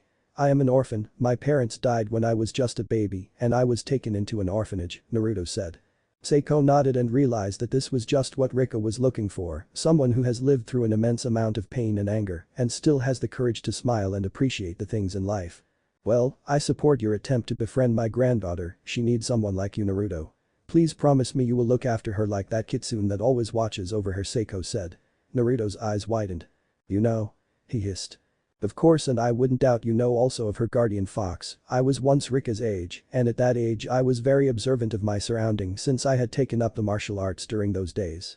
I'm still observant and although my fighting skills have dulled my eyesight as not, Seiko said. I will do my best, Seiko-san. I will do what I can to protect Rika, Naruto said. I never go back on my word, a serious look in his eyes. Seiko saw the look his sapphire orbs gave off and it was one that you could just look at Naruto and know you can trust him to do what you want him to, and the elderly woman nodded in thanks. Arigato, Naruto, she thanked mentally. The door then opened and Makino and Rika walked back into the room. However, as Rika was about to sit down, her D-Arc had gone off along with Naruto's. A Digimon was present in the area in the compound of Rika's home, but it was somewhere outside as identified by the signal compass on the D-Arc. Rika and Naruto quickly got up and left, but Naruto stopped and turned to bow. Arigato for the tea, Seiko-san, Makino-san. Rika, wait up, Naruto called as he put on his shoes and chased after Rika, who was already out the door. Ought to be in love, Makino said. Seiko chuckled before looking up at the moon through the open door that led to the walkway that led all the way around the house. Please keep her safe, Seiko thought. I will keep my promise to keep Rika safe, that is my Nindo, I never go back on my word, Naruto thought. He then saw movement in the trees as Rika raced around to the back of her house. Doraemon and Naruto mentally called out. During their time to train in Naruto's mind, they had already developed the mental link to know when the other is in danger. I'm here, Naruto, Doraemon called out from above before dropping down from the trees with Calumet still on his head. Come on, we gotta follow Rika, she found a Digimon in her backyard, Naruto said, and then the three rounded the corner and saw a large amount of trees that made up Rika's backyard. Some backyard, this is a training ground, Doraemon said. The three entered the forest and came to a clearing that was surrounded by webs and then hid behind some trees and saw Rika and Renamen looking around the area. Naruto took out his D-Arc so he could get a piece of information of the Digimon Rika was going to fight. Then they saw it, a large arachnid-looking Digimon. The spider had 3 long legs on each side, the first ones being wrapped in 3 belts. The second ones were wrapped in purple bandages and had 3 stripes of yellow, while the third ones were plain black and yellow. And does the song Black and Yellow come to mind when you hear this? And finally the fourth ones were gripping long locks of red hair that were attached to a mane of crimson hair, which was behind a mask of gold with multiple green eyes. The large bulbous backside of the spider Digimon was patterned with a large skull and crossbones with a large red stinger pointing out. The mouth of the Digimon was filled with sharp teeth, and red claws came from the tips of the spider's legs. "Okay, let's see what we got here," Rika said, reading the information from her D-Arc Dekugumon, champion-level Digimon, a Digimon said to be born from accumulation of viruses and attacks with her poison thread and poison cobweb attacks. "Well Rika, let's squash this bug," Renamon said. "Of course, and finally we're going to make you digivolve after you absorb its data," Rika said. Dekugumon walked along the threads of the webbing she had created and laughed evilly at the fox Digimon and her tamer. "Oh goody, I've been craving some fox for dinner. Maybe I'll have the human for an appetizer," Dekugumon said with a creepy laugh. Naruto, Calumon and Doraemon watched as Renamon began to fight. Renamon jumped into the air and crossed her arms in front of her, and then a white circle of light formed. "Diamond Storm." Renamon cried out as she spread out her arms, and then diamond shards of light formed before rocketing off and striking Dekugumon. The spider Digimon cackled like witch on Halloween before glaring at Renamon. "Let me show you a real attack," Dekugumon said, poison cobweb. A purple string of web flew from the virus spider's abdomen and tried to hit Renamon, but missed. "Our paw!" Renamon yelled, and then her hand-like paws became surrounded by ghostly blue flames. Renamon punched the spider Digimon in its face before planting a kick on the head to front flip onto the spider's abdomen and then bringing down both fists of flame onto the spider's back before landing in front of Rika again. Dekugumon groaned in pain. "Ugh, too strong," Dekugumon said in a weak voice. Rika and Renamon smirked. "No Rika, don't let your guard down," Naruto yelled. Rika and Renamon turned at the sound of Naruto's voice. "Huh, whiskers." Dekugumon smirked and then aimed a poison cobweb attack at Rika. "I won't let you hurt Rika," Renamon said, and then pushed Rika out of the way and became ensnared in the purple webbing. Dekugumon chuckled as she pulled the fox Digimon back towards the web and prepared to feast, but Rika drew a card. "Digimodify Sneemans, Twin Sickle." Rika yelled and swiped the card. Renamon's hands then changed from the wrist down to twin sickles like that of a praying mantis, except made of actual metal sickles. Naruto, Doraemon and Calumon ran towards Rika as Renamon sliced her way out of the webbing before jumping off of Dekugumon's head. Renamon's sickle hands glowed red before 2 energy crescents shot from the sickles and impacted with Dekugumon. "Rika, are you alright?" Naruto asked. Rika turned and glared at the blonde. "Go away, Naruto," Rika yelled, not even bothering with the nickname due to the situation she was in. "Digimodify Speed, activate." She yelled and had the D-Arc scan the card to give its abilities to Renamon. Renamon then sped towards Dekugumon and planted a power paw attack to its face, but the spider felt nothing and knocked Renamon away into a tree. Renamon panted as she was struck with a poison thread attack, sending her faster into the tree and leaving a Renamon-shaped imprint. "Renamon, get up." Rika yelled and saw the spider Digimon about to attack her. Naruto and Doraemon were about to help when Renamon got up and faster than the speed of sound, which caused Renamon to make a sonic boom from her movement, appeared in front of Rika and took the attack at close range. Renamon screamed in pain before looking at Rika with pained icy blue eyes. "Renamon, why did you take the hit for me?" Rika asked. Renamon smirked. "It's obvious, isn't it? We are partners and partners look out for each other," Renamon said before falling to the ground, her body phasing in and out of existence. Naruto growled as he saw Rika actually shed tears. "That's it, Doraemon, let's go," Naruto said. The two charged forward with a battle cry. "Rasengan!" Naruto yelled. "Metal shoot!" Doraemon roared. Multiple balls of metal formed in Doraemon's maw and struck the champion-level Digimon in her face, sending her skidding along the web but doing any real damage. Naruto channeled chakra into his feet so he couldn't stick to the web, and the ball of chakra and wind slammed into the Digimon's face and actually sent pain through the virus type's body. Naruto then jumped back as she tried to hit him with a poison cobweb attack. "Poison thread!" Dekugumon yelled, and then a purple vapor raced towards Naruto, who formed a cross-shaped hand sign. "Hajibunshin no Jutsu!" Naruto yelled, and then 20 Kagbunshims formed. Many took the hit from the poison thread attack, leaving just enough for Naruto to do his combination attack with Doraemon.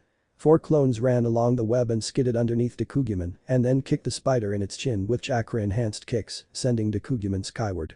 Then Eru to the clones yelled as they kicked the spider Digimon.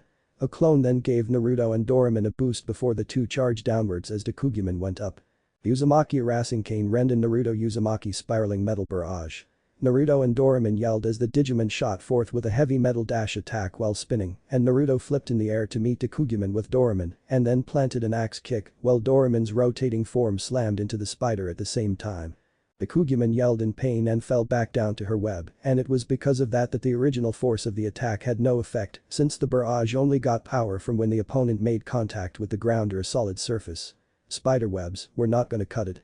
Dakugumon chuckled as Naruto and Doraemon were knocked away by her legs and then slammed into a tree before slumping down groaning in pain. Meanwhile Rika was still looking at the downed Digimon. "Don't cry Rika, I did what I could to protect you," the Golden Fox Digimon said. "But, Renamen, you can't go, I need you, you're my friend, please don't go," Rika said with tears coming down her face. Renamen smiled as she had actually hit past the hard exterior of Rika Nanaka and reached her original soft spot. "I'm glad that you got to me your emotions for once," Rika Renamen said and then closed her eyes. "Renamen, no, you can't leave me Renamen." "Calumen now," Naruto told the little white Digimon. Calumen looked at Naruto with a confused look, but it seemed that he didn't need to understand Naruto's command, for as Rika shouted Renamen's name, her D-arc shone with a white light and the red, upside-down triangle on Calumen's head began to glow brightly. Digivolution. Renamen Digivolved to Kyuubiman. Renamen's form changed to resemble a large golden and white-furred kitsune, with the edges of the white fur that glowed with mystical blue flames on the paws. Instead of one tail, 8 more had sprouted out, now 9 blonde-colored tails, each tipped with white fur that seemed to also glow with mystical blue flames, just like her paw fur. The bottom of Kyuubiman's mouth was white and 2 purple slash marks were shown underneath her still glacial blue eyes, and a large white mane extended along the entire length of her neck. The yin-yang symbol was shown above each of her forelegs, and one lay on the center of her forehead. A white and red rope tied in a bow with 2 golden bells attached to it was wrapped around her neck. "Kyuubiman," Kyuubi said from within Naruto's mind. "Kyuubiman," Naruto and Doraemon thought in shock. She looks Naruto tried to find words, but then Kyuubi decided to finish them for him.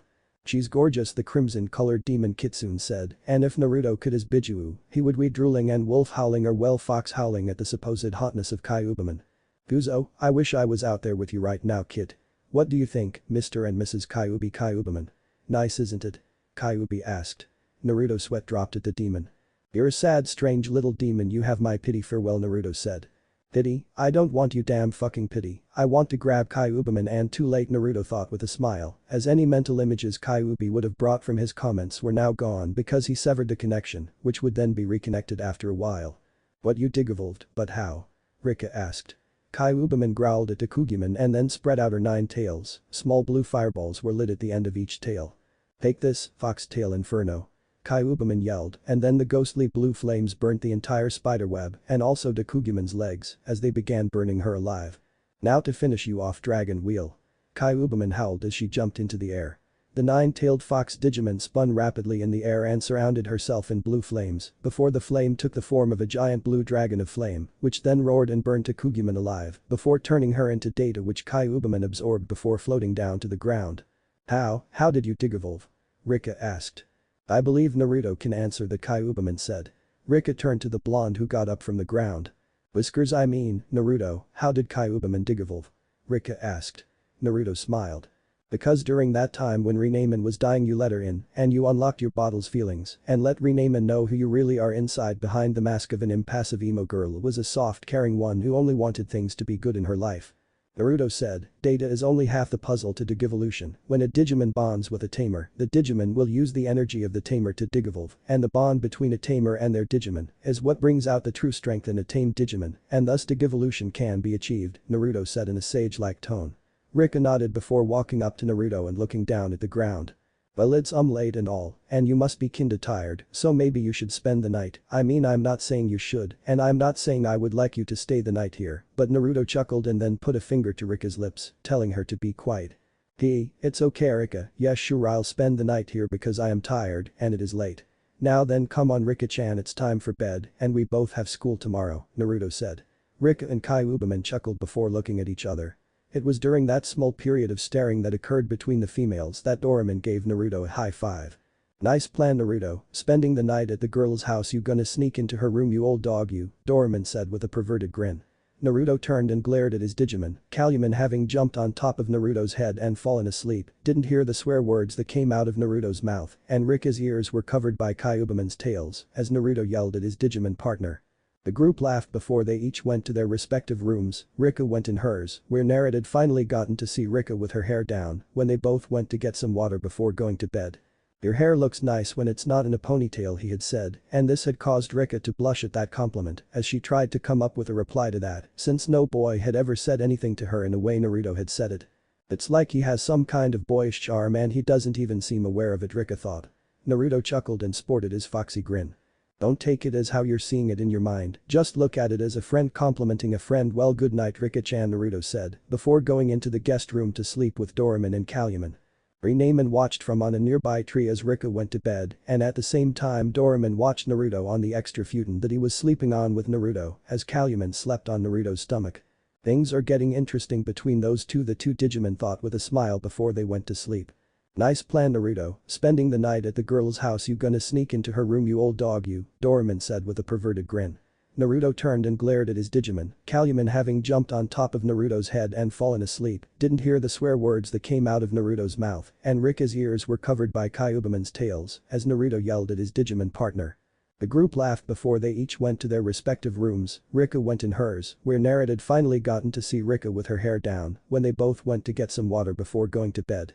"Your hair looks nice when it's not in a ponytail," he had said, and this had caused Rika to blush at that compliment as she tried to come up with a reply to that, since no boy had ever said anything to her in the way Naruto had said it. "It's like he has some kind of boyish charm and he doesn't even seem aware of it," Rika thought. Naruto chuckled and sported his foxy grin. "Don't take it as how you're seeing it in your mind, just look at it as a friend complimenting a friend. Well, good night, Rika-chan," Naruto said before going into the guest room to sleep with Doraemon and Calumet. Renaemon watched from on a nearby tree as Rika went to bed, and at the same time Doraemon watched Naruto on the extra futon that he was sleeping on with Naruto as Calumet slept on Naruto's stomach. "Things are getting interesting between those two," the two Digimon thought with a smile before they went to sleep. Now. Rika woke up with a loud yawn and looked at her clock, which was hanging on the wall in her room. It was 7 o'clock, giving her a good hour to shower, get dressed and head out for school with some toast and butter. As she had her shower, she thought about the events that occurred last night. Renaemon finally managed to digivolve, but what is this feeling that I felt when I saw Renaemon dying? But she's just Data, isn't she? Rika thought. After having her shower, she changed into her school uniform, a gray top which was worn underneath a white t-shirt with a gray tie and a gray skirt with black shoes and white socks. She tied her hair back into its normally seen spiky ponytail thing and then walked out to go and have breakfast. As she stepped into the kitchen, she took a deep breath as she smelt her grandma's cooking. "Konnichiwa, Aba-chan," Rika greeted her grandmother as she walked in. The elderly woman smiled at her granddaughter as she walked in. "Konnichiwa, Rika, your friend Naruto left about a half hour ago, but he left you this note. He said to give it to you as soon as you woke up," Seiko Hana said to the young fiery-haired girl. Rika took the letter and opened it, but froze when she did before looking at her grandmother. "Did you read this, Aba-chan?" Rika asked with a slight glare. Seiko chuckled before turning back to do the dishes. "What an accusation, how could you accuse me of reading that letter, Rika?" Seiko asked. "Yeah, you're right, Aba-chan," Rika said as she bit into her slice of buttered toast. Then she looked at the letter and read it. "Aheyo, Rika-chan. Well, seeing as I'm leaving this morning since I too have school, just writing this to say goodbye, just in case you and Renaemon got mad at seeing Doraemon, Calumet and I leave. Anyways, congratulations on having Renaemon digivolving into Kyuubiman, and remember what I told you, Data. As only have the puzzle, the strength of the tamer is what allows digivolution to become possible for tamed Digimon. See ya, Naruto, Doraemon and Calumet. P.S. Calumet says you're always scolly and you should stop, hahaha." Rika chuckled as she read the last line before realizing what Calumet just said. "Hey, I am not scolly, I'm just not in the mood to smile," Rika thought to herself. She then went to her room and got her school bag before finishing off her toast and taking off for school. "I'm off to school, Aba-chan," John, Rika said with a wave. "Have fun, Rika." Shinjuku Junior High, Naruto's class. 9:30 a.m. Naruto was looking out the window, not paying attention to the class as Mr. Kazuma, his teacher, spoke during a lecture during history class. "Dear Kami-sama, he's as boring as Iruka-sensei. Of all the things to lecture about, it had to be on the history of bread. Who cares about bread? You make it, you bake it, you eat it. That's all bread should be about," Naruto thought, and then he scanned the playground and noticed Doraemon and Calumet waving to him as they hid in a nearby tree. Naruto smiled and waved back. "Naruto Namikaze," Mr. Kazuma yelled. Naruto whipped his head to face his teacher and stood up at lightning speed. "Hi, Mr. Kazuma, sir?" Naruto asked in surprise, causing a few chuckles to erupt from the class. Naruto glared slightly at the laughing children, especially his classmate friends, Kyoshi and Kitsumi. "Would you care to explain to the class why you were waving to something outside?" Mr. Kazuma asked. "Yeah, Naruto?" Kitsumi asked with a giggle. "Going mad already, I knew you were crazy, but not that much." "Casper the friendly ghost say hello," Kyoshi said. The class laughed and Naruto glared at Kyoshi. "Say anything again and you'll find yourself dangling from the flagpole outside the school by your underwear," Kyoshi, Naruto growled, his eyes flashing red. Kyoshi gulped and backed away as it wasn't a threat that scared him, but the fact that he knew that Naruto could actually back up that threat and carry it out. "Naruto, you have not answered me yet." The teacher roared as Naruto thought he had used a big head no jutsu that Iruka always used when he was talking and it was never a good sign. Naruto gulped as he tried to come up with an excuse. Then a light bulb went off in his head as an idea struck him like a bolt of lightning. "Well, you see, Mr. Kazuma, I was attempting an experiment of the sort. You see, if you clap your together you generate an air current that is released from your hands, so I was seeing that if it was possible to create a wind current at the same power and speed with only one hand, as the application of Newton's third law is applied as the movement of a body A, my hand, against a body B, the air. If my moving my hand will generate an opposite and equal moving force formed from the wind. Do you understand, Mr. Kazuma?" Naruto asked. Mr. Kazuma blinked and could not reply. "Mr. Kazuma just got served," one random student blurted out. "Attention for you, Mr. Kazuma said." The student who was currently laughing stopped and then his smile turned upside down into a frown as he slumped onto his desk, causing the people in the class to laugh. "Okay, Naruto, you can sit," Mr. Kazuma said. "So was your experiment successful, thought, Naruto?" the teacher asked. Naruto's sweat dropped and chuckled nervously. "No," he said. "As I thought, now then back to my lecture, where was I? Oh yes, how the bread is made into fluffy shapes," Mr. Kazuma said. However, before Mr. Kazuma could continue the bell rang for break time. Naruto smirked and thanked Kami for the man who invented the school bell. As Naruto went to the playground he spied Doraemon and Calumet waiting in their little hiding tree. Naruto looked around and saw that no one was looking at him, which was good, because as soon as he realized this he performed a jump which only shinobi like himself could perform and front flipped before landing on the tree branch, his knees bent to absorb the shock from when one would land on a surface. "Yay, Naruto jumped like a rabbit again," Calumet said with excitement, clapping his fingerless hands. Naruto chuckled and then Calumet jumped onto his head. "So how was class? You seemed bored," Doraemon said. Naruto sighed. "It was, Mr. Kazuma, my teacher told us about the history of bread." Naruto exclaimed, saying bread again for emphasis. "Ooh, oh, bread, I like bread," Doraemon said. "Can we go to Takato's place and buy more?" the rookie-level Digimon asked. Naruto face-palmed and sighed. "Dilmon's not a good influence for you, Doraemon," Naruto said. "Oh, but Dilmon's so much fun, he gives me bread too," the ex-antibody holder said with a smile. Naruto sighed again before spying Takato and Henry talking below them. Naruto smirked as a little classic prank played out in his mind. "So Takato, how's Gilman doing?" Henry asked. "He's fine, but damn he eats so much bread. The entire room where my parents keep leftovers is nearly empty," Takato replied with a sigh. "Maybe you should give him the cafeteria food," Henry suggested. "He did, remember on his first day of being a Digimon when I created him and he followed me to school the next day," Takato said. "Oh yeah, he was looking at clouds on the roof again, right?" Henry asked. Takato nodded and then looked around for their blonde senior. "Where is Naruto?" Henry asked, but it was then that Naruto sprung his plan into action. Naruto applied chakra to his feet and then stood up to his full height of 5 feet, 4 inches, and then let himself fall, Calumet hanging on tight as Naruto did so. "Wee!" Calumet yelled. "Ooh!" Naruto screamed. Takato and Henry jumped back in surprise at the sudden appearance of the shinobi tamer. "Ah, Naruto, why did you do that?" Henry asked. "It's rude to scare people." "Lamentai," Henry Torayaman said as he popped out of the backpack Henry always kept on his person while he was at school, so as to hide Torayaman. "You take it easy, you don't have a friend who's part shinobi and is popping out of places during conversations," Henry said to the rabbit-dog hybrid Digimon. Torayaman chuckled and then his eyes widened. "Hey, but I am Naruto's friend, aren't I?" Torayaman asked. "Of course you are, as well as Calumet's and Doraemon's. Isn't that right, guys?" Naruto asked. Calumet giggled and Doraemon poked his head down from the leaves and gave a thumbs up to his fellow rookie level. "And I'm not part shinobi, I'm full shinobi," Naruto corrected the green Digivice-wielding tamer. "The blood is rushing to my head," Calumet said, chuckling in a hyperactive tone as he hung upside down like Naruto, clutching the blonde's hair. Naruto smirked humorously and then righted himself by quickly dropping down and flipping in mid-air to land on his feet. Naruto stood up and bowed, and then Calumet fell from his hair and onto the ground. "Oh, now I'm dizzy and my head hurts," Calumet said as his large green eyes looked like they were swirling in their sockets. "So, Naruto, I have a question for you?" Takato asked. Naruto looked at Takato, his sapphire eyes staring into Takato's reddish-brown ones. "Ask away," Naruto said as he stuffed his hands into the pockets of his pants. "Yeah, how long have you been a tamer?" Takato asked, because judging from how you wiped the floor with that Fugaman when we first met you and your skills with fighting Digimon. 3 years, Naruto replied. Takato and Henry looked at each other and then back at Naruto with their eyes widened in shock. 3 years? They exclaimed. Naruto nodded. Well, not exactly, time passes faster in my mindscape, Naruto said. Mindscape? Henry asked. Yeah, you see, due to me having the Kyuubi in me, I can go into my very consciousness, also called the mindscape, and talk to Kyuubi, and by using a special jutsu, I can allow others to enter my mind, or I can go into theirs. Time also passes faster in one's mind at a rate at which 1 hour is equal to 1 year, so if you put it into those terms, I have been Doraemon's partner for 3 years and 3 days, but in reality it's only been 3 days, Naruto explained. Oh, the younger tamers, Toroyarman and Calumet said in awe. Of course Calumet had no idea what Naruto was talking about, but it sounded fun. Yeah, I have another question, Takato said. Well, actually, we both have the same question to ask you, Henry said. Is this why you two said you were looking for me?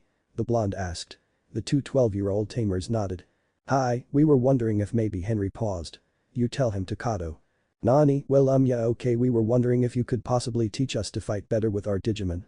The goggle-wearing tamer said with his head bowed down as he expected Naruto to just plainly say no, but Naruto's eyes widened in shock. Boy, Henry, why wasn't I informed of this particular subject? Toroyarman asked. Because I knew you would react like this, the dark-eyed tamer replied. But I don't want to do this, Henry. Toroyarman whined. Well then I guess I'll stop bringing you to school with me and have you stay with Susie so you can Princess Puttypants again, Henry said, flopping Toroyarman's ears like Susie always would when they played Princess Puttypants. Toroyarman grabbed his ears and shuddered. Okay, I'll behave, I'll learn, just don't make me go back the dress, anything but the dress, well actually I'd prefer nothing, but you get my point, Toroyarman said. Doraemon smirked at Toroyarman and then the dog rabbit Digimon looked at the dragon and sweat dropped. So then, Princess Puttypants is it now? Doraemon asked. The green marking covered rookie sighed and face-palmed himself. I should have known Doraemon would have used this as blackmail, Toroyarman thought. Extreme blackmail for you, my little friend, Doraemon said. I wonder if I should tell Gilman. Please, Momentai Doraemon, Momentai. So you guys want me, Naruto pointed at himself, to teach you? He asked, pointing at Takato and Henry. The two nodded. On how to fight and fight good when you fight Digimon that bio-emerge. The two nodded again. Naruto smiled his foxy smile and nodded. Sure, I'll teach you, but it's going to be tough, understand? Naruto said. Hi, Naruto-sensei, the two said with a bow. Naruto smirked. Naruto-sensei has a nice ring to it, he said to himself. Naruto then bent down and picked up Calumet and handed him back to Doraemon as the bell rang for class to start back and the end of break time. Well, I'll come back for you two later, Naruto said to Calumet and Doraemon, who nodded. Naruto then smiled evilly and turned to Takato, Henry and Toroyarman. As for you two, at the end of school meet back here and follow me to the park and we'll train there where Gilman is, okay? Naruto asked. Aye, the two replied, but with gulps of fear, for they had just realized the grave mistake they made with making a sadistic Jinchuriki their teacher. Naruto nodded and then used Shunshin, vanishing in a swirl of leaves as he appeared outside the classroom door without anybody noticing his sudden appearance. Okay class, today we'll be doing something different today, Mr. Kazuma said as he rushed into class, knocking Naruto to the floor in the process. Naruto groaned and glared at his teacher. I'm going to kill that man one day, first a fucking lecture on bread and now he fucking pushes me down on the floor, what the fuck? Naruto thought as he stood up and then made his way over to his desk, but then he saw his Digimon card case had been unclipped from his belt and his D-Arc Digiviz had fallen out of his pocket. He quickly picked them up and put them in his pocket while also reattaching the card case to his belt using the case's built-in clip before anyone noticed. What do you think is this thing Mr. Kazuma's talking about? Kitsumi asked her blonde friend. I think he might actually do something we like for a change, of course that's a big I think, Kiyoshi said. SHHH, he's about to say what it is, Naruto said. Okay class, today we will be doing a fun exercise, Mr. Kazuma said with an excited expression and then looked over the class. It was quiet and they all had a bored expression on their faces, a cricket could be heard chirping too. Yes, well today we shall be doing something never thought of to be done in the history of teaching. First of all, how many of you are interested in computer technology or any technology for that matter? Mr. Kazuma asked. The entire class raised their hands. Naruto had no idea what a computer was though since Konoha had no technology other than television and automatic kunai and shuriken launchers, which were made in Yukiagakure and exported to them. Now how many of you like computer games? He asked. Again the entire class raised their hands. Mr. Kazuma smiled and nodded. Now then how many of you like Digimon? The entire class raised their hands, but this time with more vigor than the last two questions. Where are we going? Just tell us already, Mr. Kazuma Katsumi whined. Yeah, Mr. Kazuma, as soon as you mentioned Digimon I was interested. Well actually I was interested at computers, but still, Kiyoshi said. Everyone sweat dropped at Kiyoshi. Baka, they thought. Mr. Kazuma cleared his throat and smiled. Well class, today, I got permission from the principal to take the class along with myself to the Digicom Incorporated, the Digimon Gaming Factory, the place where Digimon games and the cards are made, Mr. Kazuma said. The children's eyes brightened and they immediately began cheering, but it was short-lived as Mr. Kazuma said. However, the principal said we can't go today, but he said by next week Monday, which is only a few days away since it's Wednesday today. Besides I need to make permission slip forms for your parents, Mr. Kazuma said. Naruto's face immediately lost its emotions, and his face became a bit pale. Permission slips for my parents but I have none, Naruto thought with mental shock. Katsumi looked at Naruto and saw his look of melancholy. Naruto, are you okay? The redhead asked. The whisker-marked blonde turned to his red-headed friend and nodded with a smile. Yeah, I'm fine, just a bit sick today. It was chilly in my apartment today, Naruto said. Katsumi nodded and dropped the topic. Hey guys, isn't this great? Going to the Digimon Gaming Factory, how cool is that? Kiyoshi asked. Pretty cool, Kiyoshi, Naruto said. Of course they don't realize the danger they are in, since Digimon are actually real, he added in his thoughts. Well of course they don't, they are humans, Naruto, a voice said. Naruto's eyes widened in shock. Voice, the voice from the blue card, is that you? Naruto thought his question. He then looked at his card case and saw the faint blue glow that came from it. Of course it's me. Did you miss me, Naruto? The voice said with a childish chuckle. So how are you liking my world so far? Well it's okay, but what do you mean your world? Naruto asked. Well I gave you this blue card, you should realize what I am by now, Naruto, the voice said. Naruto's eyes widened as he continued to watch his friends and other classmates jump for joy and started talking about what they would do at the Digimon factory. Luckily Katsuki and Kiyoshi were too busy talking to their friends to notice the spaced out look on Naruto's face. Naruto couldn't finish the reply. The voice chuckled. Yes, I am a Digimon. I also notice you have a Digimon partner, young Doraemon, the X-antibody holder. Well, although that X-antibody in his digital makeup may not be of use, he seems to be quite strong. You chose well. The voice said. How do you know about Doraemon? Naruto asked. Remember Naruto, I know everything about you. Well I guess it's time for me to go, being trapped in this prison takes up quite a bit of power to communicate with you, the voice said. Mateo, voice, who are you, where are you going, where are you trapped? Naruto asked rapidly. The voice chuckled. In due time my young tamer, in due time, the voice then disappeared and the blue glow left Naruto's card case. Naruto blinked before opening his card case and looking through before spotting the blue card. Who are you? Naruto thought with one last thought before putting it away. Digital World, Lucimon's prison. Lucimon, the young blonde-haired, male, humanoid-looking Digimon, panted slightly as he flapped his 8 angelic wings. The purple markings on his body as well as the digital hazard sign on his right hand were glowing a faint blue before reverting back to purple.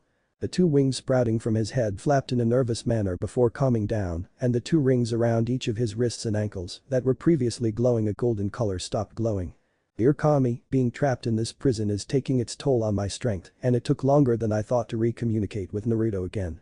I need to get Naruto into the digital world again, those stupid digital sovereigns always butting into my business and sending him to the real world. Naruto is the only one who could release me from here. Lucimon said and then took a deep breath as he watched through the orb that showed him everything that went on in the human world, but the image always showed what Naruto was doing. If it weren't for those 10 legendary warriors in the beginning, I would be the ruler of my own digital world in my universe, Lucimon growled as he remembered those 10 legendary warriors. Ancient Raymon of the fire element, Ancient Ururumon of the light element, Ancient Beetlemon of the thunder element, Ancient Kazumon of the wind element, Ancient Megatheriumon of the ice element, Ancient Wissamon of the steel element, Ancient Vulcamon of the earth element, Ancient Triamon of the wood element. Ancient Mermaimon of the water element and Ancient Sphinxmon of the darkness. 10 Digimon stood up to him and using their most powerful attacks, broke through his Shadow Lord Behemoth while he was inside the dark orb his beast puppet held. When this happened, the orb of darkness released Luciman's true mega form, Luciman larva mode, and then the resulting explosion was so large it nearly killed him had he not opened a wormhole and escaped to the very digital world he was in now. However, before he left he looked around and saw that all the legendary warriors had died in the explosion, all of them save for the strongest two of the 10, Ancient Grayman and Ancient Uruman. Those two were the very embodiment of what Luciman hated, friendship and the courage to fight off anything that comes their way. Then Luciman, still in his larva form, escaped and then tried to conquer this digital world. However, it was then that the sovereigns were created, having achieved the mega level of degevolution. The 5 sovereigns saw Luciman and saw as he reverted back into his rookie form. Luciman remembered how those fools cared for and nurtured him back to full strength before. He pulled the betrayal card on them. He attacked the 5 as he knew that in the early stages of this digital world, all Digimon would follow him and he would be their leader. Finally he would be a ruler. However, Fanglongman was found to still be standing, the other 4 unconscious, and Luciman was in his chaos form. Having the powers over the 6 elements of water, fire, steel, light, darkness and lightning, the dragon of the center created a dark prison that Luciman would forever spend his digital life in and made it so that as time went on Luciman's power would decrease and the prison also took away Luciman's power to digevolve.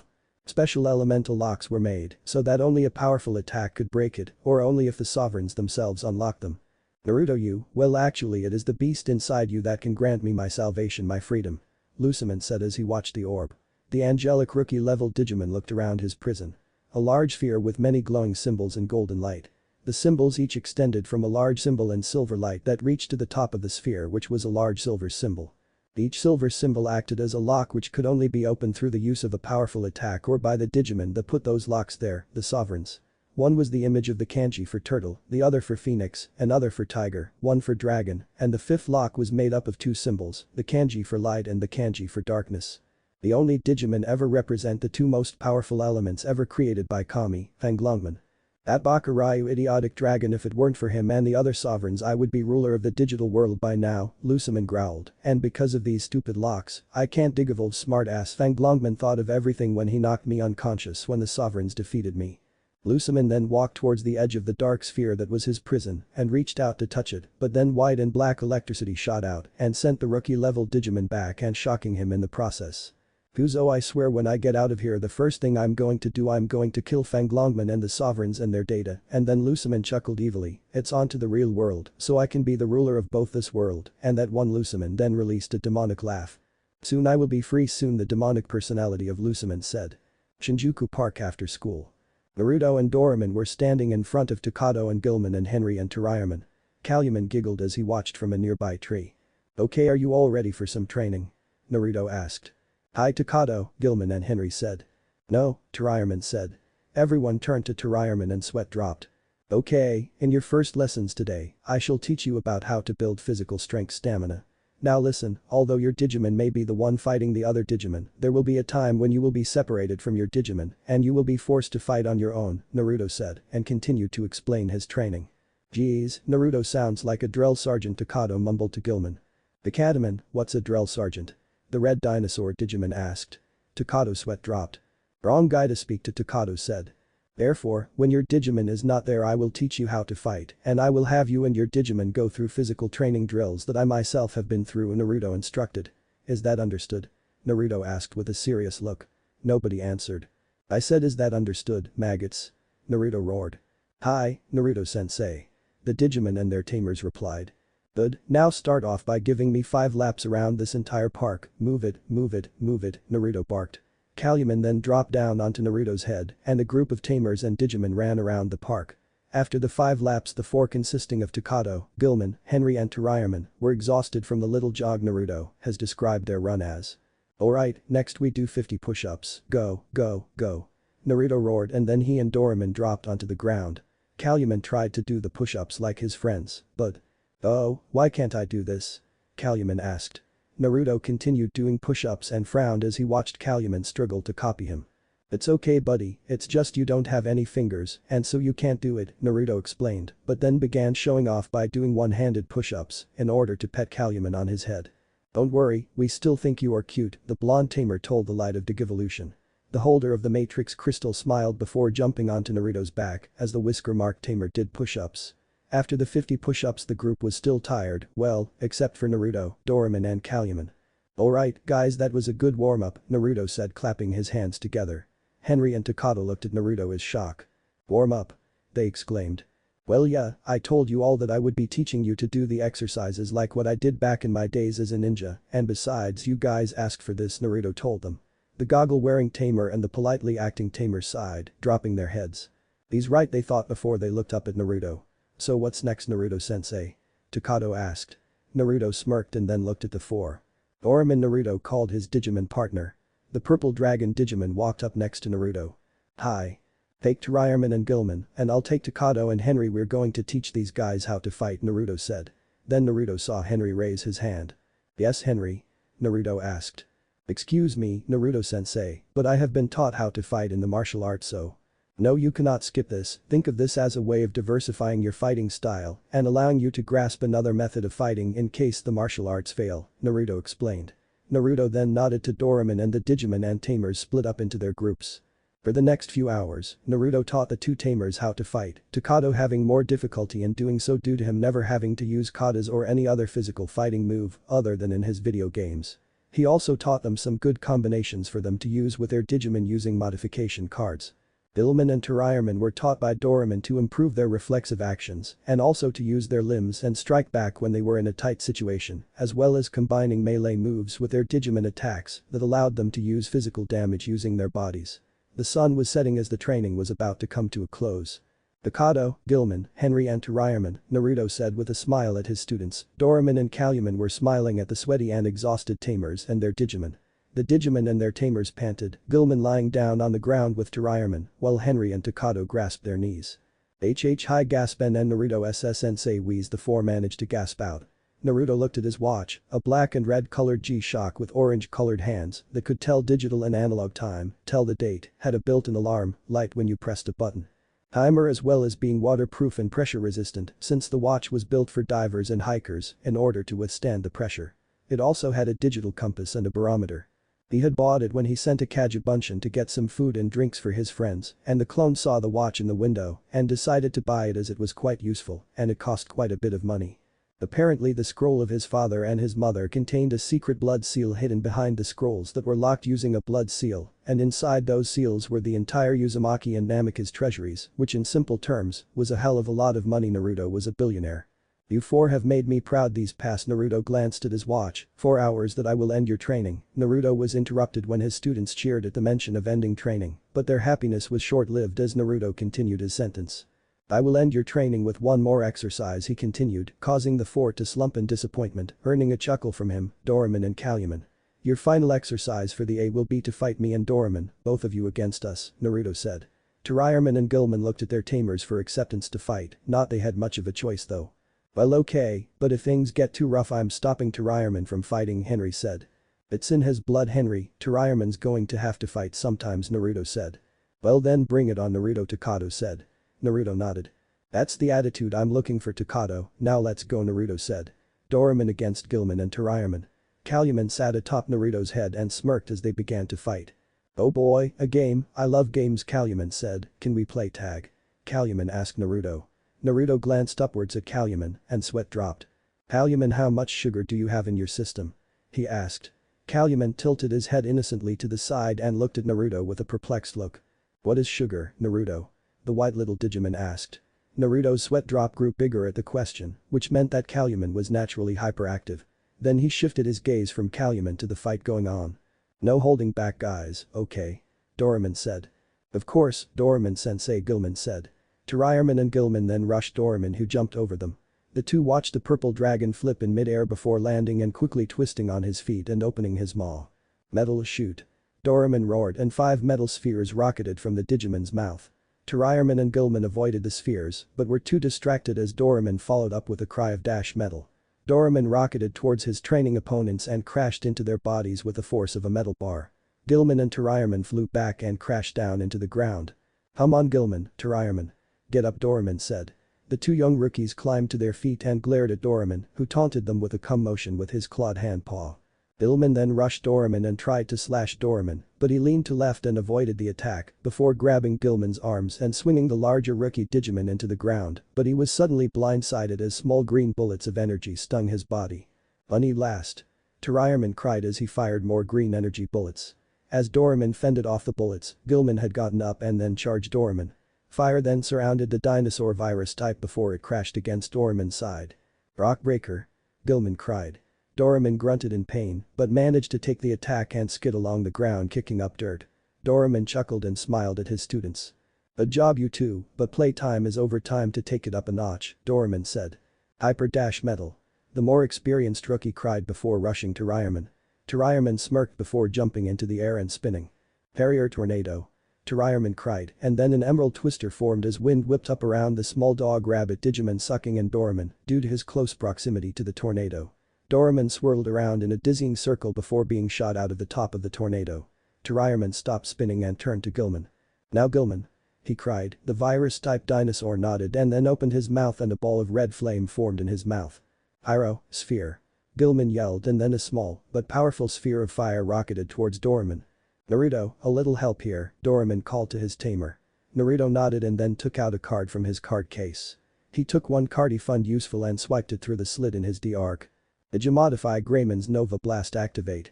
Naruto cried. Doraemon smirked as he opened his maw and a large and powerful ball of fire flew from his mouth and clashed with the pyrosphere. Naruto then took out another card and swiped it. "Digimodify Garurumon's Howling Blaster!" The card swiped through the D-Arc and then blue flames flew out of Doraemon's mouth. Henry and Takato quickly took out their own cards. "Digimodify Wargreymond's Brave Shield activate!" Henry yelled as he used the card. Tarireman soon held a large yellow shield made entirely out of chrome digizoid, the most powerful metal in the digital world, emblazoned with the crest of courage in orange. Tarireman jumped in front of Gilman and held up the brave shield blocking the attack. As the shield vanished, Takato swiped his card. "At ready Gilman," Takato said. "Right, Takatoman," Gilman said and then jumped into the air. "Digimodify Hyper, Wing activate!" Takato yelled. Gilman suddenly sprouted 6 silvery white wings from his back and flew through the air and with a yell of pyrosphere began raining down fireballs on Doraemon. Doraemon avoided all of them before jumping into the air. Naruto then grabbed a card and swiped it through the D-Arc. "Digimodify Omnimon's Supreme Cannon!" Naruto yelled. Doraemon's eyes widened as Naruto used one of their more powerful cards. The cannon in the shape of Metal Garurumon's head formed on Doraemon's left arm before it charged up energy and fired a blue blast of energy and nearly struck Gilman had he not dodged. Doraemon and Gilman touched down and Doraemon turned to Naruto. "That's it, the match is over, Naruto, what the hell?" Doraemon yelled. "What, we were doing great and it seemed like Gilman and Tarireman were doing great also," Naruto said. Doraemon glared at Naruto and then turned to tell Henry and Takato to go home. The two tamers and their Digimon, well actually Gilman went back to his shed in the park before Takato left. When the two younger tamers left, Doraemon's gaze returned to Naruto. "What the hell were you thinking?" Doraemon roared in anger. "What do you mean?" the blonde asked. "You used the Omnimon Supreme Cannon card, that is one of our most powerful cards, and could have killed Gilman," Doraemon explained, his tone seething with rage. "Gilman reacted fast enough, and besides they will have to be facing strong opponents in the near future," Naruto roared back. Doraemon and Naruto glared at each other. "And what if the attack had hit, what if Gilman couldn't dodge in time? Takato would have lost his partner and would no longer have been a tamer," Doraemon said. "No one cares about Gilman, he can be remade," Naruto cried, then Naruto froze and his eyes widened at what he just said and Doraemon stared in shock at Naruto. "Naruto, do you not even care about Gilman or Takato?" Doraemon asked. "Doraemon, I didn't mean for it to come out like that, I just meant that," Naruto sighed as he saw his partner walk away. "I just wanted them to face something stronger than they could handle and help them grow. I didn't mean to hit Gilman, and you know that I would never say anything like that about a comrade." Doraemon stopped walking and looked back at Naruto over his shoulder. "You know, Naruto, I thought you of all people would know that true strength doesn't come from the individual strength of the tamer or the Digimon, it's the combined strength and the powerful bond between tamer and Digimon. After all, you were the one who taught me that," Doraemon said. Naruto sighed and then walked after Doraemon. Hypnose HQ. Riley and her other brown-haired female assistant typist were rapidly typing on their colorful keyboards as they sat atop the rotating chair that helped them see the entire map of the area of Shinjuku and the digital data stream. The two women's fingers flew across their keyboards until Riley discovered something. "Imaki, there's a disturbance going on in West Shinjuku," Riley said. "Is it another wild one attempting to bio-emerge?" Yamaki asked as he played with the cigarette lighter he always had on his person. "No sir, it seems to be just a random digital flux that has caused a massive digital field to form, but it's steadily growing larger," Riley explained. Yamaki scowled. Well, I have just the thing to get rid of it, the blonde sunglasses wearing man said as he used the controls to bring Riley and her companion to ground level. Yamaki then had her and the other girl walk over to the Hypno's computer programming uploader and then handed them a small floppy blue floppy disk with one word written on it. Yugath. What is Yugath? Riley asked. Project Yugath is a program I have been working on for a while now. It is programmed to find any digital fluctuations and destroy them, including any wild ones that could attempt to break free from the digital world, Yamaki said. Yamaki, is this program even approved by the board? I mean, we could get in some deep shit if Yamaki slammed his hand on the computer uploader and scowled at Riley. Listen here, Riley, I don't give a damn rat's ass about what those assholes on the board think or say. Without me, Hypnos wouldn't even be functioning. Now run the damn program or else it will be you who will be in deep shit and out of a job, Yamaki ordered. Riley nodded and then typed away at the keyboard before entering Yugath into the floppy drive. A red bar then showed up with 3% of the program already loaded into Hypno's system. Estimated time for uploading, 30 minutes, Riley said. Yamaki nodded and then turned away and sent the other typist and Riley's best friend home. Meanwhile, with Takato and Gilman. As Gilman and Takato were walking back to the hideout for Gilman to stay, Gilman had spotted a squirrel and began chasing it. Squirrels! Gilman exclaimed with childish glee and began to pursue the furry tree-dwelling rodent. Gilman, no. Takato yelled and then chased after the dinosaur Digimon and the squirrel. The chase continued for a good 5 minutes before the squirrel jumped over a small rock and through a hole in a wall that led to the Shinjuku tunnel that was still under construction. It was mostly finished but needed some slight modifications before it could be used. Gilman, don't do that, next thing somebody finds you and I lose you, Takato said. Gilman's pointed ears dropped in sadness. Omanasai, Takataman, but it's so much fun to chase squirrels, Gilman said. Okay, but promise me you won't leave me again, Takato said and then looked up at the moon. You know, Gilman, it is so hard to picture my life without you now that I've gotten used to your antics. I promise, Takataman, Gilman said with a toothy grin. And we'll always be friends no matter what.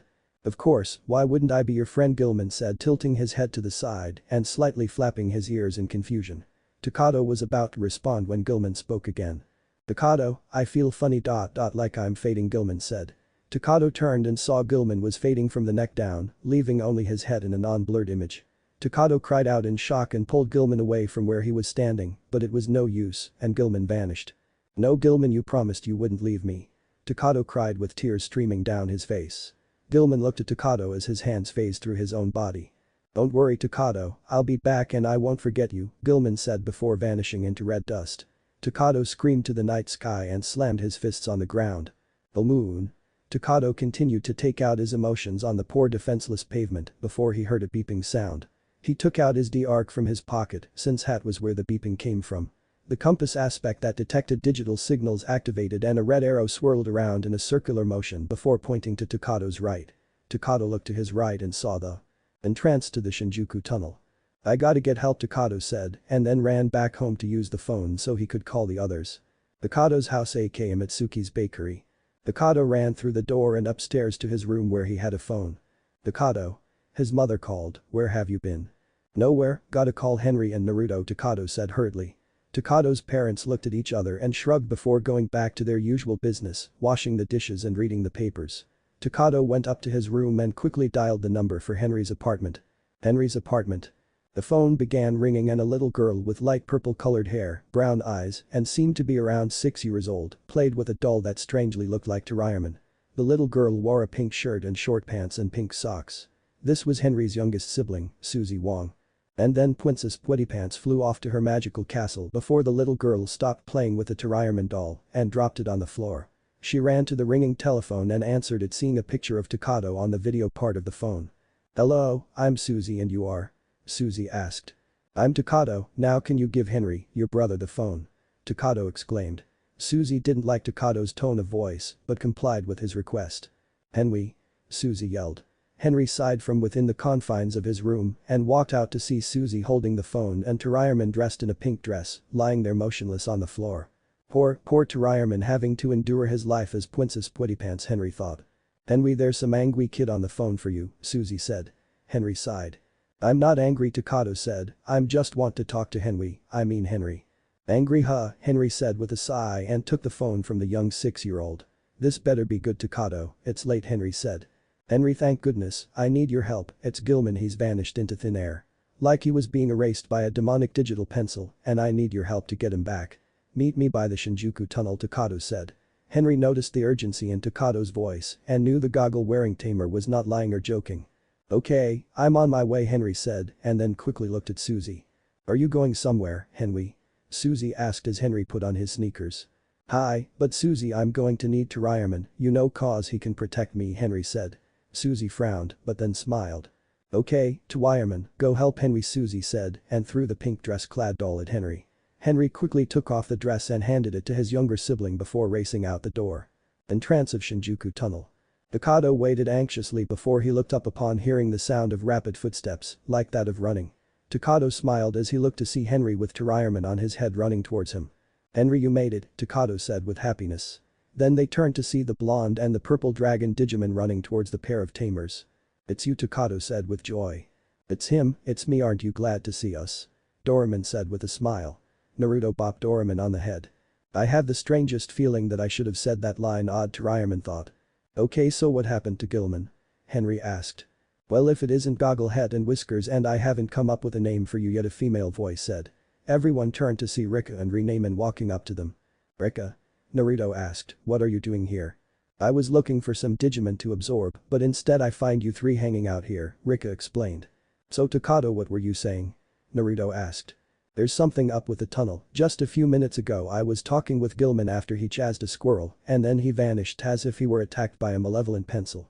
My Digivice pointed out Gilman's signal inside the tunnel, but I don't want to go by myself," Takato said. Naruto rested his hand on the younger boy's shoulder. "Don't worry, Takato, we will help you get back Gilman," Naruto said with determination in his eyes.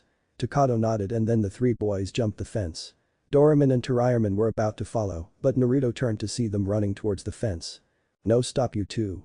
he yelled. The two rookie-level Digimon stopped and looked at Naruto before looking at themselves and gasped in shock as they saw their bodies becoming blurred and fading away. They then returned to normal as they stepped away from the fence. "It seems the anomaly is only affecting the Digimon. Renamen, it would be wise if you stayed out here with Tyrierman and Doraemon in the meanwhile," Henry said. Renamen didn't say anything but took a few steps away from the fence. "Hey, don't order around my Digimon. Renamen is to only listen to me," Rika said with a glare at the Asian tamer.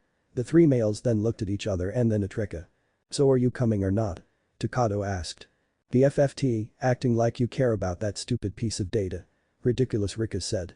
"Rika, I thought you got over the fact that Digimon aren't data and that they having hearts and souls," Naruto said. Rika turned and huffed in anger. Naruto sighed. "Ikuzo Mina-san, let's go everyone," Naruto said and the three boys raced into the darkness of the tunnel. Rika looked at the place where they entered the tunnel and sighed. You could have just gone with them," Renamen said. "I never said I wanted to go, but I guess I will have to if I want to keep them from killing themselves," Rika said. The red-haired tamer then jumped the fence and the golden fox sighed. "Lamentai Renamen, she'll be fine," Tyrierman said. Renamen sighed again and looked at the two other rookie-level Digimon. "So Rina-chan, how was your day?" Doraemon asked with a joking smirk. Renamen ignored the poor attempt at flirting and looked at the others. "Osh, do you have any deep dark secrets that happened during the day?" Tyrierman asked. "You want to talk? I know one particular secret of yours and Susie would just love for people to know about it," Doraemon said. "No, you swore you would never speak of it again," Tyrierman cried. "I never said such a thing. Hey Renamen, would you like to hear the tales of Princess Pwettypants over here?" Doraemon asked with an evil smile. Renamen's eyes brightened in amusement as she looked at Tyrierman. "Oh, do tell," the fox Digimon said. Hino's HQ. Riley and Yumaki were alone in the Hypno's top floor as Riley typed away on the computer and Yumaki played with his cigarette lighter he seemed to never use. "Yumaki, there is a digital anomaly in the new Shinjuku tunnel. It seems to be quite large," Riley said. Yumaki looked at the large red dot shown on the hologram of the town of Shinjuku. "Is it another wild one attempting to enter?" Yumaki asked. "No, but it seems to be growing," Riley said as she ran a digital analysis of the anomaly. Yumaki walked over to Riley and held out a small disc with a sing word on it. "Yugoth." "What the hell is Yugoth?" Riley asked. "It's a program I've been writing up and I've finally completed it. I made specifically to destroy any wild ones and digital anomalies that should surface. Those digital scum won't know what them, so think of this as the program's test run," Yumaki said. "Has this program been approved by the board? I mean, if it's not, we could be in some serious shit," the red-haired computer expert said. Yumaki slammed his hands down on the metal table that Riley was using as she looked at the monitor, causing her to jump. "Listen here, Riley, I don't give a rat's ass about what those assholes on the board think. Without me this entire operation would be crumbling, so run the commie-forsaken program or you'll find yourself out of a job," Yumaki growled. Riley didn't have looked past his shades to know the blonde man was not happy and nodded before taking the disc and popping it into the Hypnos hard drive. A large red bar showed up on the screen with 3% of the program already loaded. "Estimated time to complete Yuggoth program upload 10 minutes, Riley said. The blonde man nodded and then smirked. "This project Yuggoth will change the very way we take down these wild ones," he thought. Inside Shinjuku Tunnel. Naruto, Takato and Henry were walking down the tunnel that was lit with red-colored light bulbs. As they walked through they stopped and looked behind them to see Rika running after them and then stopping as she caught up with them. "You came?" Takato exclaimed. "I thought you didn't want to deal with the likes of us data-loving freaks," Naruto asked with a smirk. "Shut it Whiskers before I shut your mouth myself," Rika said growling. "Ooh, I like a girl with a little fire in her eyes," Naruto said and then playfully winked at her, causing the girl to blush slightly. "Urusai Whiskers, I just came because you guys would have killed yourselves if I wasn't around," Rika said. "Oh, you hear that guys, she cares," Naruto said with mock surprise. The Digimon Queen growled as she glared at the three males who were laughing at her. "Let's just go already," Rika said and then rushed past them. The boys smirked at her and gave a mock salute before following the Digimon Queen. The group walked for a few minutes before they came to a large digital field. Takato took out his beeping Digivice and the red arrow on it pointed directly at the digital field. "Billman's in there," Takato said. "Mateo, Takato, you don't know what's in there," Henry said. "Yes I do, Gilman's in there and he's friend and I intend on bringing him back," Takato said and then jumped through the digital field. The others quickly followed and then found themselves floating in a large blue mass of pure data. "Wow, so this how a cloud feels," Naruto mumbled to himself as he floated for a while, no wonder Shikamaru wanted to be one. "Oh shut up Whiskers and let's find that stupid Gilman, so let's go," Rika said. Takato was busy looking for Gilman and after a few seconds he saw a large amount of tentacles wrapped around a red-colored lizard. "Look guys over there, I see Gilman," Takato said. The three other tamers looked in Takato's direction and saw the tentacle-wrapped Gilman. "Look Takato, he's gift-wrapped just for you," Naruto joked. Takato ignored him and then using the breaststroke movements the four tamers swam through the digital mass towards Gilman. However, as they were moving, Naruto looked up and saw the digital field was beginning to disintegrate into red particles.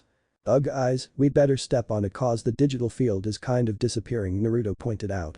"Well then hurry up and move," Takato said. "Takato, there is no way we'll make it in time," Henry said. "Oh yes we will," Naruto said and then formed two Kagebunshin.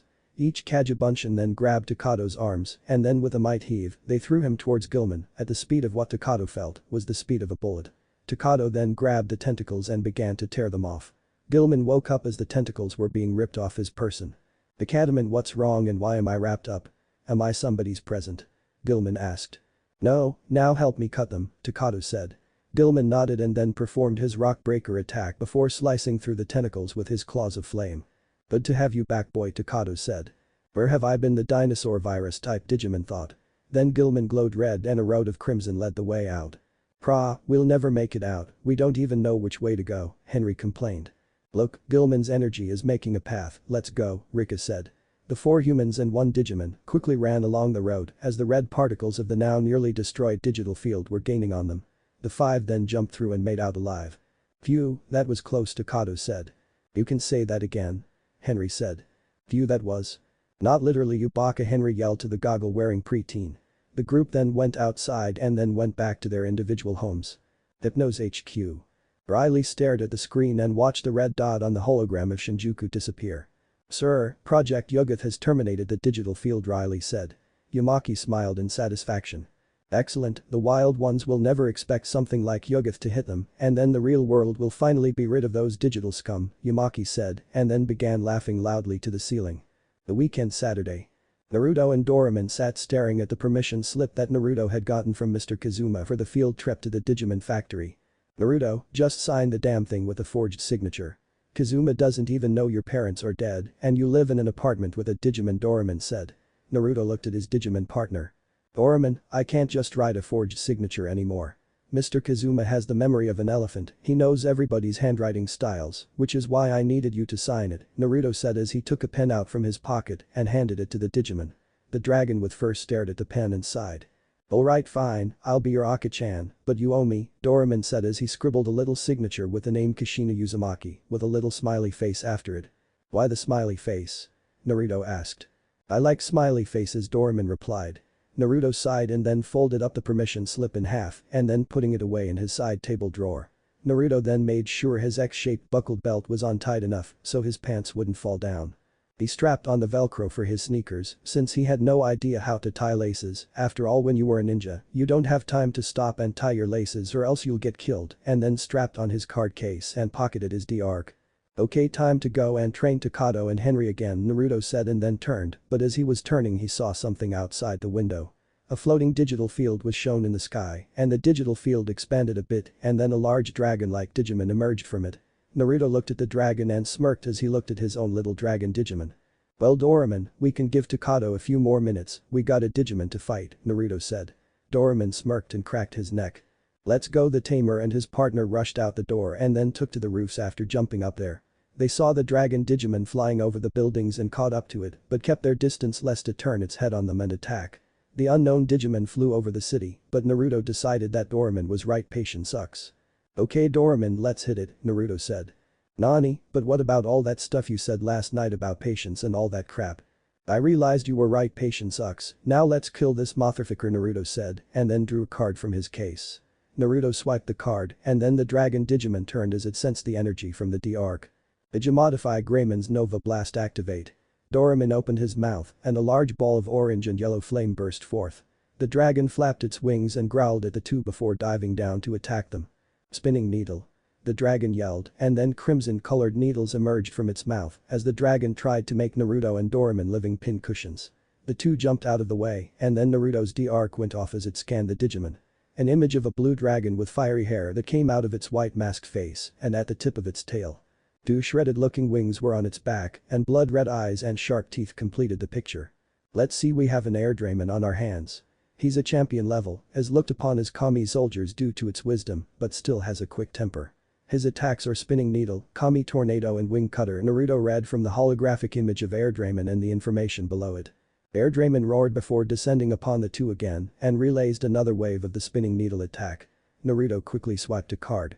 Digimodify Cyber Draymon's Desolation Claw activate. Naruto cried as he slashed the card through the slit on the side of his D-arc. Doraemon's claws glowed for a brief moment and then Doraemon slashed the air, forming an emerald green trail from the movements of his claws. Then the claw trail swirled into a blue sphere before rocketing after Air Draymon. Air Draymon's eyes widened and then he dodged the attack as it nullified his spinning needle. Kami Tornado. Air Draymon yelled and then flapped his wings, kicking up a swirling wind that became a large tornado that raced towards the two. Below, a crowd saw the tornado began panicking, but Naruto quickly acted and formed hand signs. Doten. Doryoden no Jutsu Earth Style. Earth Dragon Blast Jutsu. Naruto yelled and then a large dragon of earth and mud spewed out of his mouth and into the tornado. Air Draymon stared in curiosity as to why his opponents had sent their attack into his own, but then his eyes widened as the tornado was dispersed and the Earth Dragon roared as it burst through. With glowing yellow eyes, the Earth Dragon roared before going into to strike Air Draymon. Air Draymon quickly flapped his wings and flew upwards before flipping in the air and bringing down his tail on the dragon, shattering it into rubble. Air Draymon then flapped his wings again and two crescents of wind shot forth. Wing Cutter. The champion-level Digimon cried. Naruto and Doraemon jumped and avoided the attacks before Naruto grabbed Doraemon and threw him at Air Draymon. Metal Shoot. Doraemon cried and then released multiple metal spheres that struck Air Draymon and had the champion level groaning in pain. Then Doraemon reached Air Draymon and cocked back his claws and slashed away. However, the opponent's skull armor seemed to be too tough, so Doraemon did the next best thing. He grabbed Air Draymon's snout and flipped onto the larger dragon's back before opening his jaws. Be no tooth. Doraemon cried before biting down on the champion-level Digimon. Air Draymon roared in pain as he tried to get the Digimon off of him. Then Doraemon released his jaws on Air Draymon before jumping above Air Draymon and opening his mouth. Metal Shoot.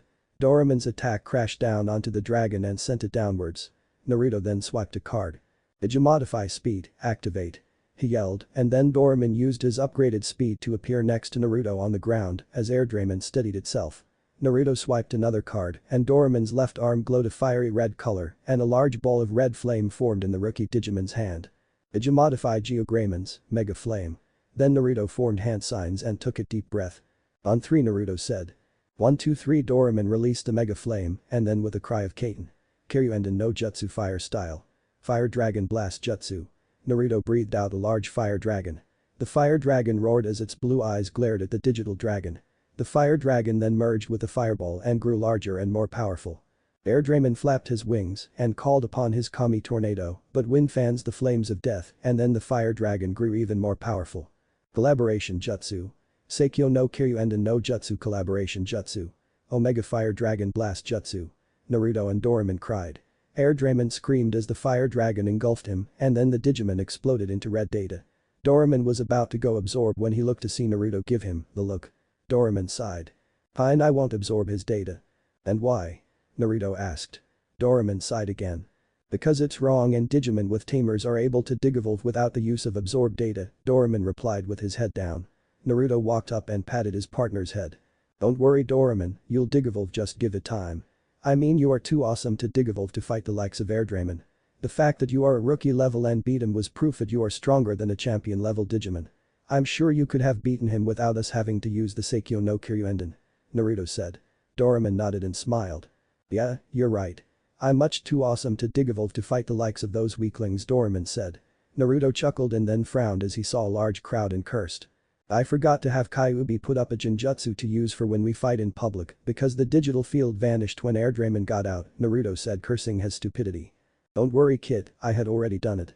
The humans below thought that the winds were a freak storm cloud and your fire dragon was just some weird old man using fireworks in broad daylight, Kyuubi said.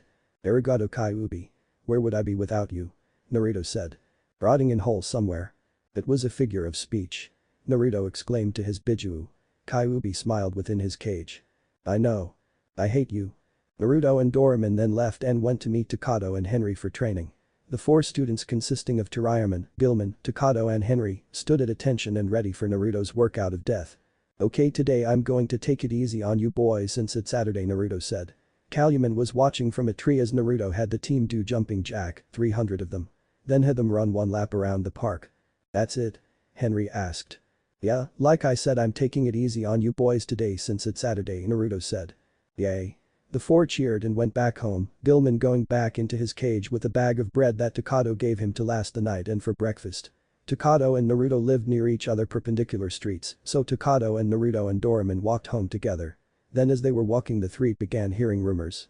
Hey, did you guys hear about that stalker in the park? Yeah, they said it's a pyromaniac who likes spooking couples when they are on dates and stuff. That's horrible. Somebody should do something. Yeah, people think it's just a kid pulling pranks, so teachers from Shinjuku Junior High are going to be patrolling the school along with a few police officers. Naruto, Takato and Doraemon looked at each other. Don't even think of it, Takato, Gilman would never even do such a thing. He's too loyal to you, Naruto said. Listen Naruto, you and I will go and check it out tonight and we'll see if it's really Gilman, okay? Doraemon said. Takato nodded and then left. Nighttime Shinjuku Park. Gilman was sitting in his little shed and eating his bread. Yummy, yummy bread. I love bread, Gilman said. That was when he heard a rustling in the trees. The virus Digimon stopped eating and looked up to see a little purple Digimon with a white face and green eyes. He wore red gloves and a scarf with a winking face with its tongue sticking out. Boy, there Pineapple Head, the short Digimon said. Who are you? Gilman asked. Name's Impman Pineapple Head. Look at you, Abyong humans, it makes me sick to my stomach and in order to cure that, give some of that bread you have over there, Impman said, leaning up against the gate to Gilman's hideout. Impman extended his hand. Okay, Gilman said and then handed the purple Digimon a piece of bread. After eating it, Impman extended his hand and asked for more. More, he said as he finished another roll. More, Gilman complied. Wow, you must really like that bread that Takato gave me, Gilman said. Impman stopped chewing and spat out the mixture of flour, yeast and water. Nani, what the hell are you talking about, you baka? I hate this bread and besides, why are you locked up like a little puppy, eh? Why don't you leave that disgusting human of yours and hand out with me and I'll show you how to have fun, Impman said. No, Takato said, I need to stay here until he comes back for me in the morning, the red dinosaur-looking Digimon said. Impman made a disgusted face. Oh come on, if Takato was your friend he would let you be free and you are happy when you're playing and you don't want to be unhappy, do ya? Impman asked. Gilman thought for a while and then saw Impman leave and walk down the stairs. Gilman then thought some more. Screw it, oi Impman, wait for me, the red dinosaur called. Later on, Impman was with Gilman hiding in the bushes. So is this what do you do for fun? Gilman asked, hiding in the bushes is not fun. SHHH Pineapple Head, now watch me scare the pants off these here humans, Impman whispered and then a red fireball flickered to life on the tip of the tiny Digimon's finger. Gilman watched as Impman made the fireball circle the couple as if it were haunted or something, and the couple ran off in fear. Haha, watch 'em run. I'm going home, Gilman said. Hey, where you going, you lousy Digimon, you just suck. You baka, I don't need you, Impman said and then huffed before going back into the trees to go scare more people. Gilman's hideout. Takato, Naruto and Doraemon looked in the empty shed where Gilman was supposed to be. Gilman, no, he really did it. Takato said. What did I do, Takato? Gilman asked as he climbed the steps. Takato turned to see Gilman standing there behind Naruto and Doraemon. Gilman, where the hell were you? Nowhere, Takato. Well, first I was here, but then I met Impman who told me I should have some fun, so then we went to scare some people and they ran, but then I got bored and came back here, the dinosaur Digimon said. Takato froze when he heard that. You did what? Takato said. Naruto and Doraemon looked between Takato and Gilman and saw Takato with an angry face and Gilman with a sad and confused look. Takato, what's wrong? Gilman asked. That's it, Gilman, I've given you the benefit of the doubt before, but now this is going too far. Takato roared. Gilman took a step back. Takato. No, Gilman, I've had it with you, I hate you. Takato then took off down the stairs and was about to run back home. Naruto and Doraemon and Gilman were shocked that Takato would say such a thing. What did I do wrong? Gilman asked, his ears dropped in sadness. Nothing, Gilman, but really did you scare those people? Doraemon asked. Well, no, Impman was showing me how to do it for fun, but I didn't see scaring people as fun when I was in the bushes, so I got bored and left, Gilman explained. Doraemon and Naruto nodded. Come on, Gilman, you have to tell Takato this, Doraemon said. The red virus type nodded to his fellow Digimon and the three raced down the stairs after Takato. But Takato. Takato was running through the park with tears streaming from his eyes. God damn it, Gilman, why did you do it? Don't you understand that I don't want to lose you, Takato said to himself. Then he stopped when he heard a voice call him. Takato. Takato turned around to see a brown-haired woman wearing a blue jacket over a yellow shirt and a gray pair of jeans and black flat-heel shoes. Izusagi, what are you doing here? Takato asked. Oh, the school suggested that the teachers look through the park in order to check out to see who this maniac child is that's scaring people, you know, Takato. I could ask you what you are doing here? Ms. Usagi asked. Takato gulped and sweat dropped. You don't think I'm the guy, do you? He asked in disbelief. I was just taking a leisurely stroll through the park, Ms. Usagi chuckled and waved her hand in a negative motion. No, Takato, but you should get home, your parents must be worried, Ms. Usagi said. Takato nodded, but before he headed out his D-arc began beeping, and Ms. Usagi as well. Takato felt a strong breeze. The two looked up and saw a digital field open up in the sky, and then the shadow of a large dragon-like creature formed. The dragon-like creature's four demonic red eyes opened, and then it flew down and swiftly over both Ms. Usagi's and Takato's heads. Both people ducked down. That was no pigeon, Ms. Usagi, Takato or you, as Ms. Usagi turned to ask Takato if he was fine, she looked to see the goggle-wearing boy had disappeared. Takato. Takato had taken off after the flying Digimon and quickly ran off after it. However, as he was running he looked to right and saw Doraemon, Naruto and Gilman running next to him, having appeared out of the bushes. Did you see it? Takato asked. Of course, kind of hard to miss a giant dragon Digimon flying in the sky, Naruto said. The four then chased after the giant black dragon Digimon before it settled down on top of the lightning rod atop the Hypnose building. Yamaki looked outside the window of the Hypnose building and growled. Stupid wild ones, why didn't Riley deploy Yuggoth to stop it? Oh right, I sent Riley home, Yamaki realized. So who is worthy to fight? The Digimon asked itself as it scanned the area below it with its four large red eyes. Then it spotted Takato and Gilman. Ah, there you are, the large Digimon growled and bared its sharp teeth. Then it swooped down like an eagle diving down on its prey. Naruto and Doraemon jumped in front of their fellow tamer and Digimon before Naruto charged a Rasengan in his hand and Doraemon sped through the air as he performed Hyper Dash Metal. Rasengan. Hyper Dash Metal. The two crashed their attacks against the dragon's head, but the Digimon grabbed Doraemon in its large hand and blocked Naruto's attack with the other before grabbing Naruto and throwing both down and causing a crater in the ground below. Naruto and Doraemon groaned in pain and struggled to sit up. Itai, the two moaned. Takato took out his D-arc and saw the incoming Digimon. Gilman jumped onto the Digimon's face and coated his claws with fire. Rock Breaker. The virus-type Digimon cried and brought down his flaming claws and injured the Digimon, causing it to veer away from Takato's location. The red D-arc in Takato's hand then beeped and the holographic image of the Digimon appeared. The Digimon was a large black dragon with four red eyes and sharp teeth. On its head were two spiked ears like Gilman's except in black, and there was a skull pattern on its left shoulder. It had four large black and torn-looking wings, extremely long arms with one arm being wrapped in bandage around the wrist, and the other had a red bat-looking symbol.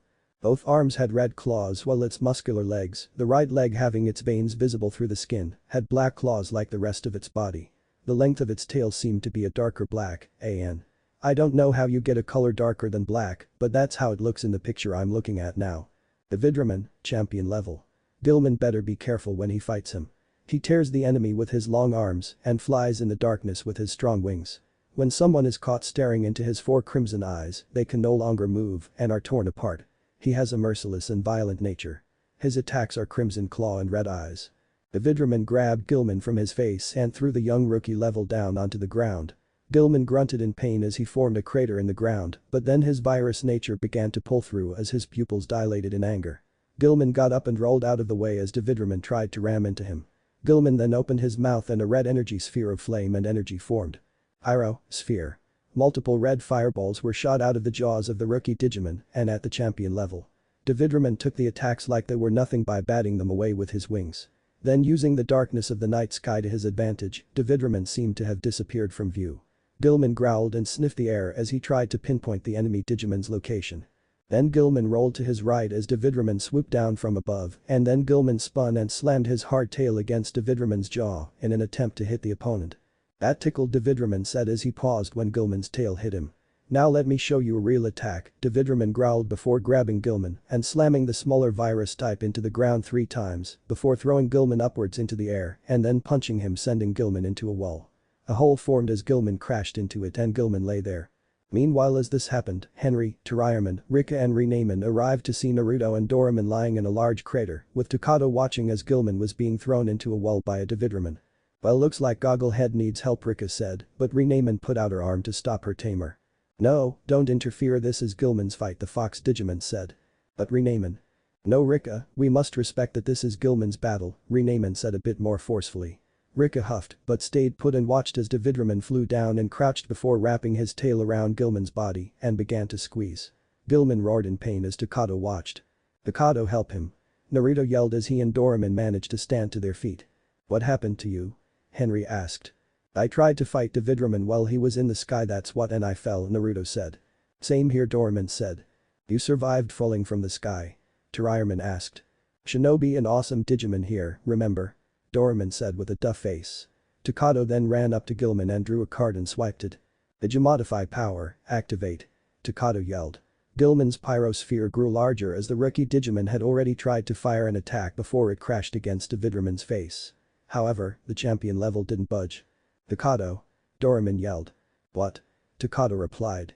It wasn't Gilman who was the culprit in the park, it was some puppy kicker Digimon called Impman now say Gomen Nasai and help your partner. Naruto and Doraemon exclaimed. Really, then I got mad for no reason, Takato said and stared as Gilman was getting the life squeezed out of him. Takato help Gilman managed to say. Takato looked at Gilman. Gilman, Gomen Nasai, I'm sorry I was mad at you earlier. I don't hate you, you're the best friend a tamer could ever have and I don't want to lose you so please fight back and stay with me. Takato cried as a few tears streamed down his face. Takato cried a lot in the TV series, I know seeing your friends being choked to death could do that, but all the other times earlier like when Gilman had confessed to allegedly scaring people that was just the work of a wimp. Everyone's eyes then widened as Takato's D-arc then released a white light and then Naruto looked to the left and in the trees, spotted a red triangle-shaped light. Good timing Callium and Naruto thought with a smile and then watched as Gilman began to glow a bright crimson color and blinded Davidraman, causing the champion Digimon to release his captive. A red egg of data then formed around Gilman, just as how a green egg formed around Tariaman and a blue one around Renaman. Gilman's skin then peeled away to reveal a darker red form that was patterned in a wireframe pattern. The skin then reattached itself to form a larger, more powerful form of Gilman. Gilman digivolved to Growlman. Growlman roared as he snorted flames through his nostrils. Growlman was a large version of Gilman, except the ears were now like spikes, and 2 blade-like protrusion came from his elbows, and Gilman seemed to look a lot more reptilian-looking with a mane of silver-white hair growing from the back of his head. Black band-like patterns with digicode on them were shown on his legs, forearms and around the thick part of his tail. The Zero unit was emblazoned on his feet and hands, while the digital hazard symbol was located on his left shoulder. Alright, he digivolved into Growlman. Takato yelled in excitement, he's just how I pictured him. He's huge. Henry exclaimed as the Tamers and their Digimon gazed up at the large newly digivolved champion Digimon. Growlman and Davidraman stared each other down before Davidraman made the first move. His claws glowed crimson before he made slashing motions. Crimson Claw. The black dragon yelled and then slashed at Growlman. Growlman growled and avoided the attacks before grabbing one of Davidraman's arms before planting a knee into the Digimon's stomach. Growlman then spun and threw Davidraman away, sending the other champion Digimon into the nearby river. Davidraman growled as he stood to his feet but was shocked as he saw Growlman already standing above him. Past he thought before Growlman grabbed Davidraman by his throat and threw the Digimon upwards, and then the blade protrusions on his arms glowed with blue energy. Growlman then performed an uppercut motion. Dragon Slash. And then the two blue blades of electric blue slammed against Davidraman's chin, sending the Devil Dragon Digimon upwards. Davidraman quickly spread his wings and then dived down with speeds of a jet and slammed his body against Growlman's. Growlman was grabbed by his throat and dragged along the river, his body being scraped as digital flesh was sometimes being torn away by the rocks below. Davidraman then saw Growlman's eyes glow red and his elbow blades glow blue. Dragon Slash. Crimson Eyes. Davidraman countered and then his four eyes glowed red and Growlman froze in place. Then Davidraman took Growlman skyward and the two champions flew up into the night sky. Going up and then Davidraman dropped Growlman onto a bridge that was made over the river. Growlman roared as he fell and crashed into the bridge breaking it and then falling into the still moving river. A large cloud of smoke and a large splash of water resulted from Growlman's impact. Then Davidraman swooped down and with a yell of Crimson Claw. Growlman was knocked away. Growlman's eyes glowed crimson and then he flipped in the air and then landed on his feet. Where did he learn to do that? Rika asked. From us, Doraemon and Naruto said with satisfaction. Doraemon then got an idea. Growlman, use attack plan 5. Doraemon cried out to his friend. Growlman looked at Davidraman's tail and smiled before nodding. Growlman then took off. Crimson Claw. Davidraman yelled and swiped at Growlman, but Growlman ducked under the attack and went to slam his emblem blades into Davidraman's chin, but the black dragon stopped the red dragon's attack by grabbing the elbow blade before trying to bit down on Growlman's arm. However, Growlman escaped the hold, but then Davidraman slammed his ebony tail against Growlman's face, sending the red dragon skidding backwards before Davidraman flew forward and planted a clawed foot into Growlman's stomach, sending Growlman to the ground. Davidraman then picked up Growlman and repeatedly punched him in the face before throwing Growlman across the river and into a tree, knocking the defenseless piece of woodland greenery to the ground. Growlman quickly rolled to the side as Davidraman's Crimson Claw attack tried to hit him. Growlman then executed attack plan 5. He quickly performed a cat spring, kicking Davidraman in his stomach and sending the black dragon to the ground while simultaneously pushing Growlman to his feet. It was win-win for Growlman. Then Growlman took off and grabbed Davidraman and punched him in the jaw, knocking out a few teeth and caused a Davidraman-shaped crater in the ground. The force of the blow caused Davidraman to bounce back up and then Growlman's blades glowed electric blue. Double Dragon Slash. Growlman roared and then slashed Davidraman's back with enough force to send him skyward. Then Growlman opened his mouth as Davidraman fell back down. A large ball of orange and red flame formed in his open maw as Growlman used his most powerful attack. Pyro Blaster. Growlman roared and then a large fireball with a stream of flame following it, making the attack look like a burning comet, flew from Growlman's maw. Davidraman screamed as the attack made contact and then Davidraman exploded and Growlman absorbed the Digimon's data. Growlman smiled with a satisfied toothy smile and then turned to Takato. Takato looked at Growlman in shock and fear. Growlman, don't hurt me please, Takato pleaded. Growlman paused and looked confused at Takato. What do you mean, Takato? Did I scare you? Growlman asked. Takato looked in shock as Growlman stared at him with concern in his golden eyes. No, not at all. So how do you de-digivolve? Takato asked. I mean you can't fit back into the hideout, Takato said. Naruto smirked and walked over to Growlman and drew a card from his card case. Leave that to me, Naruto said, placing a hand on the 12-year-old tamer's shoulder. Doraemon. Naruto barked. Hi, Doraemon said and then ran past Naruto before jumping into the air. Digimodify data, extraction activate. Naruto yelled, swiping the card. An. This card is my own and is spelt as it is shown, so there is no E. As well as the Greymon's Nova Blast, Geogreymon's Mega Flame, the collaboration techniques, as well as any other card that you have not seen in the Digimon Tamers and I'm. Doraemon's paw and claws glowed a ruby red color before he touched the digital hazard symbol on Growlman's shoulder.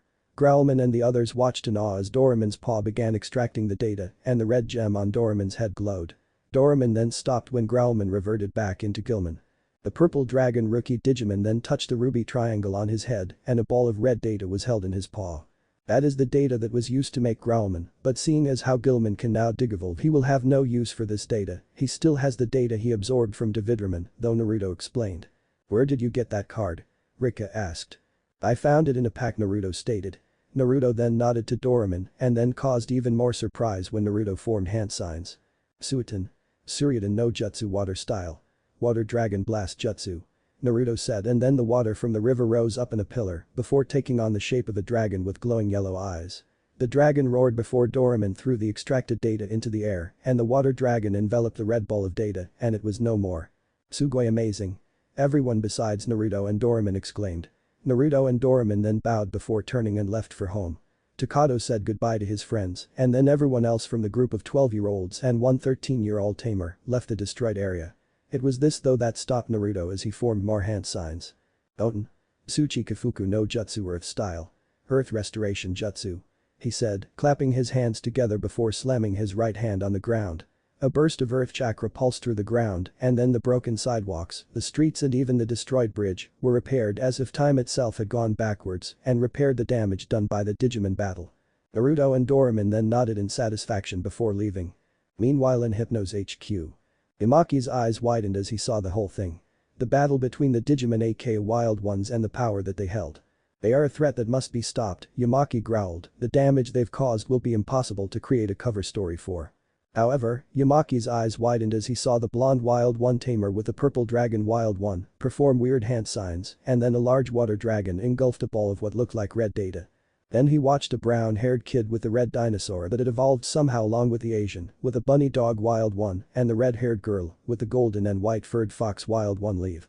However, the surprises weren't about finished for just as the head of Hypnos was about to turn around, he saw the blonde kid form more hand signs and then slammed his hand on the ground and Yamaki watched as time itself seemed to be reversed as the damage done by the battle being removed as if it were never there. Interesting, good thing my sunglasses have a built-in camera and I recorded this entire event. That blonde kid has piqued my curiosity though the power he has over the elements, just what is he? He's not a wild one that much I can tell, Yamaki thought. He then went into the office and plugged in the tiny microchip in his sunglasses where the video recording device was and then placed it into the Hypno's computer hard drive. Images of the scene replayed itself. Yamaki fast-forwarded the video before stopping it on the image of Naruto looking at Doraemon and the two of them smiling at each other. Focusing on these two, Yamaki stared at them with unmatched curiosity. Just who is this boy? Yamaki's eyes widened as he saw the whole thing. The battle between the Digimon aka Wild Ones and the power that they held. They are a threat that must be stopped, Yamaki growled, the damage they've caused will be impossible to create a cover story for. However, Yamaki's eyes widened as he saw the blonde Wild One tamer with the purple dragon Wild One perform weird hand signs and then a large water dragon engulfed a ball of what looked like red data. Then he watched a brown-haired kid with the red dinosaur that had evolved somehow along with the Asian with a bunny dog Wild One and the red-haired girl with the golden and white-furred fox Wild One leave. However, the surprises weren't about finished for just as the head of Hypnos was about to turn around, he saw the blonde kid form more hand signs and then slammed his hand on the ground and Yamaki watched as time itself seemed to be reversed as the damage done by the battle being removed as if it were never there. Interesting, good thing my sunglasses have a built-in camera and I recorded this entire event. That blonde kid has piqued my curiosity though the power he has over the elements, just what is he? He's not a wild one that much I can tell, Yamaki thought. He then went into the office and plugged in the tiny microchip in his sunglasses where the video recording device was and then placed it into the Hypno's computer hard drive. Images of the scene replayed itself. Yamaki fast-forwarded the video before stopping it on the image of Naruto looking at Doraemon and the two of them smiling at each other. Focusing on these two, Yamaki stared at them with unmatched curiosity. Just who is this boy? Now. It was Sunday and the sun shone through Naruto's window in his and Doraemon's bedroom. The sun decided to shine its golden rays into the sleeping face of our blonde protagonist, causing him to groan. Ugh, why sun, why do you hate me so? Naruto groaned as he rose from his bed. He glanced at the clock and saw it was 9 o'clock in the morning. Well, seeing as I'm up, might as well have breakfast and shower, Naruto thought. The blonde shinobi tamer rose from his bed and went into the kitchen. As he walked in he saw Doraemon lying down on the couch with his mouth open, showing the Digimon's sharp teeth, and Naruto decided to not to wake him as his partner seemed too busy drowning in a puddle of his own drool. Naruto looked into the fridge and took out 4 eggs and 4 pieces of bread to toast. He also took out the butter and made breakfast for both he and Doraemon. The X-antibody holder stirred in his sleep before the orange-colored eyes snapped open and his senses, especially his sense of smell, went on hyperdrive. Bread. The purple dragon Digimon screamed before running into the kitchen that was also a part of the living room. Naruto chuckled as he finished making the scrambled eggs and toast for both himself and his Digimon. "Here you go buddy," Naruto said as patted Doraemon on his head. "Arigato Naruto, you know I'm glad you're my tamer," he said taking a bite of his toast. "Why is that?" Naruto asked as he used a fork and began to eat his eggs. "Because you can cook," he said with a chuckle. Naruto chuckled also and watched as Doraemon finished his first piece of toast before going on to his second. Although Doraemon was a Digimon, Naruto saw the digital life form as a brother, a reptilian, metal-shooting, destructive, impulsive digital brother.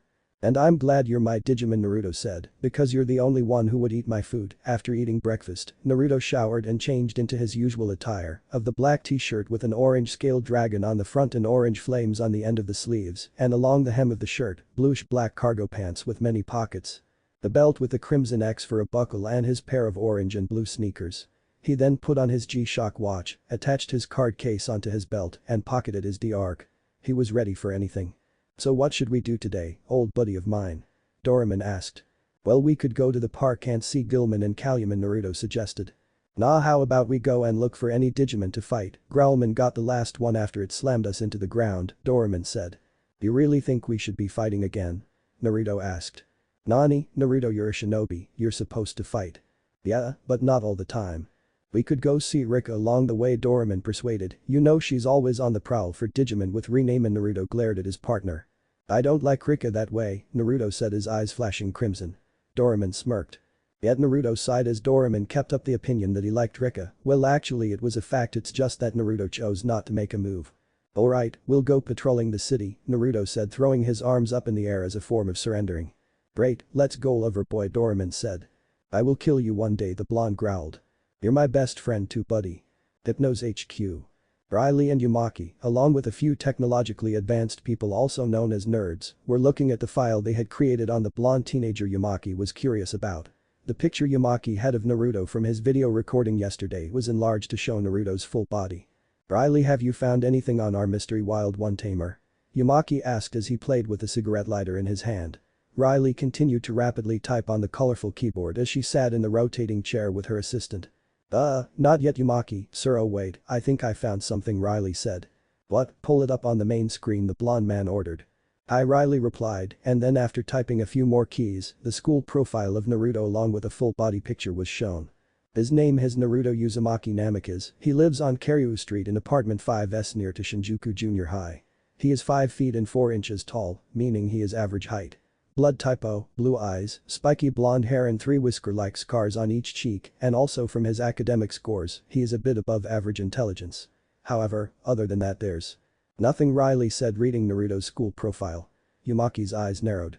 "Look for more and see if you can find any relatives or people who are related to anyone by the name of Uzumaki or Namikaze. Odd names for this boy to have," Yumaki commented. Riley typed away and then she typed in the search bar the names Uzumaki and Namikaze. "Sir, I've done what you asked, and apparently there are absolutely 0 results on the names Uzumaki and Namikaze," the red-haired computer expert said.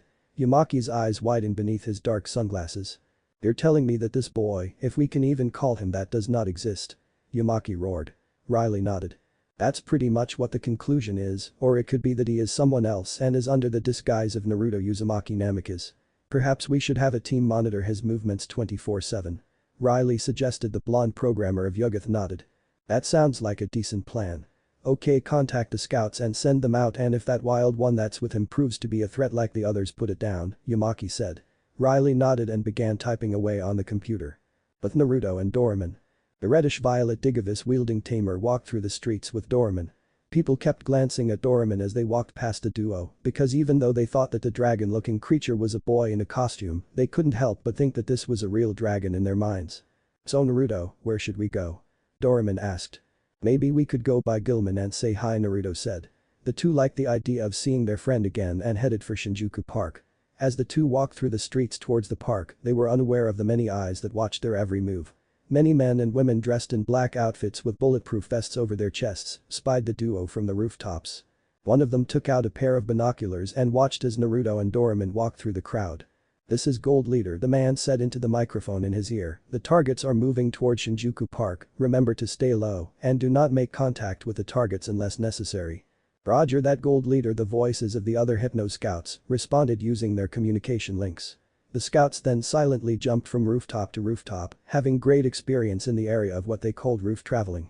As the scouts, like shadows, moved silently and swiftly after Naruto and Doraemon had been looking at the people who were staring at him. "Naruto, people are starting to stare at me," Doraemon murmured.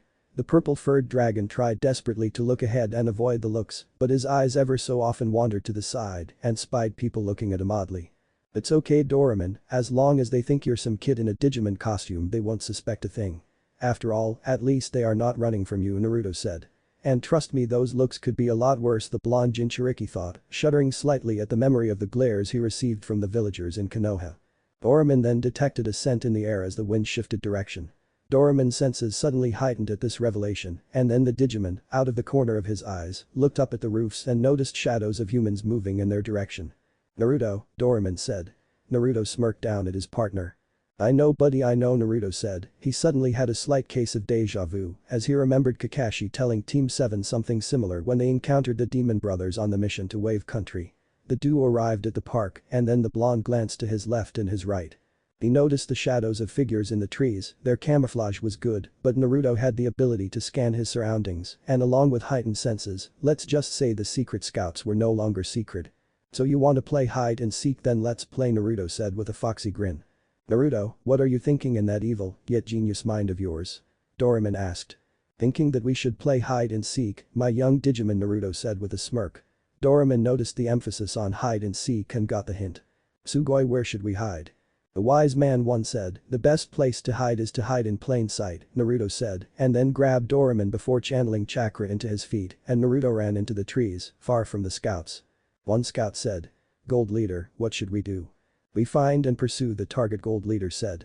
"Understood," the scout replied before they all took out their heat vision goggles and then looked through the foliage before spotting the heat signature of a spiky-haired individual. Gold leader chuckled. "We got him, let's move out, boys." There were a few coughs from the microphone in Gold leader's ear, causing the man to sigh, and "Girls, move out." The scouts then quickly gave chase as they ran along the ground through the foliage of the park. Naruto looked back and heard the sound of boots on dirt. They're better than I thought, but let's see them handle this," Naruto said as he allowed Doraemon to ride piggyback. "Oh dear Kami-sama, Doraemon, you need to stop eating all those breads and cakes from Takato's bakery," Naruto said as he formed a cross-shaped hand sign. "Well, excuse me for gaining weight," Doraemon said. "Hajibunshin no jutsu," Naruto said, and then 6 clones formed. 3 of them then changed into perfect copies of Doraemon. "Okay, we're splitting up into 4 teams. Stealth training just like back home. Okay boys, move out," Naruto commanded his clones. "Hi, Naruto Taichu," the clones replied, and then 4 teams of Naruto's and Doraemon split up. The scouts were too far away for them to see this act before they took off in all available directions away from the scouts. "Okay boys and girls, we will search this whole park if we have to find that boy," Gold leader said. The other scouts nodded before splitting up and going in the direction that Gold leader had said their respective duo of the blonde and the Digimon went. However, the real Naruto was watching from high up in a tree as he watched the scouts look for his 4 groups of clones. Before he had jumped into the trees and temporarily lost the scouts, he had formed 2 clones and immediately went with the original Doraemon and hid in the tree that they were in right now. Naruto and Doraemon smirked at each other. "Akas," they said simultaneously. "So how long should I wait before dispelling the Kajibunshins?" Naruto asked. We don't want to get found out," Doraemon suggested. Naruto smiled down at his partner. However, as the duo were about to escape, there was the sound of an object moving through the air that met Naruto's ears. Naruto gritted his teeth as he quickly drew a kunai and threw it. The kunai sliced the paralyzing dart that was aimed for him in half before lodging itself in the hull of the dart gun that the sniper was holding and made it useless as the kunai was laced with wind chakra and sliced the gun, mostly in half. "Thank Kami for having Kyuubi teach me about my elemental affinity," the blonde thought. "Come on Doraemon, we have to get out of here," Naruto said.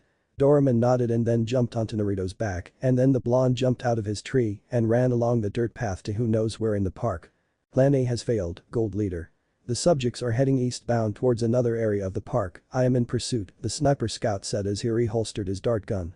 "Roger that, Sniper 1," Gold leader replied through his microphone. Naruto looked back as he and Doraemon ran along the dirt path. Naruto had set Doraemon down after a few minutes of running and then the pair stopped to rest. "Dear Kami-sama, those scouts don't stop, do they?" the blonde asked his digital partner.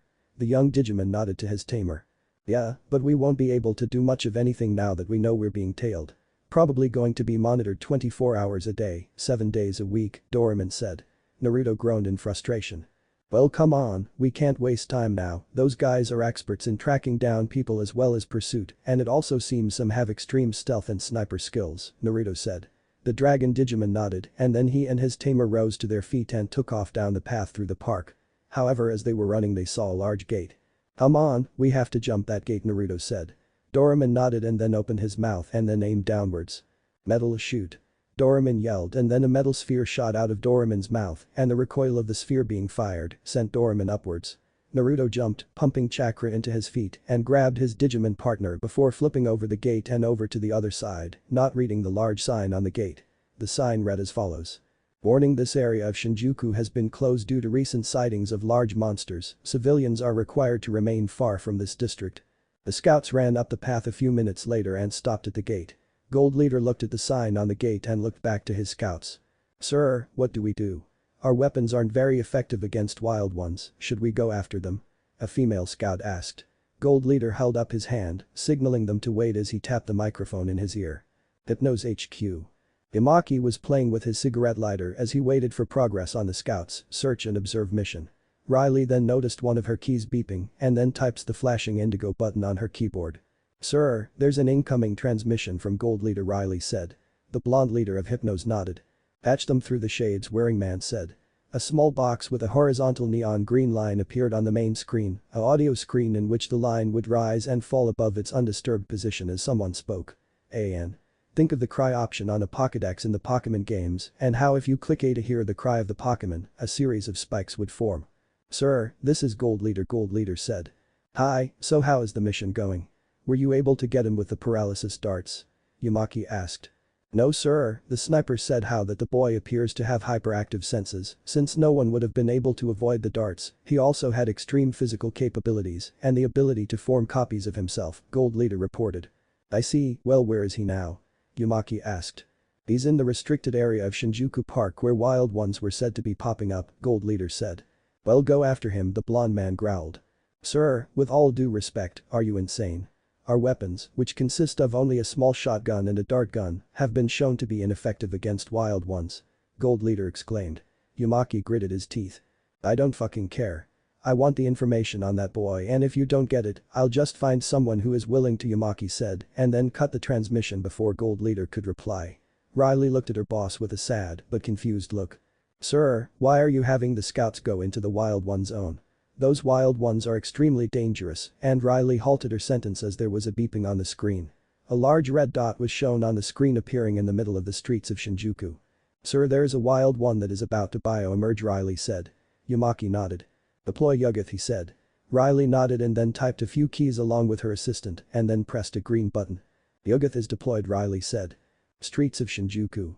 As people were driving through the streets of Shinjuku, Henry watched from the crossover that allowed pedestrians to cross the street without really having to cross the street per se. Henry then looked on and noticed a thick fog developing over the streets. If he had been in a car, he would have noticed the people's radios, cell phones and GPS units all starting to shut down or go haywire. The traffic lights froze as well as the pedestrian electronic street crossing sign. Henry, what are you staring at? Turiarman asked as the Digimon sat atop his tamer's head. Then Turiarman's ears perked up as the digital field formed. There's a Digimon down there, the bunny dog Digimon said. Henry's eyes widened. Are you sure? Henry asked. As sure as I have long ears, Turiarman said. Then let's go, the blue-haired tamer said and then he ran down the steps to the other side of the streets where the majority of the digital field formed. However, as the duo reached the end of the street, the digital field began to dissipate and everything turned back to normal. It seems that something stopped the Digimon from appearing, Turiarman observed. Apparently, Henry said. Hypnos HQ. Sir, Yuggoth is successful, the wild one has been terminated, Riley said. Yamaki nodded. Set up a link with Gold Team now, Yamaki ordered. Riley complied and then hit a glowing indigo key on her colorful keyboard. The voice box appeared on the main screen. So have you found the boy yet? Yamaki asked Gold Leader. Gold Leader coughed. That's a negative, sir, we were a bit sidetracked when we were chasing his clones and the clones dispelled somehow and he outran us to the gate. We're in the restricted area but we lost him, sir, Gold Leader explained. Yamaki sighed. Alright, come back to HQ, I'm going to have to talk to Naruto face to face, Yamaki said, but that's for another time. Hi, Yamaki, Sir, Gold Leader said and then cut off his communication. Yamaki growled. That boy Naruto is a slippery little booger. I need to get him unconscious so the lab techs can analyze him and see who he is. I can assure he's not a wild one because if wild ones has powers over the elements, they would do it without the use of those strange hand signs that Naruto makes Uzumaki thought. Then there was a beeping on the holographic image of Shinjuku. Sir, there's another wild one, Riley said. Deploy Yuggoth again, Uzumaki commanded his red-haired co-worker. Riley nodded and then typed a few keys before pressing enter. 3 circles connected by lines in a triangular formation appeared on the screen to represent Yuggoth, however before Yuggoth could reach the red dot that represented the wild one. Yuggoth looked like it was slashed at before exploding into digital residue and dissolving. "Nani?" Riley exclaimed. "Riley, what happened?" the shades-wearing man asked. "Sir, I don't know how, but Yuggoth was destroyed before making contact with the wild one. It's bio-emerging in T-10 seconds, Riley explained. The blonde Hypnos director growled to himself. What the hell is going on? He thought as he slammed his cigarette lighter on the ground out of frustration. The program was flawless, fuck. But Naruto and Doraemon were still running through the restricted area of Shinjuku Park, of course, due to not taking the time to read the sign that warned them, they had no idea that it was restricted. Naruto then stopped and let Doraemon off his back. Now I know why Calumet likes to ride on your head, that was fun, Doraemon said. Naruto panted and glared. Fuck you, I am not a pack mule, you digital ass, the blonde tamer growled. Who are you calling a digital ass, you fucking piece of shinobi shit? The purple-furred dragon retorted. Naruto and Doraemon then growled at each other before they heard a twig snap. The two turned around and saw nothing. It was then that a dense fog appeared and then Naruto D-Arc began beeping. Piece of junk, the Digivice is going crazy, it says there are digital signals all over the place, Naruto said. Doraemon sniffed the air and his eyes widened. Naruto, you might want to look behind you. Naruto looked at his Digimon partner with a confused expression before turning around, his eyes and mouth wide open in shock. Standing behind him was a large Digimon. It looked like a large dog of some kind that was covered in black armor, but its neck and tail which were visible were blue with white on the underside. It had a long yellow horn in the shape of a lightning bolt and 3 black lightning-shaped spikes coming from its back. Oh look, a human and his Digimon, the unknown dog-like Digimon said with amusement. Naruto took out his DR and looked as an image of the Digimon came up. Raidramon, armor-level Digimon. He is the Digivolved form of Vemon when combined with the powers from the Digi Egg of Friendship. His attacks are Thunder Blast, Lightning Blade and Electric Bite, Naruto said as he looked at the large black Digimon. Hey guys, we got a live one, another Digimon said. This voice came from other parts of the fog. Suddenly loud roars, growls, chirps and whatever sound you could make up were heard as about 5 more Digimon appeared, although they were smaller than the other 3. Get them. The large Digimon said. The smaller Digimon released battle cries before charging Naruto and Doraemon. The duo quickly jumped and flipped over the 5 enemies and looked as Naruto took out his DR and looked at their data. The holographic image of a Digimon that looked like a much shorter version of an Allosaurus, except it was yellow with large green eyes and large forearms with 4 claws, the 4th acting as a thumb. It had sharp teeth and 4 long claws on its feet, along with a stubby tail. Okay, we have an Agumon, rookie-level vaccine Digimon. His attacks are Pepper Breath, Claw Attack and Spitfire, Naruto read, and then another image came up. This one was a yellow reptile Digimon with blue-purple striped fur over its body and had a long yellow horn with a blue stomach which had a pink symbol on it. Next is Gabumon, another rookie level. Because it is wearing the fur pelt of Garurumon, who is feared by other Digimon, it fills the role of safeguarding itself as a result of protecting its body. Its attacks are Blue Blaster and Horn Attack. An image of a blue reptile Digimon appeared with zigzag-shaped ears and tail with crimson-colored eyes and a yellow V on its forehead and beneath it eyes. Then there's Vemon, another rookie type who is said to bring good luck to anyone who finds it. I find that ironic. His attacks are V Headbutt and V Punch, Naruto read as he scanned the other 2. God, why is there so many of them? Naruto groaned as the 4th of the 5 Digimon appeared on the D-Arc screen. Next is Falcomon, a rookie Digimon whose wings aren't fully developed due to living in the mountains, but has extremely strong legs.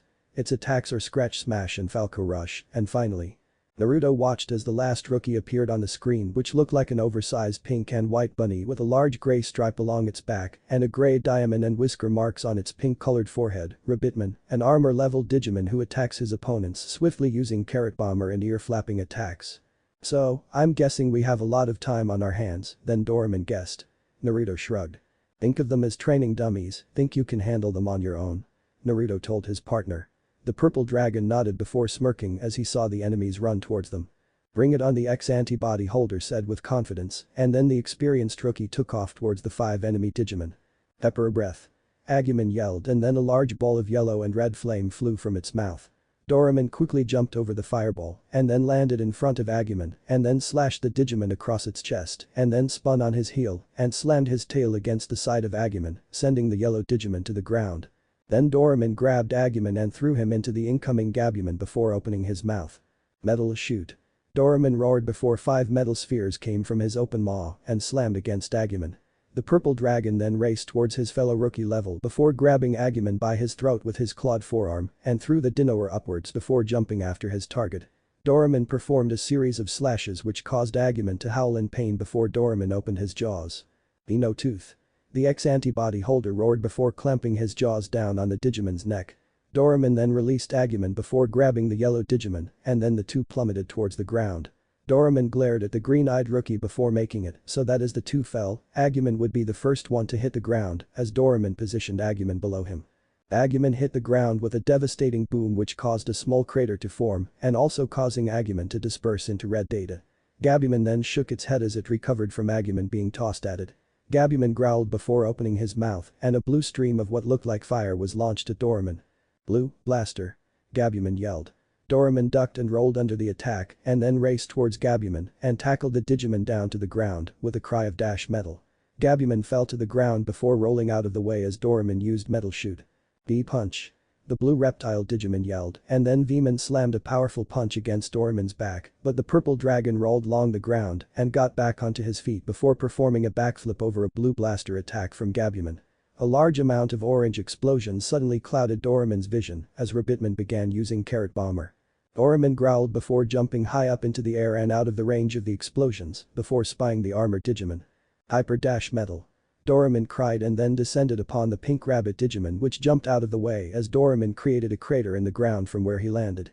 However, there was Screech to his left and Doraemon was fast enough to catch the attempted attack on his face from Falcomon. Doraemon planted his knee into Falcomon's stomach, making the Digimon gasp from the wind being knocked out of its lungs. Doraemon then spun on his heel and his tail slapped Falcomon to the ground before Doraemon slashed at the downed Digimon with his claws. Falcomon screeched in pain but before the dragon could finish the job.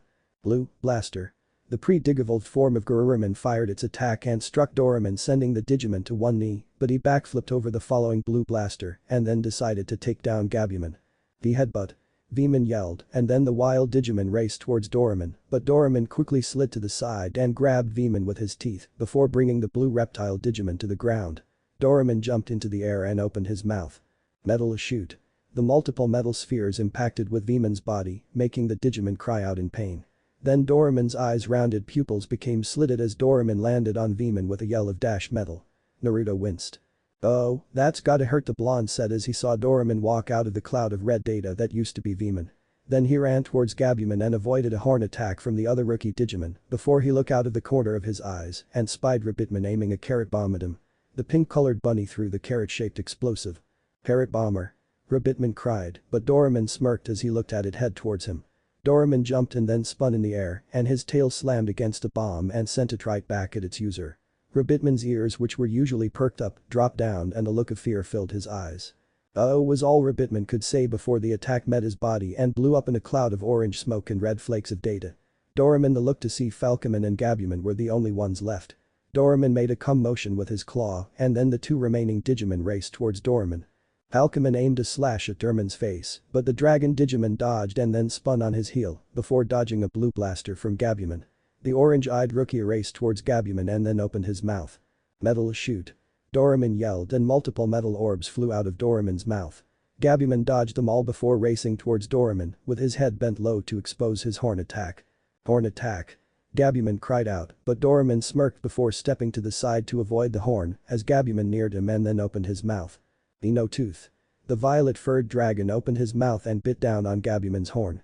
A loud snap was heard as Doraemon's teeth bit off the horn. Doraemon then performed dash metal and slammed full force against Gabumon before firing a metal shoot attack at point blank and thus caused Gabumon to be reduced to red flakes of data. "Looks like it's down to you and me," Falcomon Doraemon said. "So it seems," Falcomon said as it shifted into a fighting stance. Doraemon twisted his neck causing it to crack loudly before racing towards Falcomon. Falcomon let out a screech before going towards Doraemon. The two met in a flurry of blows. Doraemon's slashes met Falcomon's punches before the two separated. Falco rush. The bird-looking Digimon screeched before rushing Doraemon with the aura of a falcon surrounding him. Doraemon dodged and backflipped to gain some more distance between himself and his opponent. Metal shoot. Doraemon roared, and then 10 metal spheres rocketed out of Doraemon's open maw at unbelievable speeds.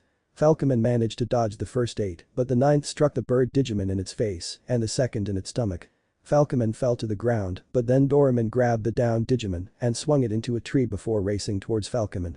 Hyper Dash Metal.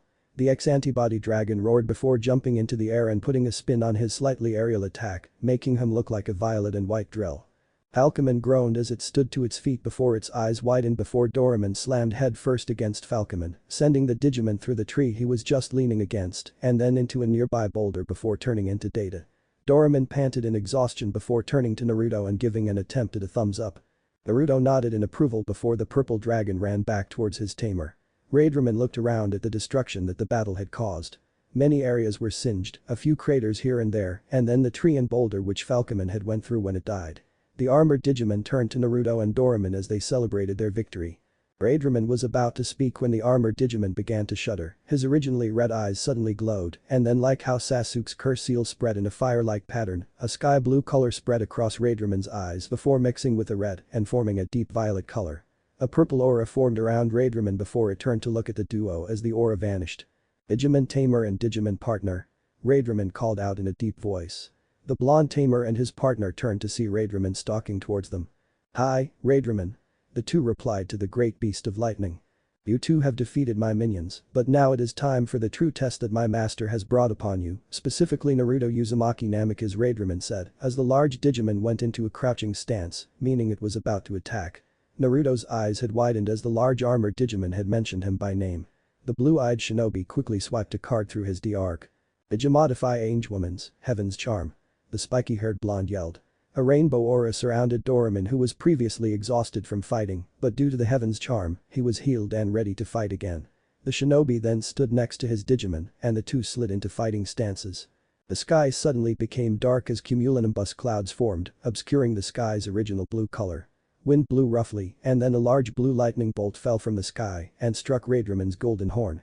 A flash of light formed and Doraemon and Naruto were forced to cover their eyes. When the light died down, Naruto and Doraemon looked to see Raidramon was coated with blue sparks of electricity and then there a slight violet aura around the armored Digimon. "Now then prepare yourself, Naruto and Doraemon."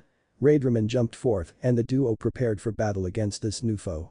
But Henry and Tarayaman were down by the electronic pedestrian crossing, observing as the digital field, which ordinary people saw as a thick cloud of fog, formed for the second time. Henry and Tarayaman looked at each other before turning upon hearing a voice. "Boy, Henry." Takato called out as he and Gilman, who people thought was a guy in a Digimon costume, walked up to the other tamer duo. "Oh, hey Takato. Are you here because you saw the digital field?" Henry asked. "Well, not originally, my original plan was to go and see Calumet at school since Naruto wanted me to keep an eye on him for the day, but Calumet could wait," the red D-arc wielding tamer said. A circle then formed in the center of the digital field before a large geyser-like stream of data burst forth. A figure jumped out of the stream of data before it died down. The Digimon was a humanoid-looking Digimon with purple skin and wore a black vest over its chest with a pair of torn-up brown pants with a dark brown sash wrapped around its waist. Over its entire body, minus the right forearm and left shin, red samurai armor was worn and a similar colored helmet with a golden-colored dragon on the helmet. Its left foot was a large three-toed monster with 3 red claws on the foot and its right was worn with a purple sock and a sandal. In its right hand was a large sword which it held at the ready. Takato took out his D-arc and watched as the holographic image of the Digimon formed. Musimon, a champion-level Digimon. He was said to be born from a video game and supposedly has shape-shifting powers. His opponents meet a fiery end with his Shogun sword and ninja blade attacks, Takato said, reading the information from the Digivice before the image disappeared. "Okay Gilman, let's show this samurai how we do it," Takato said. Gilman nodded and then rushed Musimon. The samurai Digimon looked at Gilman before grabbing the dinosaur Digimon's face and slamming Gilman into the ground before kicking him backwards. "Gilman?" Takato yelled in shock, "Are you okay?" "Yeah," Gilman said shaking his head. "Henry, come on, we gotta help Gilman," Tarayaman exclaimed. "No way, Tarayaman, there must be another way," the blue-haired tamer said. Gilman coated his claws with fire and slashed at Musimon. "Rock Breaker." Gilman roared before slashing at Musimon's waist, but the champion Digimon raised his sword and blocked the attack before spinning the blade and redirecting the attack before slamming the blunt edge of the sword against Gilman's head before kicking the dinosaur Digimon away. The enemy Digimon's sword was then surrounded by blue flames, and then Musimon aimed a slash at the virus dinosaur. "White bird," Musimon said and slashed with his burning blade, the sword's flames taking on the image of a bird's wing. However, Gilman rolled out of the way before opening his mouth. A sphere of red formed in Gilman's jaws. "Iro, sphere," Gilman shouted, and then the attack crashed into Musimon and sent the Digimon skidding backwards. Musimon growled in anger before his sword was surrounded by large orange flames. "Insolent Digimon, prepare to be defeated, Shogun sword." Musimon slashed his blade downwards, and the flames rocketed from the tip of the samurai Digimon's sharp blade before changing into the shape of a dragon. Takato quickly took out a modification card and held the D-Arc over his head. "Digimodify Hyper, Wing activate." The goggle-wearing preteen yelled while swiping the card. Gilman then grew 6 silvery wings before taking to the skies and avoiding the attack. "Iro, sphere." Gilman countered with his fire-based attack, but Musimon dodged them all before jumping and slashing at Gilman, knocking the rookie Digimon to the ground. Gilman groaned in pain as Musimon landed a few feet away from the red dinosaur Digimon. "Henry, Gilman's getting throttled out there, you have to let me fight," Tyrierman said. Henry thought about the time when Tyrierman became Gargamon and went out of control. "What if that happens again? I'd be putting people's lives at risk," Henry said. Meanwhile, outside the digital field, a young girl was watching the digital field until her orange-colored balloon flew out of her hand and into the fog. The little girl ran after it but froze in fear when she saw Musimon standing in front of her. Musimon glared at the small female before raising his sword. "Hey, little girl, get out of there," Takato yelled. Gilman had gotten up and jumped up to catch the balloon and succeeded, but Gilman was too far to stop Musimon as the samurai Digimon readied his attack. Tyrierman growled in anger. "Henry, I don't care anymore, I'm not letting that little girl get hurt," Tyrierman said. Henry's eyes widened. "No, Tyrierman." A bright light suddenly formed from Henry's green-colored D-Arc. Calumet was watching the entire thing from right near the edge of the digital field, and the red triangle in the middle of his head glowed. Big evolution. Tyrierman was surrounded by an egg of swirling green data. Tyrierman Digivolve 2. Tyrierman's skin peeled away to reveal a large green rabbit covered in wireframe pattern, or blue squares for a simpler term. The skin then reattached itself as Tyrierman's body grew into that of a larger rabbit. His face and ears were entirely green, the edge of the ears, the body and muzzle of Gargamon being a tan color. A red diamond lay in the center of the champion level's forehead. The red slash-like marking were on Gargamon's cheeks, his hands were replaced with Gatling guns, a string of ammunition was strapped across the trigger-happy bunny's chest, and he wore a pair of navy blue jeans. Gargamon then jumped and kicked the red-armored Digimon away from the little girl. Musimon growled before coating his blade with orange flames. Shogun sword. Musimon sent the large fire dragon at the now Digivolve champion Digimon. Gargamon quickly backflipped, and then the dragon followed after Gargamon before Gargamon held out his Gatling guns. Argo laser. Then multiple green bullets rapidly flew from the guns and the rotators in the guns spun. The bullet stopped the dragon of flame before the large rabbit landed on the ground and raced towards Musimon. Musimon roared before slashing at Gargamon, but the enlarged trigger-happy bunny, using his extreme reflexes and speed, dodged all the attacks before spinning on his heel and kicked Musimon in the stomach. Then the Gatling guns on Gargamon's hands began to rotate rapidly as the bullet holes began glowing. Bunny, pummel. Gargamon planted a powerful punch to Musimon's gut, followed by a rapid punch to the torso and solar plexus, before tripping the samurai Digimon's feet out from under him, and then performed an uppercut, sending the Digimon upwards. Gargamon jumped after his opponent and performed a front flip, and an axe kick found its way into Musimon's face. As Musimon hit the ground, Gargamon pointed his guns down at the enemy Digimon and fired. Argo laser. And then multiple energy bullet flew from the Gatling guns and impacted with Musimon, causing a small explosion and turning Musimon into flakes of red data. Gargamon landed on the ground and performed a bow. After the battle, Calumet spread his ears and with a giggle flew away. "That was fun," the light of Digivolution thought. "Now where are those cream puffs? I like the cream puffs that some nice lady dropped for me." "Don't doubt me again, Henry," the trigger-happy bunny said with a smile. Henry looked in awe at Gargamon. "You controlled yourself," he whispered. "Yeah, I did, didn't I? Anyways, we gotta get this little girl back to her mommy," Gargamon said. Gilman quickly ran over to the little girl as the digital field began to disappear. Gilman handed the child her balloon before the group of 4 ran away. "Mommy, look at the Digimon over there, aren't they nice?" the little girl asked. The little girl's mother looked down at her daughter before looking at the streets where people were busy crossing and saw no Digimon. They are very beautiful, sweetheart." "Now where was I?" the mother then returned to her cell phone conversation. The 4 then stopped as they reached back to the hideout where Gilman stayed and realized Gargamon was still Gargamon. Fuzo, Naruto has the data extraction card to help us de-devolve Gargamon, Henry said. Don't worry Henry, I'm sure we can figure something out, Gargamon said and then stood on his head using his ears. Gilman looked confused and then tried it too. The Cataman look, I'm standing on my hands, Gilman said in excitement before falling over. And now I'm not, ooh. It helps if you're cheating, Gargamon said as he stood on his ears and leaned up against a tree outside Gilman's hideout. With Rika. The fiery-haired girl was leaning against a large concrete support beam for the overhead walkway, her head bobbing back and forth as she listened to some heavy metal music. However, there was a vibration in her pocket and then a large compass formed as her D-Arc detected the signal of a Digimon. Renamen, let's go, Rika said. Renamen, who was standing unnoticed in a tree, nodded and the two followed the direction of the digital signal. Back with Naruto. Naruto and Doraemon were still dodging attack from Raidramon, lightning bolts were striking the ground as Raidramon continuously attacked them. Lightning blade. Raidramon yelled again as a blue lightning bolt flew from the jagged horn on the Digimon's snout. Doraemon and Naruto quickly separated and then Naruto threw a kunai, but the weapon bounced off of Raidramon's thick armor. Doraemon opened his mouth. Metal shoot. Doraemon yelled and multiple spheres of steel launched themselves from Doraemon's mouth. Raidramon quickly jumped over the attacks and landed on the grass. You pathetic tamer, you're not worthy to be fighting, Raidramon said as the storm clouds above began to swirl in a circular motion. A large bolt of blue lightning struck Raidramon's horn before rocketing towards Doraemon. Thunder blast. Raidramon roared as the attack neared the dragon rookie Digimon. Naruto quickly drew a card and swiped it through his D-Arc. Digimodify Holy, barrier activate. Naruto yelled. A large golden barrier formed in front of Doraemon and took the attack before disappearing as the thunder blast stopped. Doraemon and Naruto then rushed Raidramon. Naruto aimed a chakra-enhanced punch and struck the Digimon in its face before turning, and his chakra-enhanced leg found its way to the digital monster's jaw and sent it skidding to the side. Doraemon then appeared beneath Raidramon and growled. Ash metal. The purple dragon collided his now steel-hard head with Raidramon's chest, sending the larger Digimon a few feet off the ground. Naruto then formed a cross-shaped hand sign. Ajibunshin no Jutsu Shadow Clone Jutsu. Naruto yelled and then 4 clones puffed into existence before they all crashed their fists against Raidramon's side. The armored Digimon flew through the air but steadied itself and managed to land on its feet. Raidramon growled before opening its jaws and yellow sparks of electricity surrounded its sharp teeth.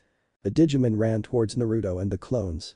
But as the clones went to protect their creator, Raidramon called the name of its attack. Electric bite. The teeth of the beast of friendship and electricity clamped down on one clone and caused it to die. Another avoided the bit. But Raidramon jumped the attempted slide tackle from another Kagebunshin before slamming its full body weight on top the clone and then twisting to avoid a punch from the clone that dodged before biting the clone's arm and sent thousands of volts of electricity through the Kagebunshin's body before facing the last clone. The final clone chuckled nervously and backed away slightly. Nice doggy. The clone tried an attempt of calming down the large dog Digimon. Raidramon roared and then a blue bolt of lightning flew from its lightning bolt-shaped horn. Lightning blade. The attack struck the clone and dispelled it. However, since the large Digimon was too busy with the clones, it didn't notice Naruto and Doraemon sneaking around to attack from its behind. Naruto then ran forwards and his hands made the hand sign for Tora Tiger. Take this you overgrown puppy, Naruto roared. Raidramon was caught off guard as Naruto ran towards its ass before thrusting his finger forward. 1,000 years of death. Naruto cried as he shoved his fingers up Raidramon's ass, causing the Digimon to yelp in pain and take to the skies. Now Doraemon, Naruto commanded. I can't believe that retarded attack worked, Doraemon thought before continuing with Naruto's plan. Doraemon jumped and then opened his mouth and fired several metal spheres. Metal shoot. The attacks colliding head-on with Raidramon before the dog Digimon landed on the ground, creating a small crater. Doraemon landed on the ground and held his claws to Raidramon's unarmored throat. Yield the purple dragon, Digimon stated. Raidramon chuckled as the violet aura returned and then sent a blast of purple lightning from his horn. Dark lightning. Raidramon yelled and then the purple lightning bolt struck Doraemon, sending the Digimon back and would have collided with the ground had Naruto not caught him. Dark lightning, but Raidramon is not supposed to know an attack like that, Naruto said as he looked at his D-Arc's information on Raidramon again before seeing Raidramon stand to its feet. Raidramon howled before running towards the duo. Naruto quickly prepared to fight off the beast until he heard a familiar voice. Diamond Storm. A flurry of diamond-shaped light particles flew towards Raidramon and then struck the Digimon and stopped it in order to see what the fuck was hitting him with such a pathetic attack that it didn't even pierce through its armor. Then it saw Rika and Renamen standing there ready to fight. This does not concern you, mortal, Raidramon said as the purple aura formed again. Dark lightning. Raidraman roared, and the violet bolt rocketed towards the female duo. Had Renamen not grabbed Rika in time and took her out of harm's way. The fox Digimon landed near Naruto and rested Rika down. "Are you okay, Rika?" Renamen asked. "Hi, but what the hell was that?" Rika asked as she looked at the small crater where the attack had landed. "Rika, what the hell are you doing here?" Naruto yelled. "Told you we would run into Rika later on," Doraemon mumbled as he stood to his feet. "Urus-I, Doraemon," Naruto growled. "I'm here to take down that Raidraman, why the fuck are you here?" Rika asked. "To kill Raidraman," Naruto replied. "Why is everyone yelling?" Doraemon screamed. Everyone turned to look at the purple dragon Digimon and sweat dropped. "Really, why?" he asked again. "I don't know." However, Raidraman had had enough of the talking and fired a blast of lightning that flew from his horn as it previously came from the storm clouds above the digital field. "Thunder blast!" the black armored beast yelled. The attack neared the group, but Naruto drew a card. "Doraemon, get in front of the others," the blonde ordered. Doraemon nodded and then went to the front. "Digimodify holy barrier activate," Naruto yelled as he swiped the card. The large golden barrier was then erected once more before shattering as the attack crashed into the shield. The shockwave sent everyone skidding backwards, except for Rika, who fell to the ground. Rika stood up and growled at Raidraman. "Digimodify speed activate," Rika said, swiping the card. "Let's go for a run, big boy," Renamen said with a sensual tone before racing towards Raidraman. "Our paw," the golden-furred fox yelled, and then the flame-covered fists of Renamen crashed down on Raidraman, but the attack didn't faze the beast one bit before it roared and a shockwave of lightning pushed Renamen back. Renamen flew through the air but backflipped and landed on her feet.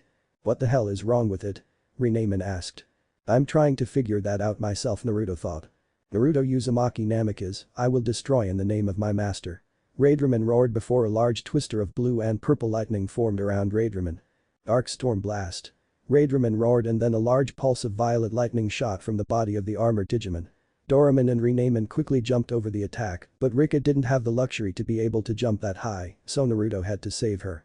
He quickly pumped chakra into his legs and grabbed Rika, holding her bridal style, and jumped upwards and flipped in the air before resting her down. "You okay?" he asked. Rika's face turned red from the blush she had and nodded. Renamen and Doraemon ran towards Raidraman as the two battled the larger Digimon. "What does that Digimon want with you, Whiskers?" Rika asked, but Naruto didn't reply as he watched the fight that was occurring. Diamond Storm. Metal Shoot. Diamonds and steel crashed against Raidraman's body but had no effect. After a many amount of tries to strike Raidraman, they stopped and were both panting. Naruto growled and took out a card. "Digimodify Raidraman's Thunder Blast activate." Naruto yelled, "Please work," he thought. Doraemon fired a blast of lightning from his mouth and struck the Digimon on its side, earning a cry of pain from Raidraman. Naruto and the others watched as they hoped to see results, but as the smoke cleared from the attacked area of Raidraman's armor, they saw no scratch. "What kind of stupid idea was that?" Rika asked. "Raidraman is a lightning Digimon, and why did you its own attack against it?" "Because, I thought that if out power wouldn't work against it, maybe its own power would be able to hurt it," Naruto explained. "Well, it was a stupid idea, Whiskers," Rika said. Naruto growled. "Well, I don't see you having any brainstorms, Miss Ice Queen," Naruto retorted, but that was when the thought struck him. Naruto quickly took out a card from his pack and gazed at it. On the card was a picture of the great Digimon sovereign of the east, the dragon Azalongman, embodiment of lightning.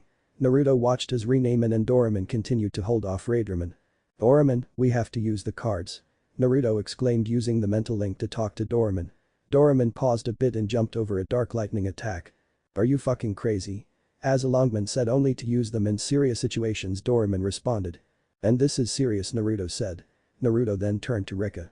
"Rika, call back Renamen," Naruto said as he put away the card as he needed to create an opening in Raidraman's defenses to attack with the card. "Nani, why?" she asked. "Just do it," Naruto said. "No, Renamen fights with Doraemon. This is a battle that we can't back down from," Rika said. Naruto glared at her with his sapphire eyes. "Do it now," Naruto roared.